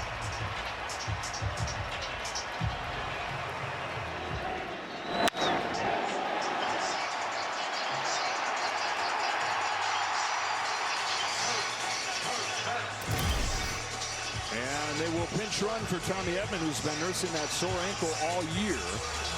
Oh, they thought he was gonna. And now they're going to send Miguel Rojas up there. The pinch hit for Kike Hernandez. He's the Dodgers' best bunter. All right, so now Edman will lead. Or will he not? He's just getting instructions from Tommy Edman. Alex Call's been standing over there as well. But then you run into issues defensively, making sure you have the pieces in the right places if this game continues.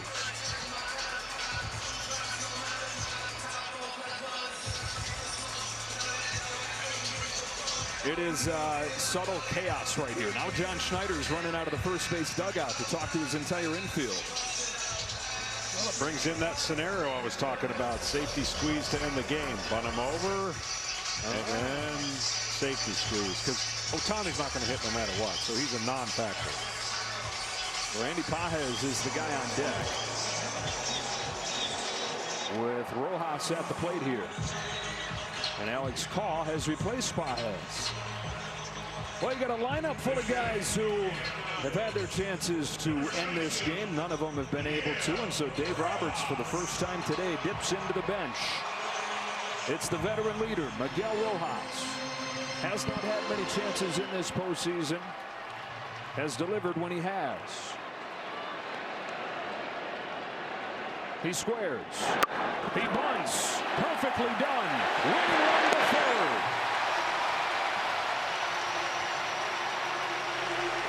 Alex Call to the plate. He too can handle the bat. Perfectly done. Squared around early. Used the bat as his eyesight. Got it to third base, which is what you're supposed to do. And now a predicament for the Blue Jays. I know we were somewhat joking about the safety squeeze winning the game, but it's an undefensible play. And what it's designed to do is the runner reads the hitter. The hitter squares, and if he bunts it into that Bermuda Triangle to the right side, it's very difficult, or if he bunts it down the third baseline, very difficult to defend if that's what they choose.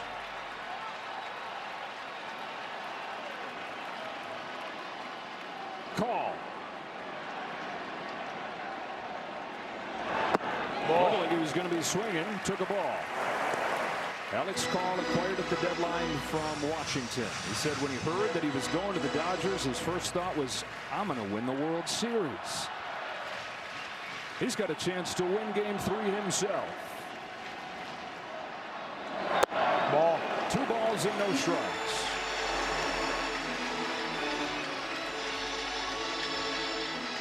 He's only been up to the plate 7 times in the playoffs. He's reached in 6 of them. Winning run 90 feet away. 2-0 to Alex Call. Pop fly, left side. Jimenez for the second. Oh my goodness. Oh my. And he read that boy's lips. He said they're going to walk him. And he's right. I tell you what, though, I mean, this is the only play, obviously, but Mookie Betts, he got to hit his last time, and you know On the day that he won the Roberto Clemente Award, or got the handed out, perfect way to finish off a day that was about him. That, by the way, will be the 7th time that Shohei Ohtani reaches base in this Game 3. The Mookie snapped an 0 for 5 today with a base hit his last time up. Has there ever been anybody in a World Series game that has reached the base 7 times? Can't be. But he would be the guy to fill that in. Check that off. I think they're going to walk Mookie and pitch to Freddie. Yes, they are. That puts a lot of stress now on Lauer to throw strikes. Well, we've been here before. Bases loaded in extra innings with Freddie Freeman coming up.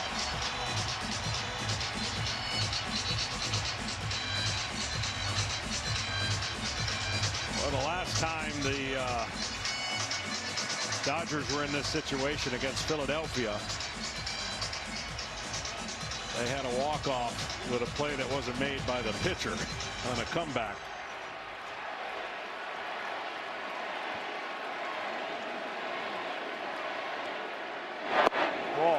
Ball 1.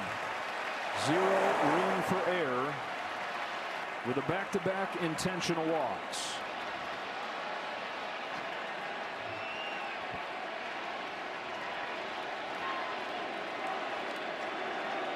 The 1-0 to Freddie Freeman.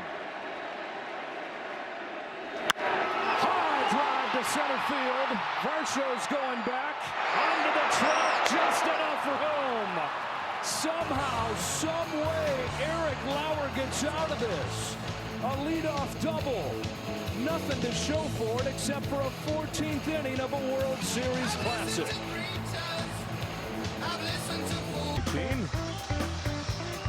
And to answer your question, yes, Shohei Ohtani is the first guy to reach base 7 times in a postseason game. Defensive changes. Things get a little bit dicey here for the Dodgers as Alex Call plays left field. Where it gets dicey is Tommy Edman running around in center field on that ankle that has bugged him all year. Edman has not played center field in this postseason. We've reached exactly 5 hours. And the last guy in the Dodger bullpen will climb.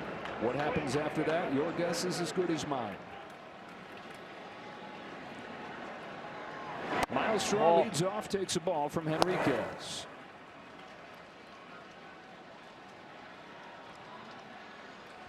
Bottom of the order here. Straw, Clement, Jimenez. Bench is empty. Strike, 1-1. A 2-0 pitch. Obviously, the guy hadn't had a lot of reps and a lot of time at the plate, but a 2-0 pitch that pops up to the infield. It's going to be another one of those moments you look back. If it doesn't go, there's a million of those. I mean, there's you could do a video on missed opportunities and great plays. And it would not be a short video. It would not be a short video. Yeah.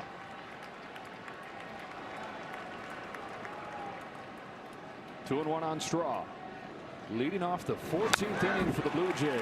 And it's 2-2. Blue Jays had to wait 32 years to get back to the World Series. They're saying what's another 5 innings to figure out Game 3. If it indeed does reach its conclusion here. Stripped straight down from the baseball gods. Baseball heaven, this one. So many twists and turns. Fly ball center field. Tommy Edman goes back on it. Right away, getting the push off on that bad ankle. He's got it one away. Down to Tom. Well, Joe, before the game, Major League Baseball officials rubbed up 290 baseballs in preparation for this game. They've gone through 220 of those, and they're getting busy right now, getting ready with some more. Oh, good. I thought the game was over at 290. We're running the balls before running out of pitchers. That's a lot of baseballs. I think everybody here tonight's going to get to take one home. Everybody's gotten a foul ball. Clement.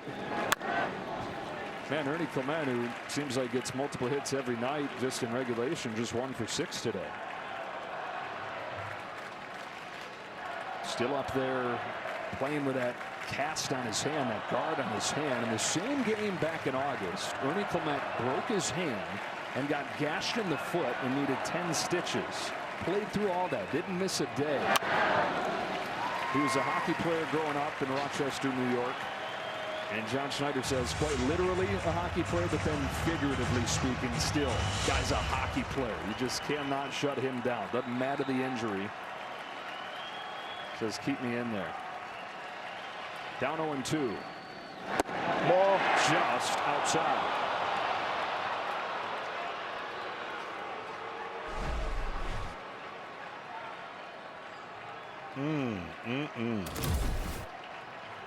Good pitch, good take. And now 1-2. Stays alive. Good pitch, then good take. And a good piece of hitting to stay alive for Clement, who was DFA'd twice. DFA'd means dumped pretty much. He was dumped by Cleveland. He was dumped by Oakland. Came to the Blue Jays on a minor league contract. Third season with Toronto.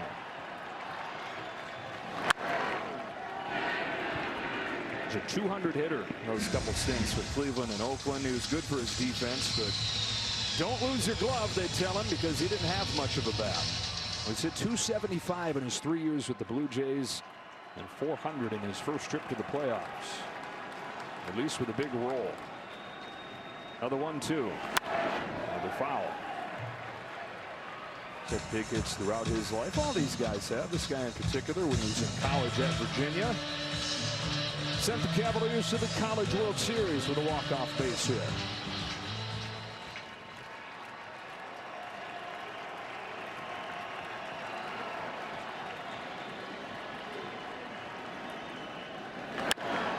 Out to the third, Max Muncy. Low throw, but a pick from Freddie Freeman. And there's another one of those little plays on this mess of a score sheet you can circle and say, who knows, what if, had it not been made. Oh, Freddie. Steady, Freddie. Saved a game for them in the division series. Game 1 against the Phillies by picking a ball. And that was saying safe. Freddie was saying 2 outs. Jimenez.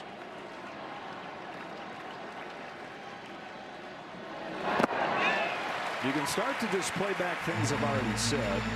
Here's another one of them. Will Smith will lead off next inning. Led off the 12th. Muncy and Hernandez will follow him. You got a ruler? I bet we can find one. You got to make some more. Your extra columns there. Do have to make some more columns. 0-2. Back-to-back breaking pitches from Henriquez. Well, this game's been unbelievable. It's been played so long. I think the Commanders on Monday Night Football are home in their bed watching the end of this game.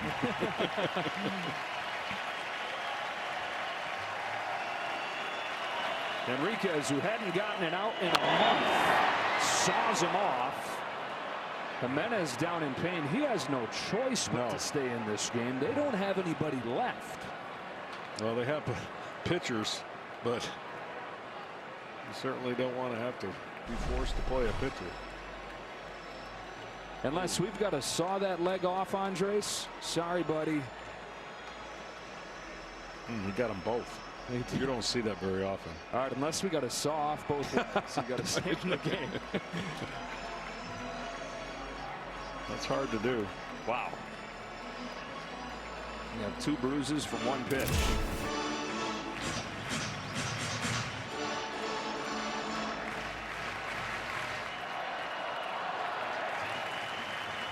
Henriquez.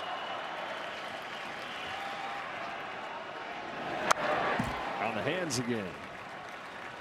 It's been impressive what he's done. Having pitched in forever, looking to give him 2 scoreless innings here. Like he's done it 50 times. And the Dodgers, in this very stressful ride, out of necessity, may have found a couple guys they can trust moving forward. Yeah, he's been complete command. Didn't he lose 1 pitch and get a hit by pitch? Yep. That's the only base runner against him.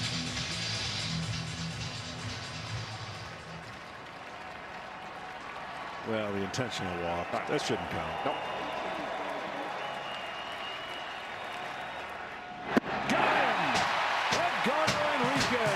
Cristobal hadn't gotten it out in a month. He gets him 6 massive ones. It is Will Smith to lead things off for the Dodgers when you come back for the bottom of the 14th.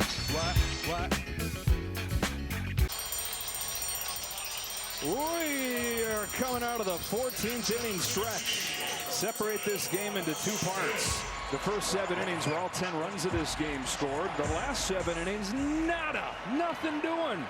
2 bullpens that have been terrible this October, throwing up nothing but zeros.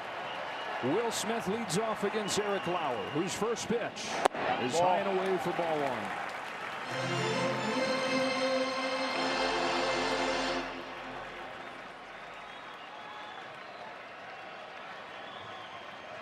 1. 1 for 4. Backdoor breaking pitch. You know, we're going to be talking about a hero offensively, but don't forget about the heroes coming out of that bullpen. When you talk about the Dodgers, Dreyer and Sheehan and Sasaki and Kershaw, had Henriquez in there. Those guys got 2 2/3 combined in the championship series, 7 scoreless tonight. I know it's going to sound weird. Kershaw only faced 1 batter, but he was in the worst position. Like, you just can't imagine a worse scenario to come in with the bases loaded, have no room for error, know the weight of the world is on him emotionally and mentally, and he got it done. Lauer to Smith with a 1-2. That's hit foul for the Blue Jays. Bassett, Hoffman, Fisher, and Lauer have all put up zeros. 6 innings of them since Dominguez last gave up a run. That was on Ohtani's home run. A little after 8 o'clock. 10:23 local time as Will Smith takes downstairs 2-2. It is tomorrow on the East Coast. It is tomorrow and then some in Tokyo, in Japan. That country glued to this game as well. Shane Bieber starting later today. So is Shohei Ohtani. 2-2. Foul. 5 runs on 14 hits for the Blue Jays. 5 runs on 13 hits for the Dodgers. And if you notice, I mean, I haven't had time to go look at every one of them, but the fly ball rate goes way up in the extra innings. A lot of them fly out, pop up to second, pop up to second, fly out to 8. Everybody trying to be that guy. Yeah.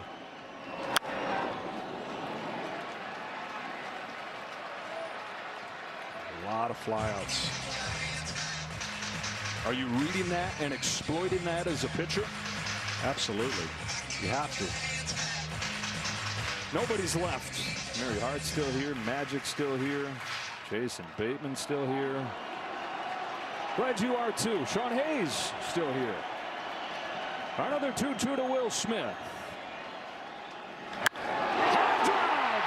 Left center. Will Smith. No, falls just short. Sent it in the same direction of Max Muncy's 18th inning walk-off in 2018. But it dies with the temperature dropping. Oh, my. And he knew it. He knew it.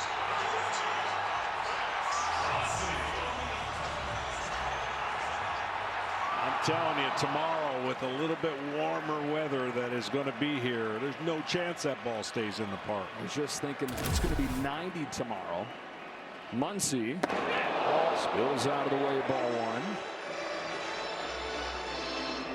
1. It's down into the 60s right now, though. 65 degrees. He crushed that ball.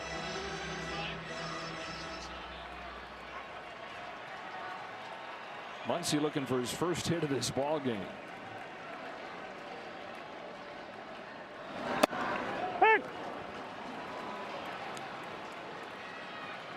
Now for Muncy, this is going to recall memories from last World Series when he went 0 for 16 in those 5 games against the Yankees. Trying to stir up better memories from 2018 when he ended it in the 18th. Boy, it's out. He's ahead 2-1 and a close pitch right there. Max's value to this team was never more obvious than this year. They were a different team when he was out. First with a knee injury, then an oblique. The guy that's hit as many postseason home runs as Babe Ruth, more than anybody in Dodger history. Swings through a high fastball, and it's 2-2.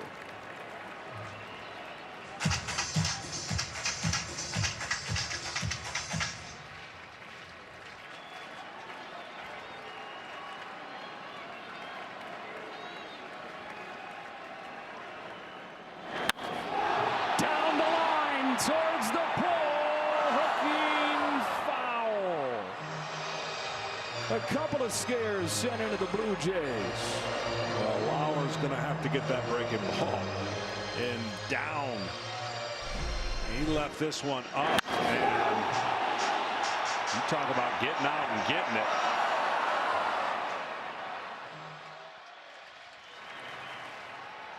Well, what a memory the folks that are here are going to have. Game 3 of the 2025 World Series.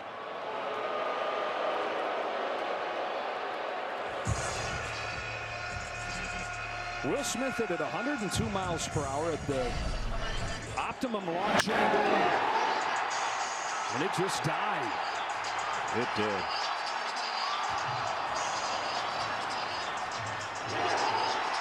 Look, they're hopping over the railing. That's Barty. What? The only thing we're missing really is a robbed home run. And at this point, an actual one. You got to go back hours to find the last time one flew out of here. Oh, the long faces.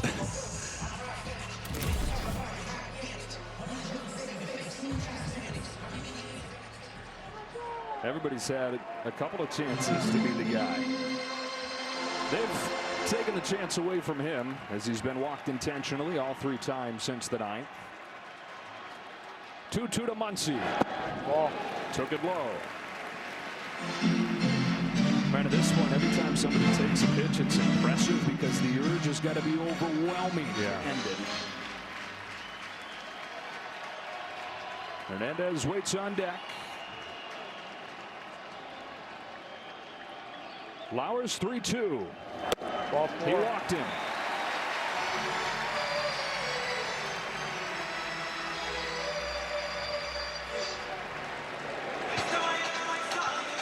Well, Teoscar Hernandez homered back in the 2nd inning.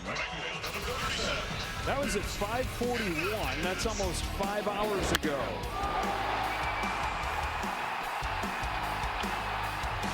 His 3rd at-bat of extra innings.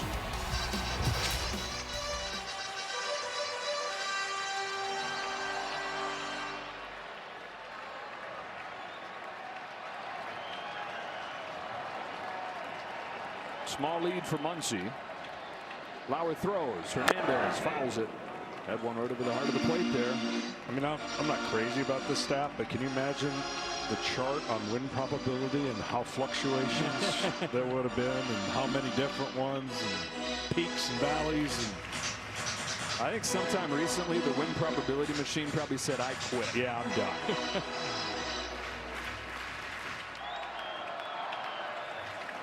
Lauer was able to pitch around a leadoff double last inning.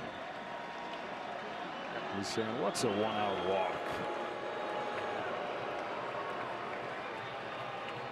Jays took game 1 of this World Series 11-4 in Toronto. Dodgers answered back with a complete game from Yamamoto. 5-1 in game 2. Game 3 that'll stand the test of time. 0-2. I'll tell you what I've been impressed about is the heart rate. I don't know what it is, but the outer shell of Lauer doesn't seem to be bothered much, which is what you got to have, right? You got to be able to trust your stuff and make pitches.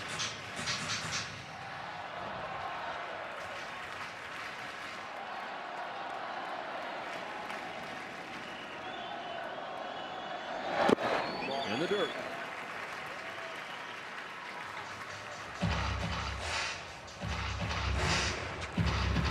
Lauer, who signed a minor league contract. So many of these guys on the Blue Jays came over on minor league deals. A third of the rosters spent a part of the season in the minors. He's one of those guys.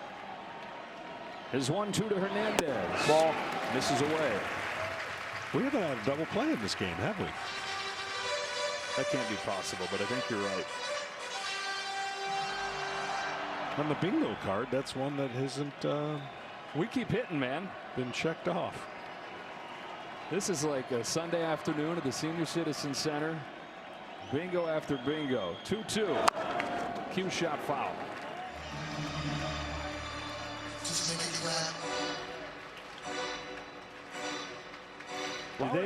Do they have a backup organist, or is this poor guy had to do the whole no, game? Dieter doesn't stop. The whole game? His fingers just go forever. Yeah. Strong fingers. Winning run at first. One out in the 14th. Teoscar Hernandez on another 2-2 pitch. Takes ball 3. After Teoscar, Tommy Edman. Yes, it's back around to Tommy Edman, whose double last inning had the Dodgers looking like they were ready to finish it off. Alas, here we are. Payoff. Hernandez fouls it off.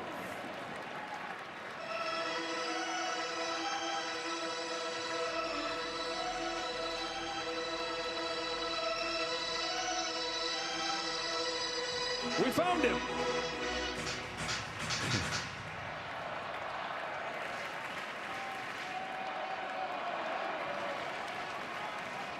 The 8 pitch. Hernandez grounds one through. Base hit center field. Once again, the winning run is in scoring position.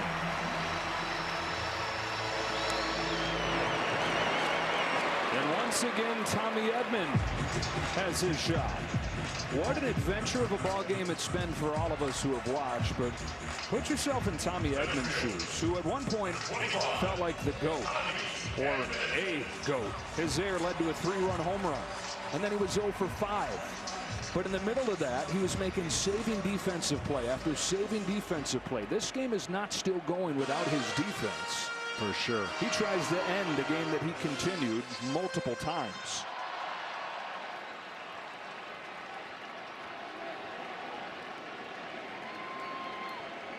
Muncy the winning run at second. First pitch. Down the line, foul. That for Teoscar Hernandez. His 4th hit of this ball game. He and Shohei Ohtani both have 4 hits. The rest of the team 6 for 39.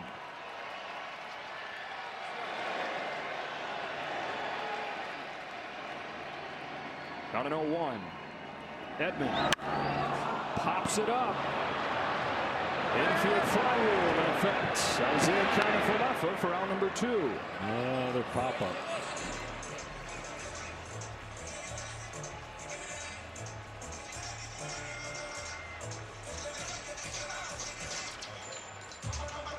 And now Rojas, who came in to sacrifice last inning.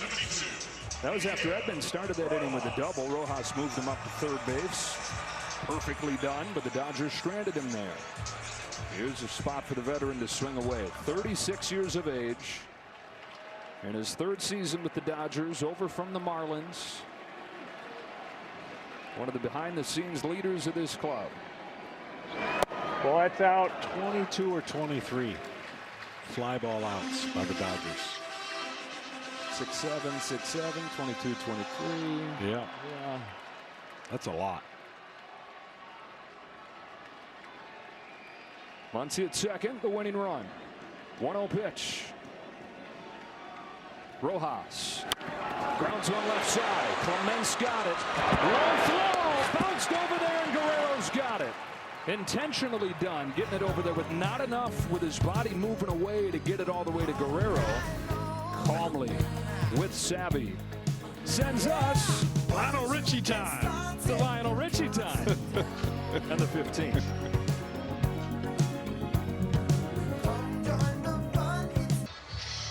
Turning my note card into a ruler, adding columns to my score sheet because I'm out of room. We're going to the 15th inning of Game 3, tied at 5. We already had a 15-inning ball game in this postseason. It was the Mariners with a 3-2 win over the Tigers in Game 5 of the Division Series. Jorge Polanco ended that one. There have been 2 World Series games that have gone 15 innings. Both of them have come in this ballpark. Game 3 in 2018, Game 3 in 2025. And the last man out of the Dodger bullpen is Will Klein. Another guy with a great arm. Electric fastball.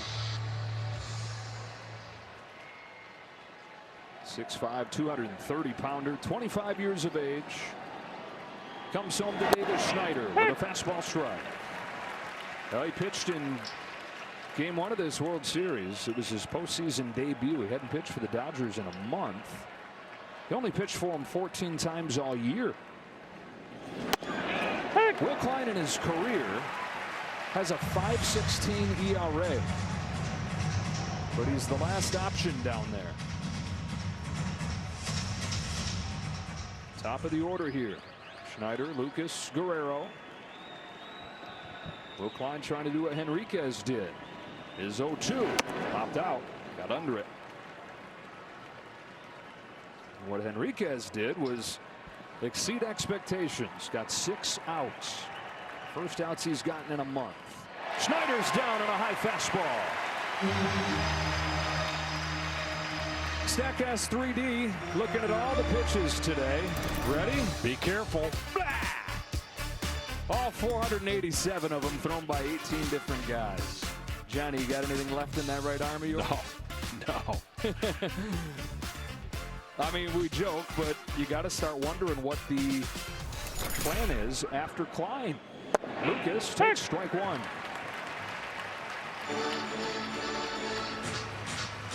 Which chair throws best?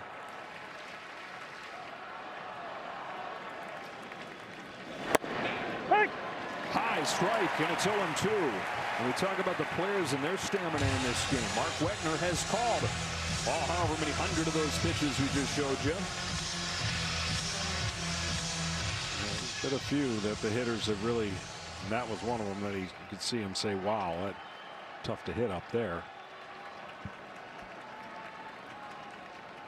Klein to Lucas. I'm surprised.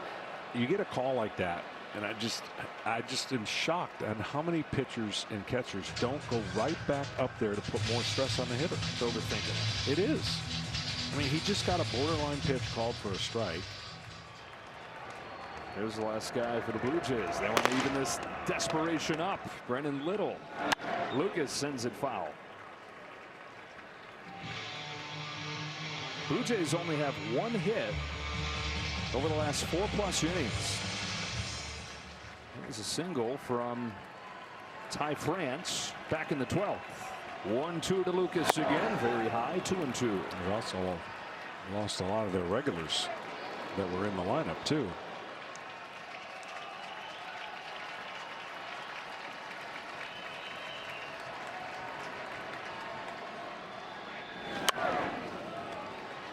Now, the one thing that probably won't happen, because all the umpires have good judgment in this carry, you know, if there happens to be another bad call, you can't get thrown out. If you're Toronto, you can't lose your cool. If you've been wanting to pick an argument, now's the time, because you got plenty of leash. Tries it again. Lucas serves one to short. There's Mookie Betts. Backhand strike across, 2 away.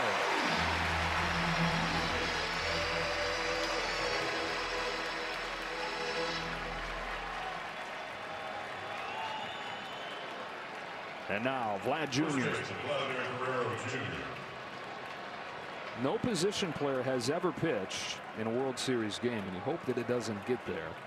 Now, what the normal protocol is in this situation is you ask your next day's starter, hey, can you go out and go early? You don't figure that's going to happen here in the case of the Dodgers because of Shohei Ohtani. Fastball at life gets a rare swing and a miss from Guerrero. For the Blue Jays, that would be Shane Bieber, who's coming off Tommy John surgery. Buckled his knees, found the top of the zone, strike 2. They've used 10 pitchers in this game of World Series first. And it's guys you would never expect big things from.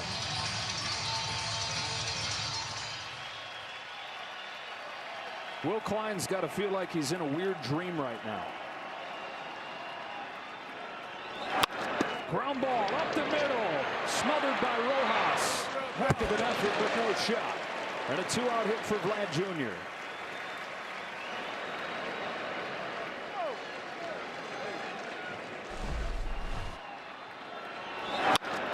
2 strikes. That's a great effort.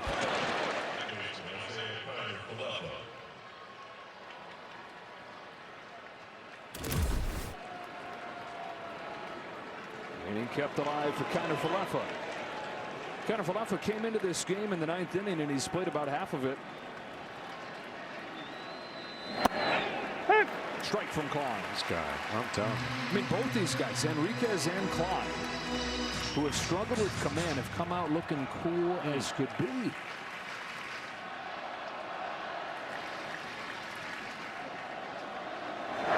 Ball.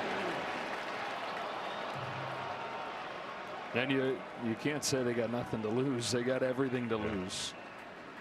Been impressive.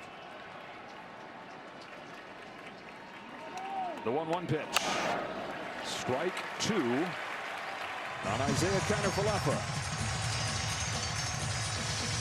Call Ohtani Betts in the bottom of the 15th inning.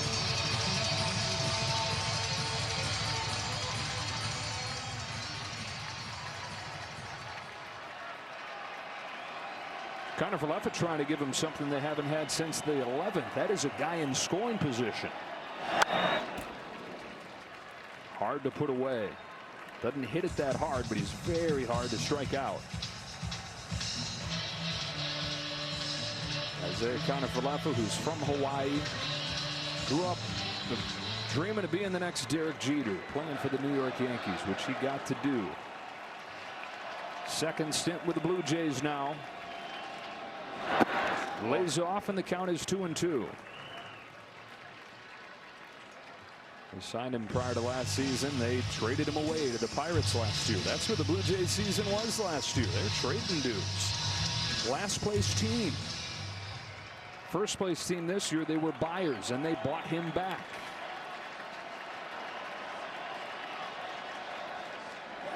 He takes strike 3. Will Klein join the parade of relievers taking bows to the bottom of the 15th. 9-1-2 coming up. Keep those seatbelts fastened.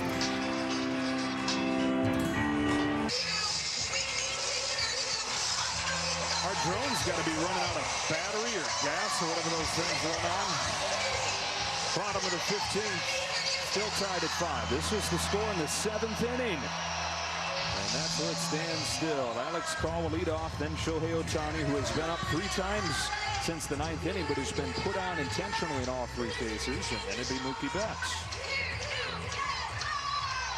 Well, it started with Tyler Glasnow 5.5 hours ago. And then Max Scherzer. Alejandro Kirk homered back in the 4th inning. That gave him the lead. Ohtani tied it with a home run, one of his 2 in this ball game. Nothing doing since, though. Everybody wants to be the hero very clearly.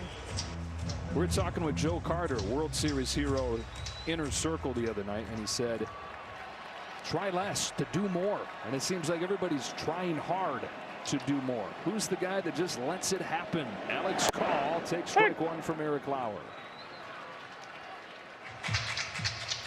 I know a lot of people didn't like the new rule for extra innings in the regular season, but it was put in play for exactly this. No game goes this far. Game ends, and obviously you can't do it in the postseason. But this is what typically happens. And you cited a couple times the 18-inning game, and that's everyone was trying to go deep. They were trying to hit the game winner. This is only Call's second at bat of this game. He pinch hit in the 13th and popped out with a winning run 90 feet away in that case. Down 0-2. Prides himself on being a tough at bat. Stays alive, following off Lauer's pitch.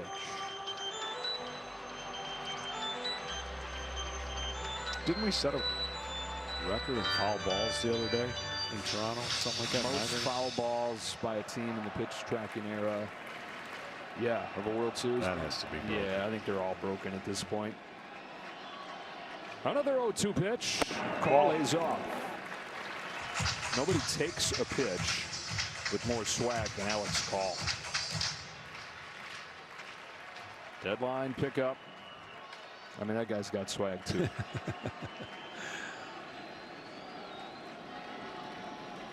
The 1-2. Ball 2. Hitting lefties has been what Call has been asked to do for a lot of his career. Missed opportunity there. So Call has been called to do a lot of his career. From the White Sox to the Nationals, a couple bottom feeders, and now trying to win a World Series with the Dodgers. 2-2. 31 years of age. He was struggling in the minor leagues. Wasn't sure that he was ever going to get a shot and said, I got to change something. And during the pandemic, he bought a portable pitching machine and just took swing after swing after swing and came back a different guy. Another 2-2. Call chops one to second. For Isaiah Kiner-Falefa. Close play at first in time. Wow, what was he doing? Kiner-Falefa taking his time. Not a slow runner.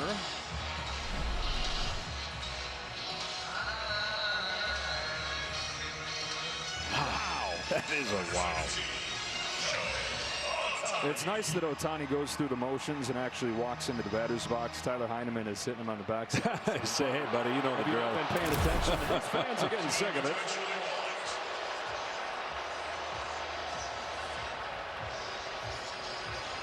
John Schneider says, I'm not in the business of good TV or dramatics from that man. I'm trying to extend this game. And the guy that has issued more intentional walks than any manager out there since he took over 3 years ago, issues his 4th of the night to Shohei.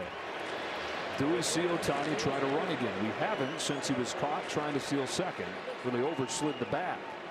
That was back in the 9th. Betts takes a curve for a strike. Betts has walked intentionally as well, so that is 5 total for the game.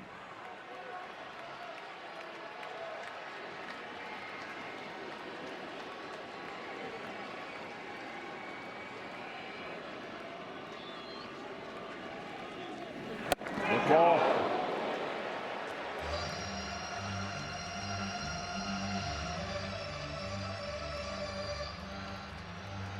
We haven't had a double play, and it's almost impossible to double up Mookie unless it's just a one hopper. Ball in the gap. You've got Ohtani's speed out in front, 1-2. Although you do have to wonder, they came out and looked at Ohtani dealing with something that looked like in his lower half, how much of that speed he has at his disposal right now. Also seeing that he hasn't attempted a steal. Had a decent lead here. The 1-2 pitch. Betts sends one the other way for Lucas. 2 out. Ohtani exploded after tagging right there and looked pretty fresh. Back to the bag, 2 away. Another shot coming for Freddie Freeman. His 8th time up tonight. Well, if you like your walk-up song, tonight's your night. Yeah, and if you don't, by tomorrow you're probably going to want a new one. Freddie lets his kids pick his.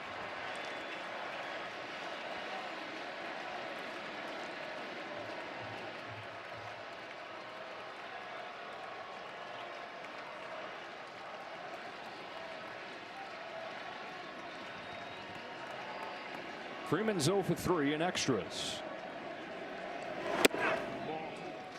Just missed. Well, if there's anybody who is not going to try to end the game, who's going to maintain a simple swing approach, it would be him. He is the face of that approach in this era. Short, simple swing. Freddie Freeman.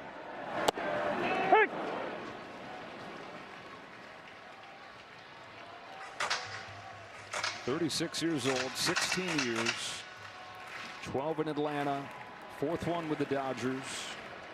Guy that Dave Roberts has said has that David Ortiz gene in the big games and the big spots. You can always trust him. Sends this ball towards left center field. Varsho on the run. He's still going. He gets there and saves the day. On to the 16th we go.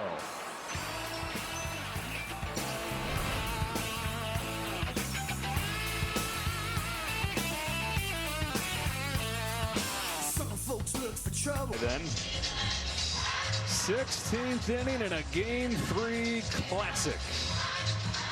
0 after 0 after 0. We're closing in on the 6-hour mark. Second longest game by time and by innings. You thought you were never going to do a game like that again in 2018. Yeah. 18 innings, done 19 innings, never done 20. Well, I don't know if we have pitching to get there, John. May not. But the pitching has been unbelievable. There's so many out of nowhere heroes coming out of the bullpen. Dalton Varsho fouls off the first pitch from Will Klein, who's one of those guys. And okay, we were talking about it. The normal procedure here is that the next day's starting pitcher would be the guy to come in. And Shane Bieber has gone down there if this game does extend. He's still got Little. Right. Which hopefully he can give you much. Give you a lot? A lot. Yeah. It's that time of night. I'm sorry. We tried. We all appreciate it. 2-1 on Varsho.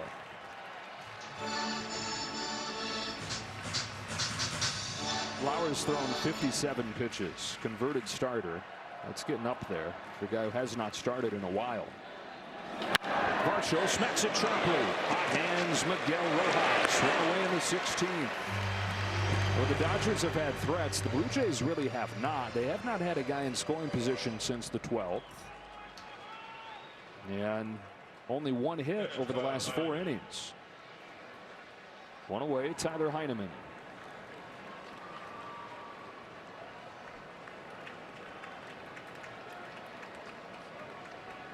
Got Apple. You got any Zagnuts back there for you? Oh, man.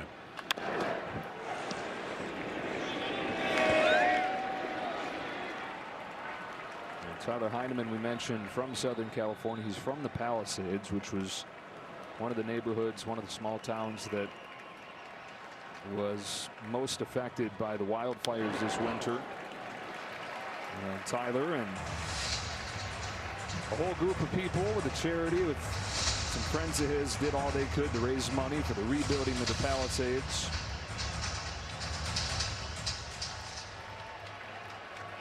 He is the first native of the Palisades to play in the World Series. On an 0-2 from Klein. Klein's not messing around. I mean, he is going after every hitter. Getting it done.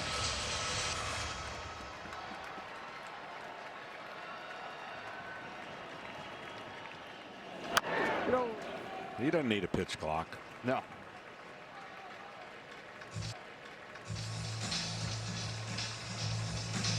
Running on adrenaline. Will Klein was clean shaven when Game 3 began.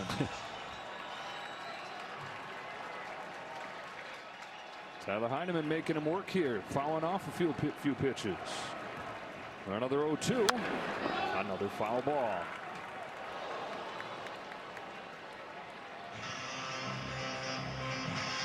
Six years in the big leagues for Heineman. He's been with 5 different teams. Third stint that he's had with the Blue Jays. Sometimes you see a guy bounce around from team to team and it's like, oh, they must not like him there. But when you see that he goes back to one team 3 times, you know that it's much the opposite. This is a guy they love. One away in the 16th. Heineman takes in the dirt. Vladdy's done with the apple. He is on to a fruit tray. Yeah. Can we get one of those delivered here? I mean, that was amazing. Watermelon, I think some pineapple in there. I try to be done eating at 5 o'clock. I know I'm also 90 years old, but I might need to eat again. That's all I've done. Is he? What do you got over there? You got an empty bag of I got pretzels. pretzels. I got a granola bar. You got some peanuts to get in there. Yeah, I'll tell you what's not happened. Since getting thrown out in the 10th inning, Blue Jays are 2 for their last 18.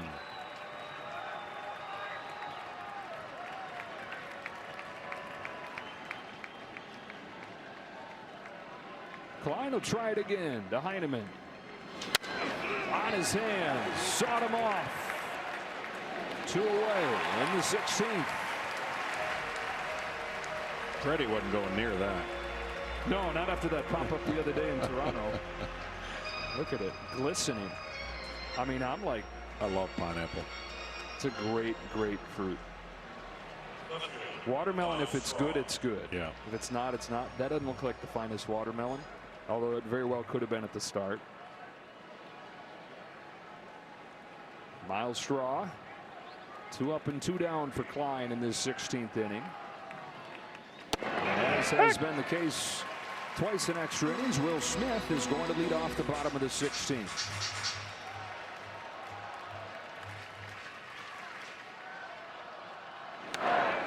Oh, and 2 on Straw. He catches the ball and throws it. He is. I mean, off. Dealer. He have a 5 ERA over 22 Major League games. Will Klein in Game 3 of the World Series. 2 scoreless innings, and if the Dodgers can walk it off in the bottom of the 16th, Klein will win a World Series game. He said, yeah, but did you see me catch that pop-up? I did that too. Back after a word from your local Fox station.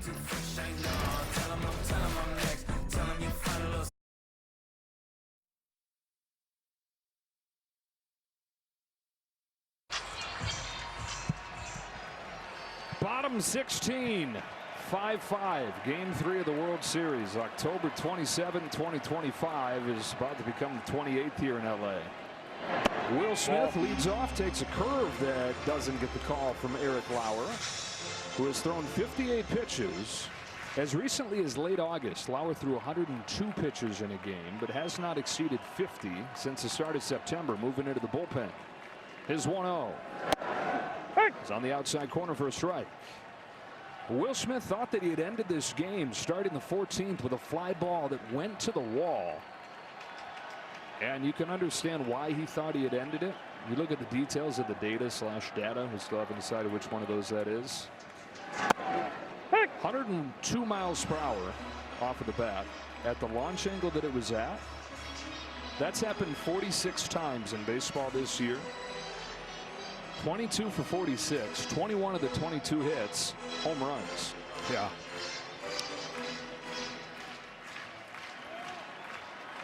Five walk-off home runs in his career. Will Smith swings and misses, and he's the first out of the 16th inning. Let's go down to Tom Verducci. Joe, I spoke with manager Dave Roberts, asked him about his pitching situation. He said if this game continues, Will Klein will go back out there for next inning. I said, what about after that? He said, I don't know. It'll be a position player, but I don't know which one. Wow. Something that has never happened in a World Series game. Max Muncy. Dodgers looking for somebody to rescue him from that. High strike. And at this point, Mark Wegner losing his edge. Yeah.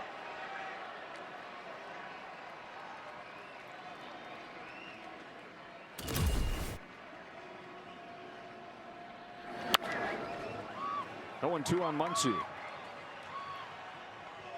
Looking for his first hit. Gunnar Middle's ready to go.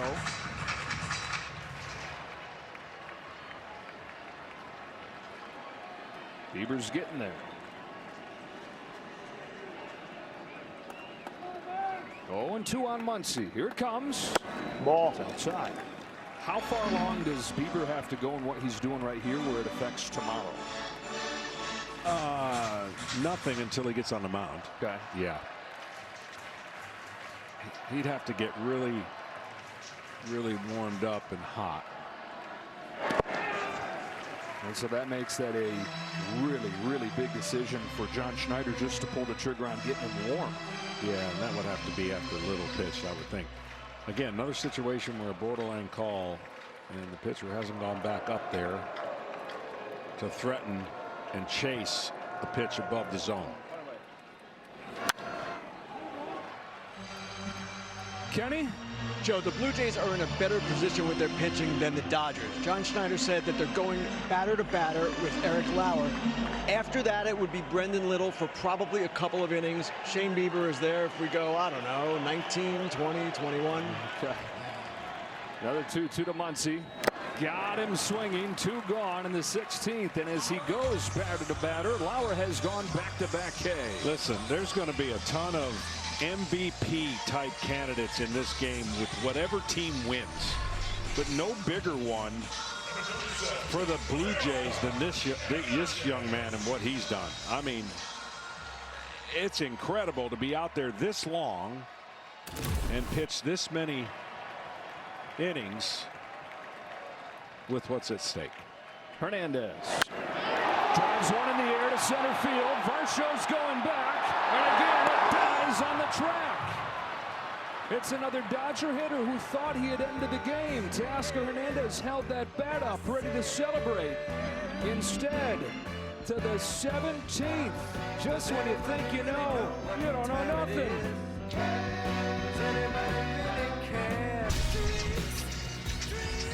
Will Klein for the 17th inning.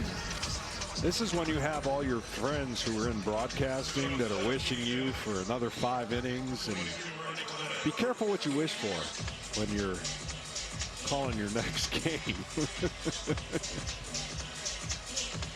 And Will Klein has never gone more than 2 innings in his major league career. And in a game that had 10 runs combined over the first 7 innings, we've played a complete game of nothing baseball now.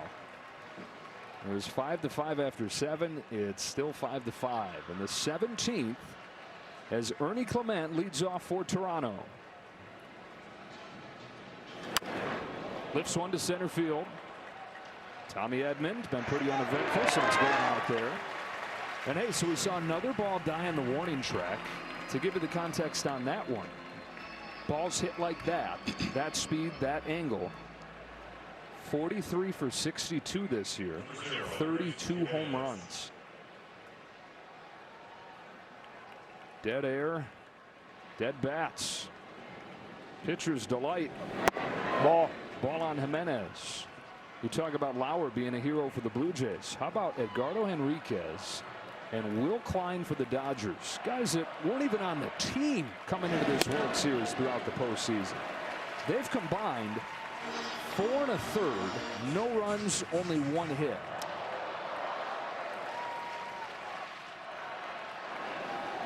Two and 1 on Jimenez. And again, the bullpens are the problem with these two teams. Yeah, everybody digging deep, changing that narrative tonight, giving their best. Now this guy, I'm impressed.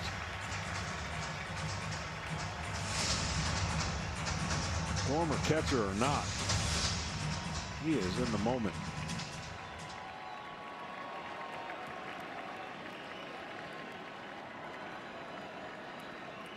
Here's his 2-2.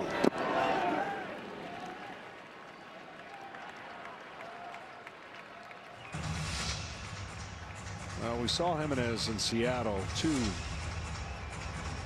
unexpected 2-run homers when he was trying to get the runner over.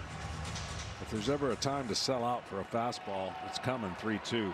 And if he happens to throw you Uncle Charlie, oh well. It was the fastball, and it was by him.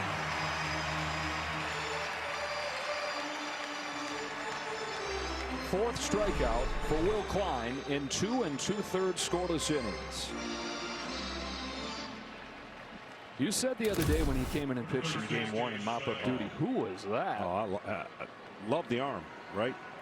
And now you can love everything about what he's doing here. David Schneider, strike 1. I mean, that 98 to the knees. Okay. And taking 3 seconds to get ready to throw the next pitch.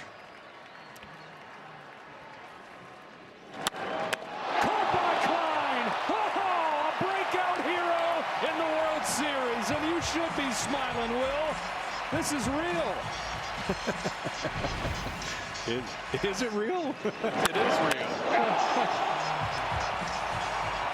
To the bottom of the 17th. What a night.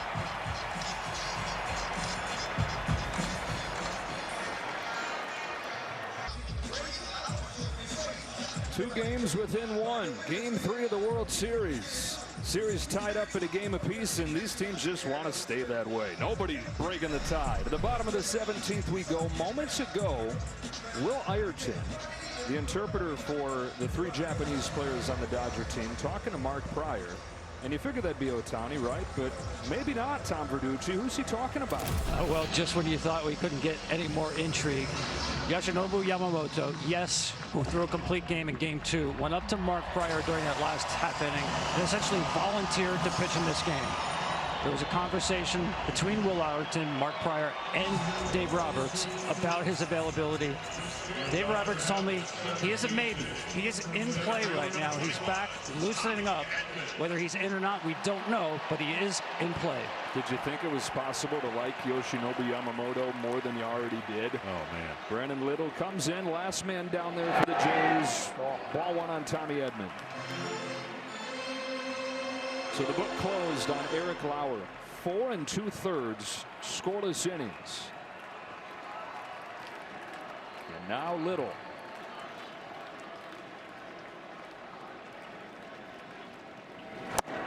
Swing and a miss. Little's looking for a bounce back outing right here. Last time he pitched was in Seattle, and it did not go well. Melted down in Game 5. 9 base runners in 3 innings now in the postseason after his struggles there. Ahead of Tommy Edman, 1-2. Sometimes you learn from situations. You're either going to learn from it or hide from it. You learn from it when it goes too fast and your heart's racing and you get a little bit outside of yourself. You then figure out how and what you're going to do next time you're in that situation. Well, he's in that situation right now. 29-year-old left-hander with a 1-2 to Tommy Edman. Got him for the first out of the 17th. And those flyouts have become strikeouts. 3 of the last 4 hitters down on strikes. Nasty pitch right here.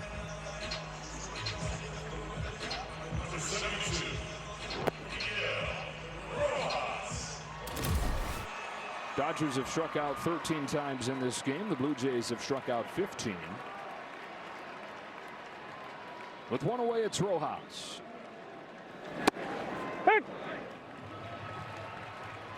Sacrifice bunt and a ground out.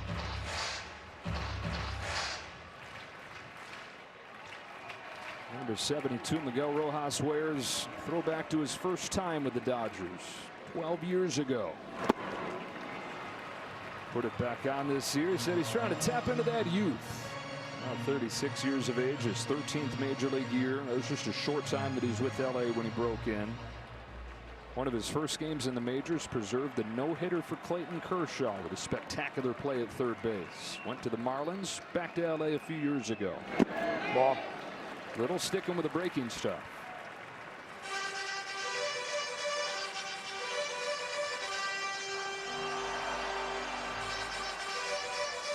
Rally something. We're inventing rally items. Rally scarf, but used in a really interesting way. The 1-2 pitch. Ball. Away for ball 2. Call is on deck. He's the 9-hitter. Then it's Ohtani. Ohtani's got 4 hits. Tasker Hernandez has 4 hits. The rest of the team 6 combined. On 2-2. Rojas. Strikes one on the ground to short. Jimenez. Round number 2. You know what I want to see? I want to see what John Schneider's going to do if this next hitter gets out on the leadoff batter. We haven't seen him lead off. Would he walk the leadoff hitter, being with nobody out? I'm going to say you would. You think so? Yeah. That's an interest. That would be. I mean, I could see walking him here if this hitter got on. No brainer, but. Tune in. Stick in there. Stick in there. It's almost morning time in Toronto. Alex Call, 2 away. Ball. 2:20 on the East Coast. A game that started at 5 o'clock here in Los Angeles. It's 11:21 Pacific. Alex Call, who came into this game partway through for Andy Pages, looking for his first hit. He's got it. He's got speed, thinking 2 out of the box. Throws on the brakes as Varsho guns it in. Under no circumstances could he ever go to second. Just in case. Just in case. With Shohei on deck. So now they got to pitch to him. Sort of. Right? Kinda, yeah.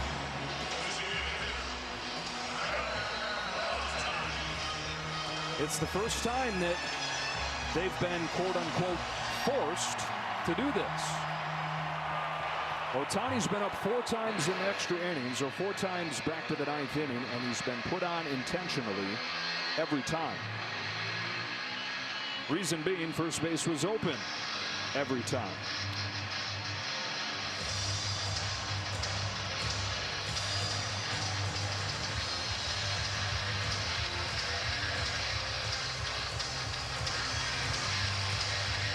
Well, maybe you're thinking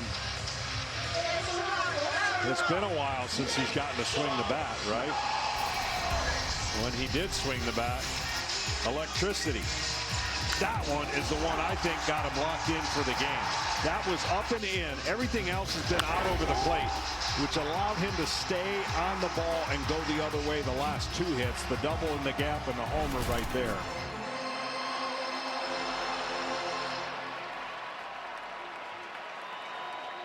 Ohtani going to get a chance in the 17th inning for the first time in extras.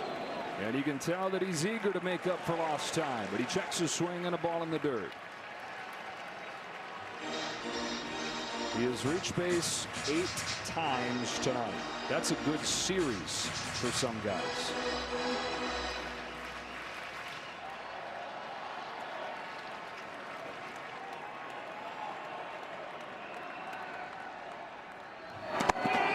Ball 2.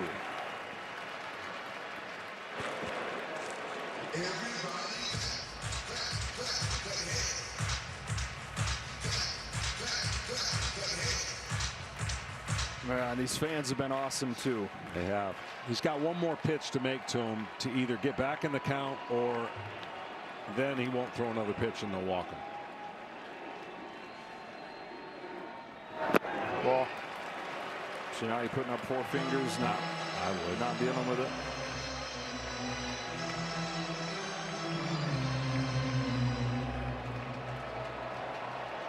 This would be the intentional, unintentional walk right here. You wouldn't figure he's going to try to battle back in there. And he doesn't. It's a 4-pitch walk to Ohtani, a 5th consecutive walk for him. The game keeps on funneling to Mookie Betts, who one more time has a chance to end it.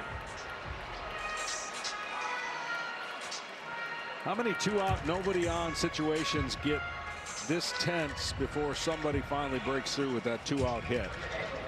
Batting for the Dodgers, the shortstop. Been a lot of them.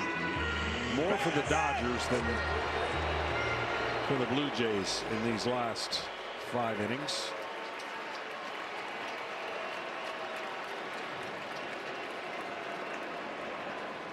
Betts. Ball. Takes a ball.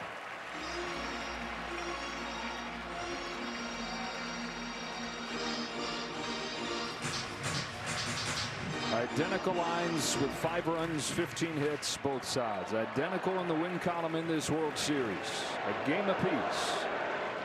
On the 1-0 pitch, Betts jumps out of the way. Ball 2. The winner of Game 3 in a 1-1 series has gone on to win the World Series 70% of the time. It's more than just a fun, epic ball game that folks will talk about. The outcome of this game could send this in the direction of one of the winner. 2-0 pitch. Betts swings and misses. That's a rare one for Betts to go that far out of the zone. Little did not give in through the pitch that looked like might be a strike, but ended up nowhere near it.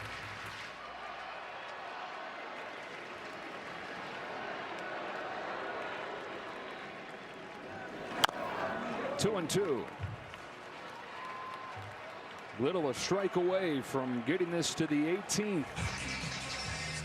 and matching the longest World Series game ever.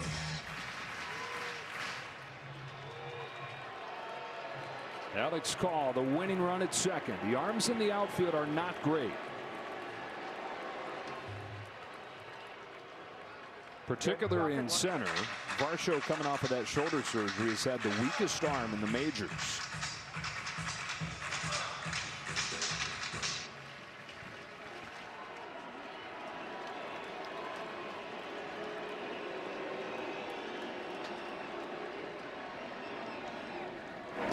Lays off and the count is full. 3 balls and 2 strikes, 2 gone, 17th inning. Now forget about those arms in the outfield. A base hit. Good night.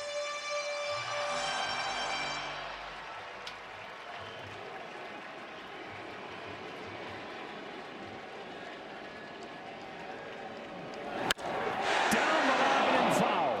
It's going to, I mean, you have to hit it over his head. He's standing on the line. Clement's not going to allow a ball down the line to get by him unless it's over his head.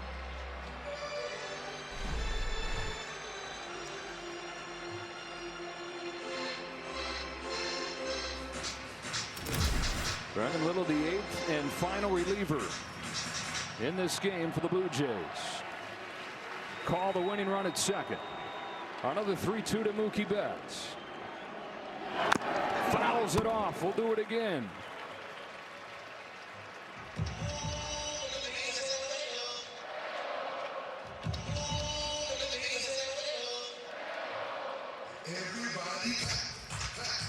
They say everybody clap your hands. They're saying our hands are raw.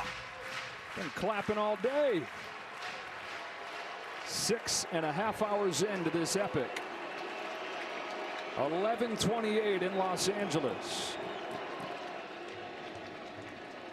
Mookie Betts pops it up for Vlad Guerrero Jr. He's got it.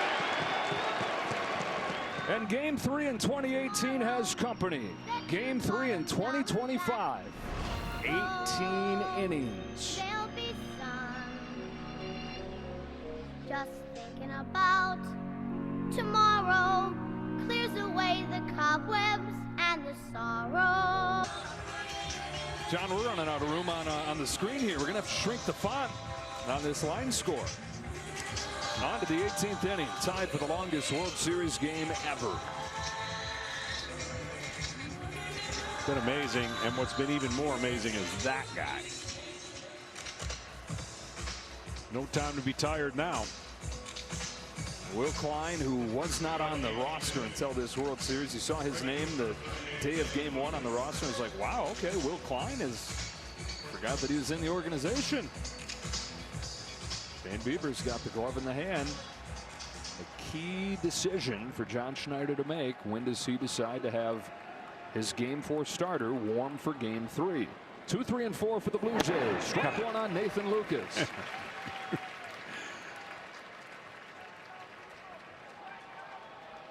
Lucas 1 for 7. I usually look down at my score sheet to tell you what a guy is. Now that's getting really hard to do, so I'm just reading the graphic. Thank goodness our graphics department, aces, know I can trust it. Caught at first by Freddie Freeman, who was hugging the line. Going to be Freeman to lead off the bottom of the 18th, by the way. You know who's due up third is Max Muncy in the 18th inning. What you're saying is there's a chance. Freddie Freeman catches. Jason Bateman. It's a nice play. Guerrero with one away. Ball. I mean, 75 to 76% strikes this guy's thrown. I mean, it's impressive. Yeah, there's a couple hitters that are no longer in that lineup for Toronto.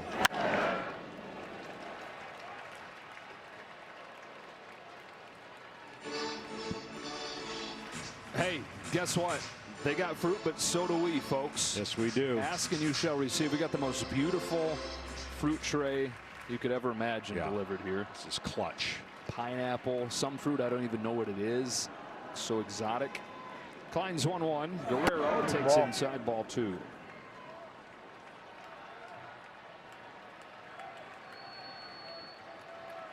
I just had a buddy text me, what is Fox's policy on in-booth whiskeys at this point? Ball. I think we draw the line at the fruit. Oh my goodness. I'll toast to that. Yoshinobu Yamamoto, 2 days after a complete game, has volunteered to pitch for the Dodgers. That's a walk for Vlad Jr. This is unbelievable. Well, why not? I mean, everything else we could think of is happening. I'm not even going to add. I'm going to ask Rick how many walks that is for tonight's game. I'm going to try to beat Rick. 18. Can never beat Rick. 18. 18 walks. First one from Klein. This is inside. Vlad Jr.'s on for the 4th time in this game. 2 of those walks. He has 2 hits. And now Kiner Falefa, who came in for Bo Bichette. Bichette played the first 8 innings, 9 innings of this game. Kiner Falefa replaced him, and he's played a full game of his own.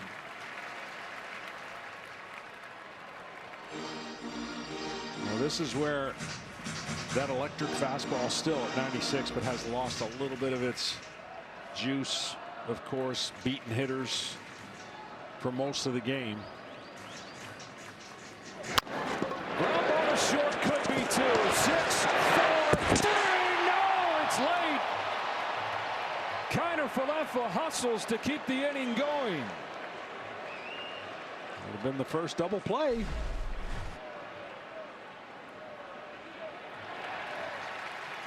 Dodgers going to challenge. This is a crew chief review. A crew chief review. The replay review is presented by Zoom, which is what Kiner Falefa did to make this a bang-bang play. He's going to be out. We're going to check off that double play on our bingo card. Whew. Took 18 innings. It's close. You see the flap. That looks like a shoe, but it's not the shin guard or protector. So that part where I yelled 6-4-3 and then had to look like an idiot and say never mind, I actually retract the part where I retracted. I think it should stand up. It's probably gonna. I knew I felt good punching that double play call.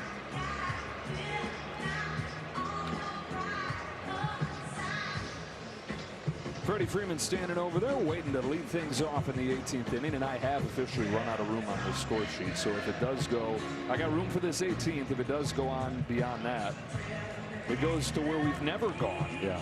That is a 19th inning of a World Series game, and it goes to a new score sheet. That'll be indisputable to overturn it. You think it is? The shin guard thing messes you up. After review, the call on the field stands. Wow. The runner is safe. Yeah. So, Kiner Falefa keeps this inning going. Can he steal second? Short of the booth. What do you think? He can try. He just showed that he's got good speed.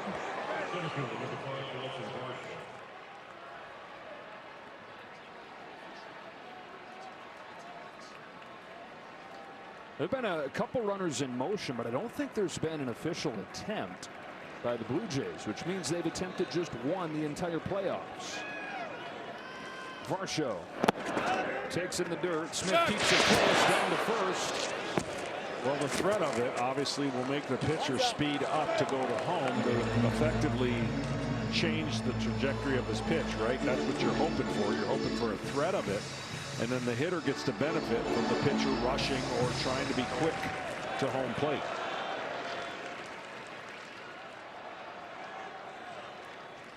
Not going. High pop up. Backing out of play. 1 ball, 1 strike on Varsho. Has enough power to hit it out of here, although the couple fly balls we've seen in this game, it's going to take extra strength, extra big man power to get it out. Down the line, maybe. Temperatures dip down to 63. The day that awaits has a high of 90. Day that's 22 minutes away. Ball just downstairs and ball 2. The most pitches that Will Klein threw this year was 36. This will be his 60th. Heroic Game 3 effort out of the pen for Klein. One guy after another fulfilling that role. Need a lot of capes for this Game 3.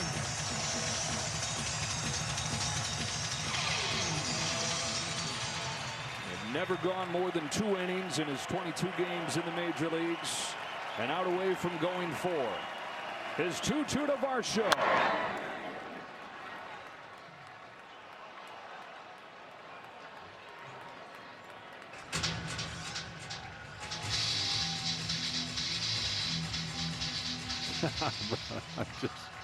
I'm kind of chuckling. I've been here before. 18. Does it feel like a weird dream for you? Yeah. Groundhog's Day.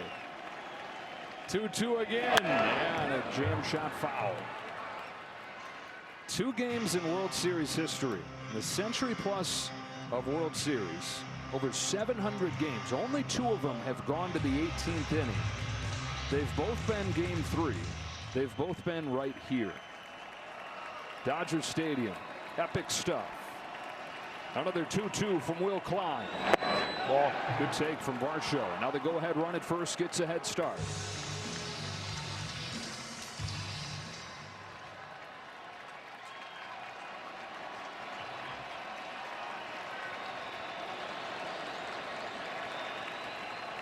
There he goes. Here it comes. Popped up. And there's the 1 billionth souvenir of the game. Some people have a few of them by now.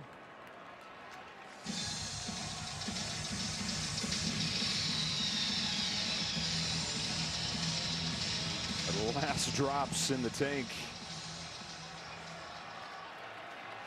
9th pitch coming to Varsho as he tries to finish off a 4th inning of work. Oh, there'll be a 10th. Uh-oh. Oh, man, I'll tell you what. Smith in some pain right there. They do have their backup catcher available. Ben Rortvedt. Dodgers have 3 guys left on the bench still. Rortvedt, Kim, and Dean. That might be the only 3 guys that take BP tomorrow. It's off of the left wrist of Will Smith. Hey, part of him coming alive these last few days has been how fresh he's felt. All that time off with a hand injury. Never too safe, never too comfy as a catcher. Ball, check swing, ball 4. Back to back walks right here, or 2 out of the last 3 walks, and Klein's looking over there at Dave Roberts saying I'm good as Tyler Heineman comes up. Agonizing decision here for Dave Roberts. I mean, you've got Will Klein, twice as many innings as he's ever thrown in a big league game. Mark says, Doc, he's ready. How could he possibly be? But Yoshinobu Yamamoto says that he is. The decision for Dave Roberts is Will Klein to continue. Twice as many innings, twice as many pitches as he's ever done. Are you asking? I'm just throwing out there the option. No, you said Will Klein continue. The answer is yes. You got all the jokes, man. We get late night World Series television. Johnny on the spot. 2 on, 2 out. Tyler Heineman, the backup catcher. Strike 1. And Klein looked over there and said, I'm fine, and then flamed 97 into the strike zone. Yeah.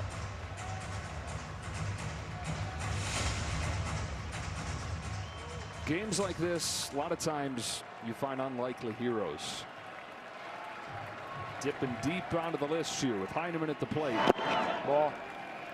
Heineman came in to pinch run for Alejandro Kirk. That was in the 12th. First postseason appearance for Heineman. One of the dugouts is going to explode right here. It's either going to be the Dodgers and the heroic effort that you just mentioned, or it's going to be the Blue Jays with a hit. Klein's 1-1 in the dirt. Kicks away from Smith, and they're in second and third with 2 out. This is the first time the Blue Jays have had a runner in scoring position since the 12th inning. That's how good Will Klein has been. 4 innings from him you never would have seen coming. After 2 innings from Edgardo Enriquez that were perfect, that you never would have saw coming. So many guys making names for themselves tonight.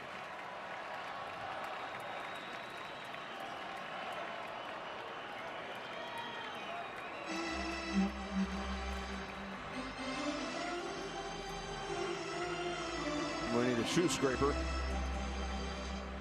Nothing worse than that. Meaning getting mud caked in those spikes. It's like wearing ice skates. See how it's all caked right there. And he can't. Let somebody else do it. That's not an easy job for a pitcher who's already gassed. Good job, Brandon. You got your own World Series moment.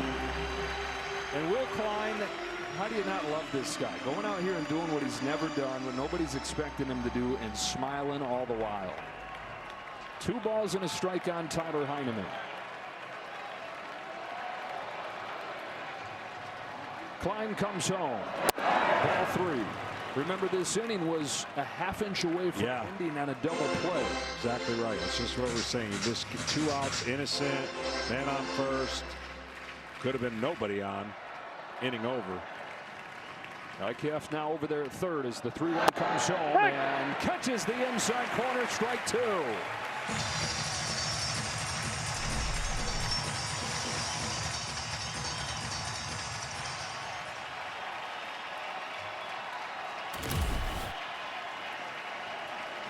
'72nd pitch for a guy who had never thrown more than 30. Unbelievable stuff from Will Klein. They'll talk about his name forever. It doesn't matter what he does the rest of his life. The name Will Klein is going to live on. This game does. To the bottom of the 18th.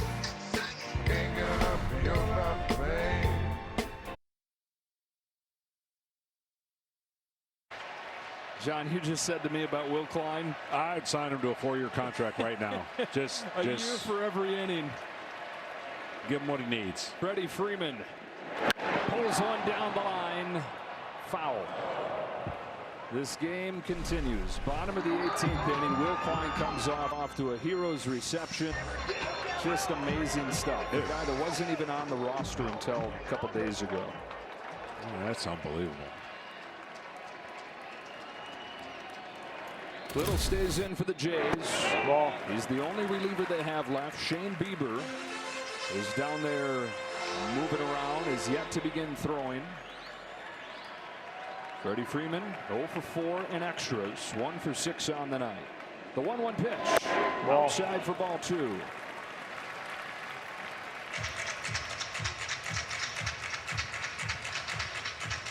If it goes to the 19th, it'll be Yamamoto. The 2-1. Ball 3. If it goes to the 19th, it'll go where no World Series game has ever gone.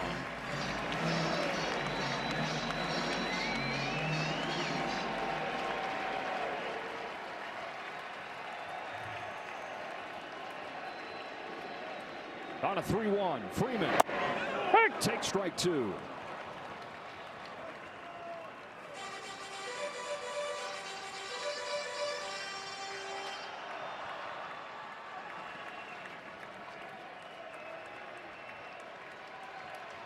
11:50 in Los Angeles. Furman sends a fly ball to center field. Varsho's going back before the catch strikes midnight. Freddie Freeman has ended it. It's a repeat hero with the last word on a Game 3 classic.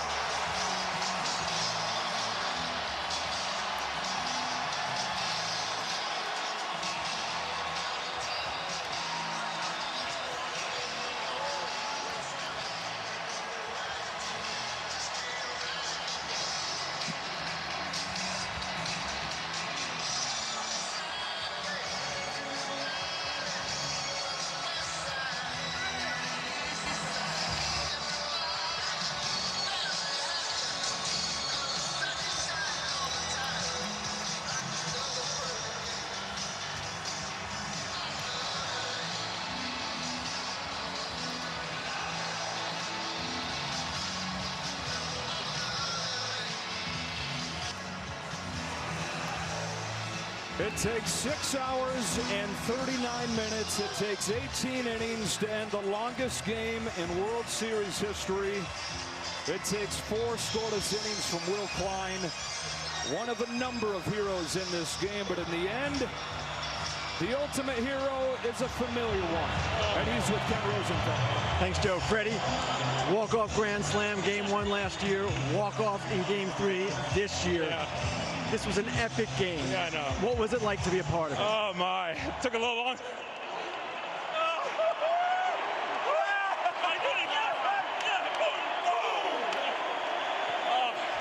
This one took a little longer, but this game was incredible. Our bullpen was absolutely incredible, so thank you. Yeah, Will Klein, absolutely incredible. So many heroes in this game. For you, when Kershaw came out of the bullpen in the 12th, bases loaded, what was that like? That was awesome. His first pitch was 89, his slider. I was like, oh, baby, we got old vintage Clayton back. Coming to the biggest spot like that, no better person you want on the mound than Clayton Kershaw. You thought you had one hit out earlier in this game. Were you sure about the one you hit out here? I was not sure, just because of the other couple.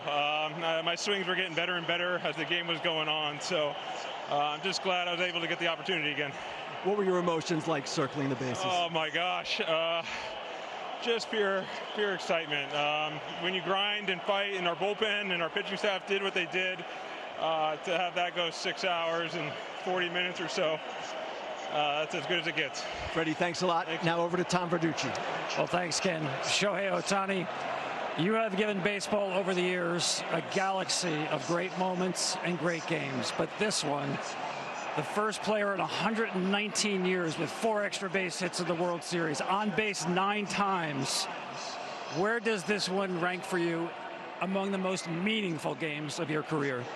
個人的な記録になりますけど、119年ぶりの記録というところで、個人的には今この成し遂げたのはどこにランクされてますか？いや、もう勝ったのが全てかなと思うので、今日ね、こう自分のプレーっていうのは後からこう振り返ればいいのかなと思うので、今日はもう切り替えて明日の登板に向けたいなと思ってます。What matters the most is we won, and what I accomplished today is it's in the context of this game, and what matters the most is we flip the page and play the next game. The next game. I will remind you, you are the starting pitcher in the next game. We saw Dave Roberts, your manager, check on you in the 11th inning. How do you feel, and how will you feel tomorrow? 今日の試合の展開っていうところもあって、明日の状態、投げることに関してどう思いますか？もう早く帰って寝て明日に備えたいです。I want to go to sleep as soon as possible so I can get ready. Rest well. Thank you so much, Shohei. Thank you. Back to you, Joe. An absolute epic. It was, and you know what? There were so many close moments for the Dodgers, a lot more than Toronto, and they finally got that ball to go over the wall that was so close a few times previous. Because tonight's game ended in a walk-off, Capital One will donate an additional $10,000 to the Jackie Robinson Foundation as part of the Capital One walk-off program. It's the second time Freddie Freeman has done that in the World Series. And today, Capital One has donated more than $1 million to support its programs and initiatives. Just before the clock strikes midnight, the Dodgers take a 2-1 series lead with an 18-inning win in Game 3. Unreal. That's as good of a ball game that you're ever going to watch. On the championship stage, no less. Clayton Kershaw had his part. The Hall of Famer came out of the bullpen and kept it going. In the end, it was the same guy. So many heroes in the game, but the one that stands up in bold once again, Freddie Freeman. Strauss Post Game Show, KB and the guys, is coming up after the break.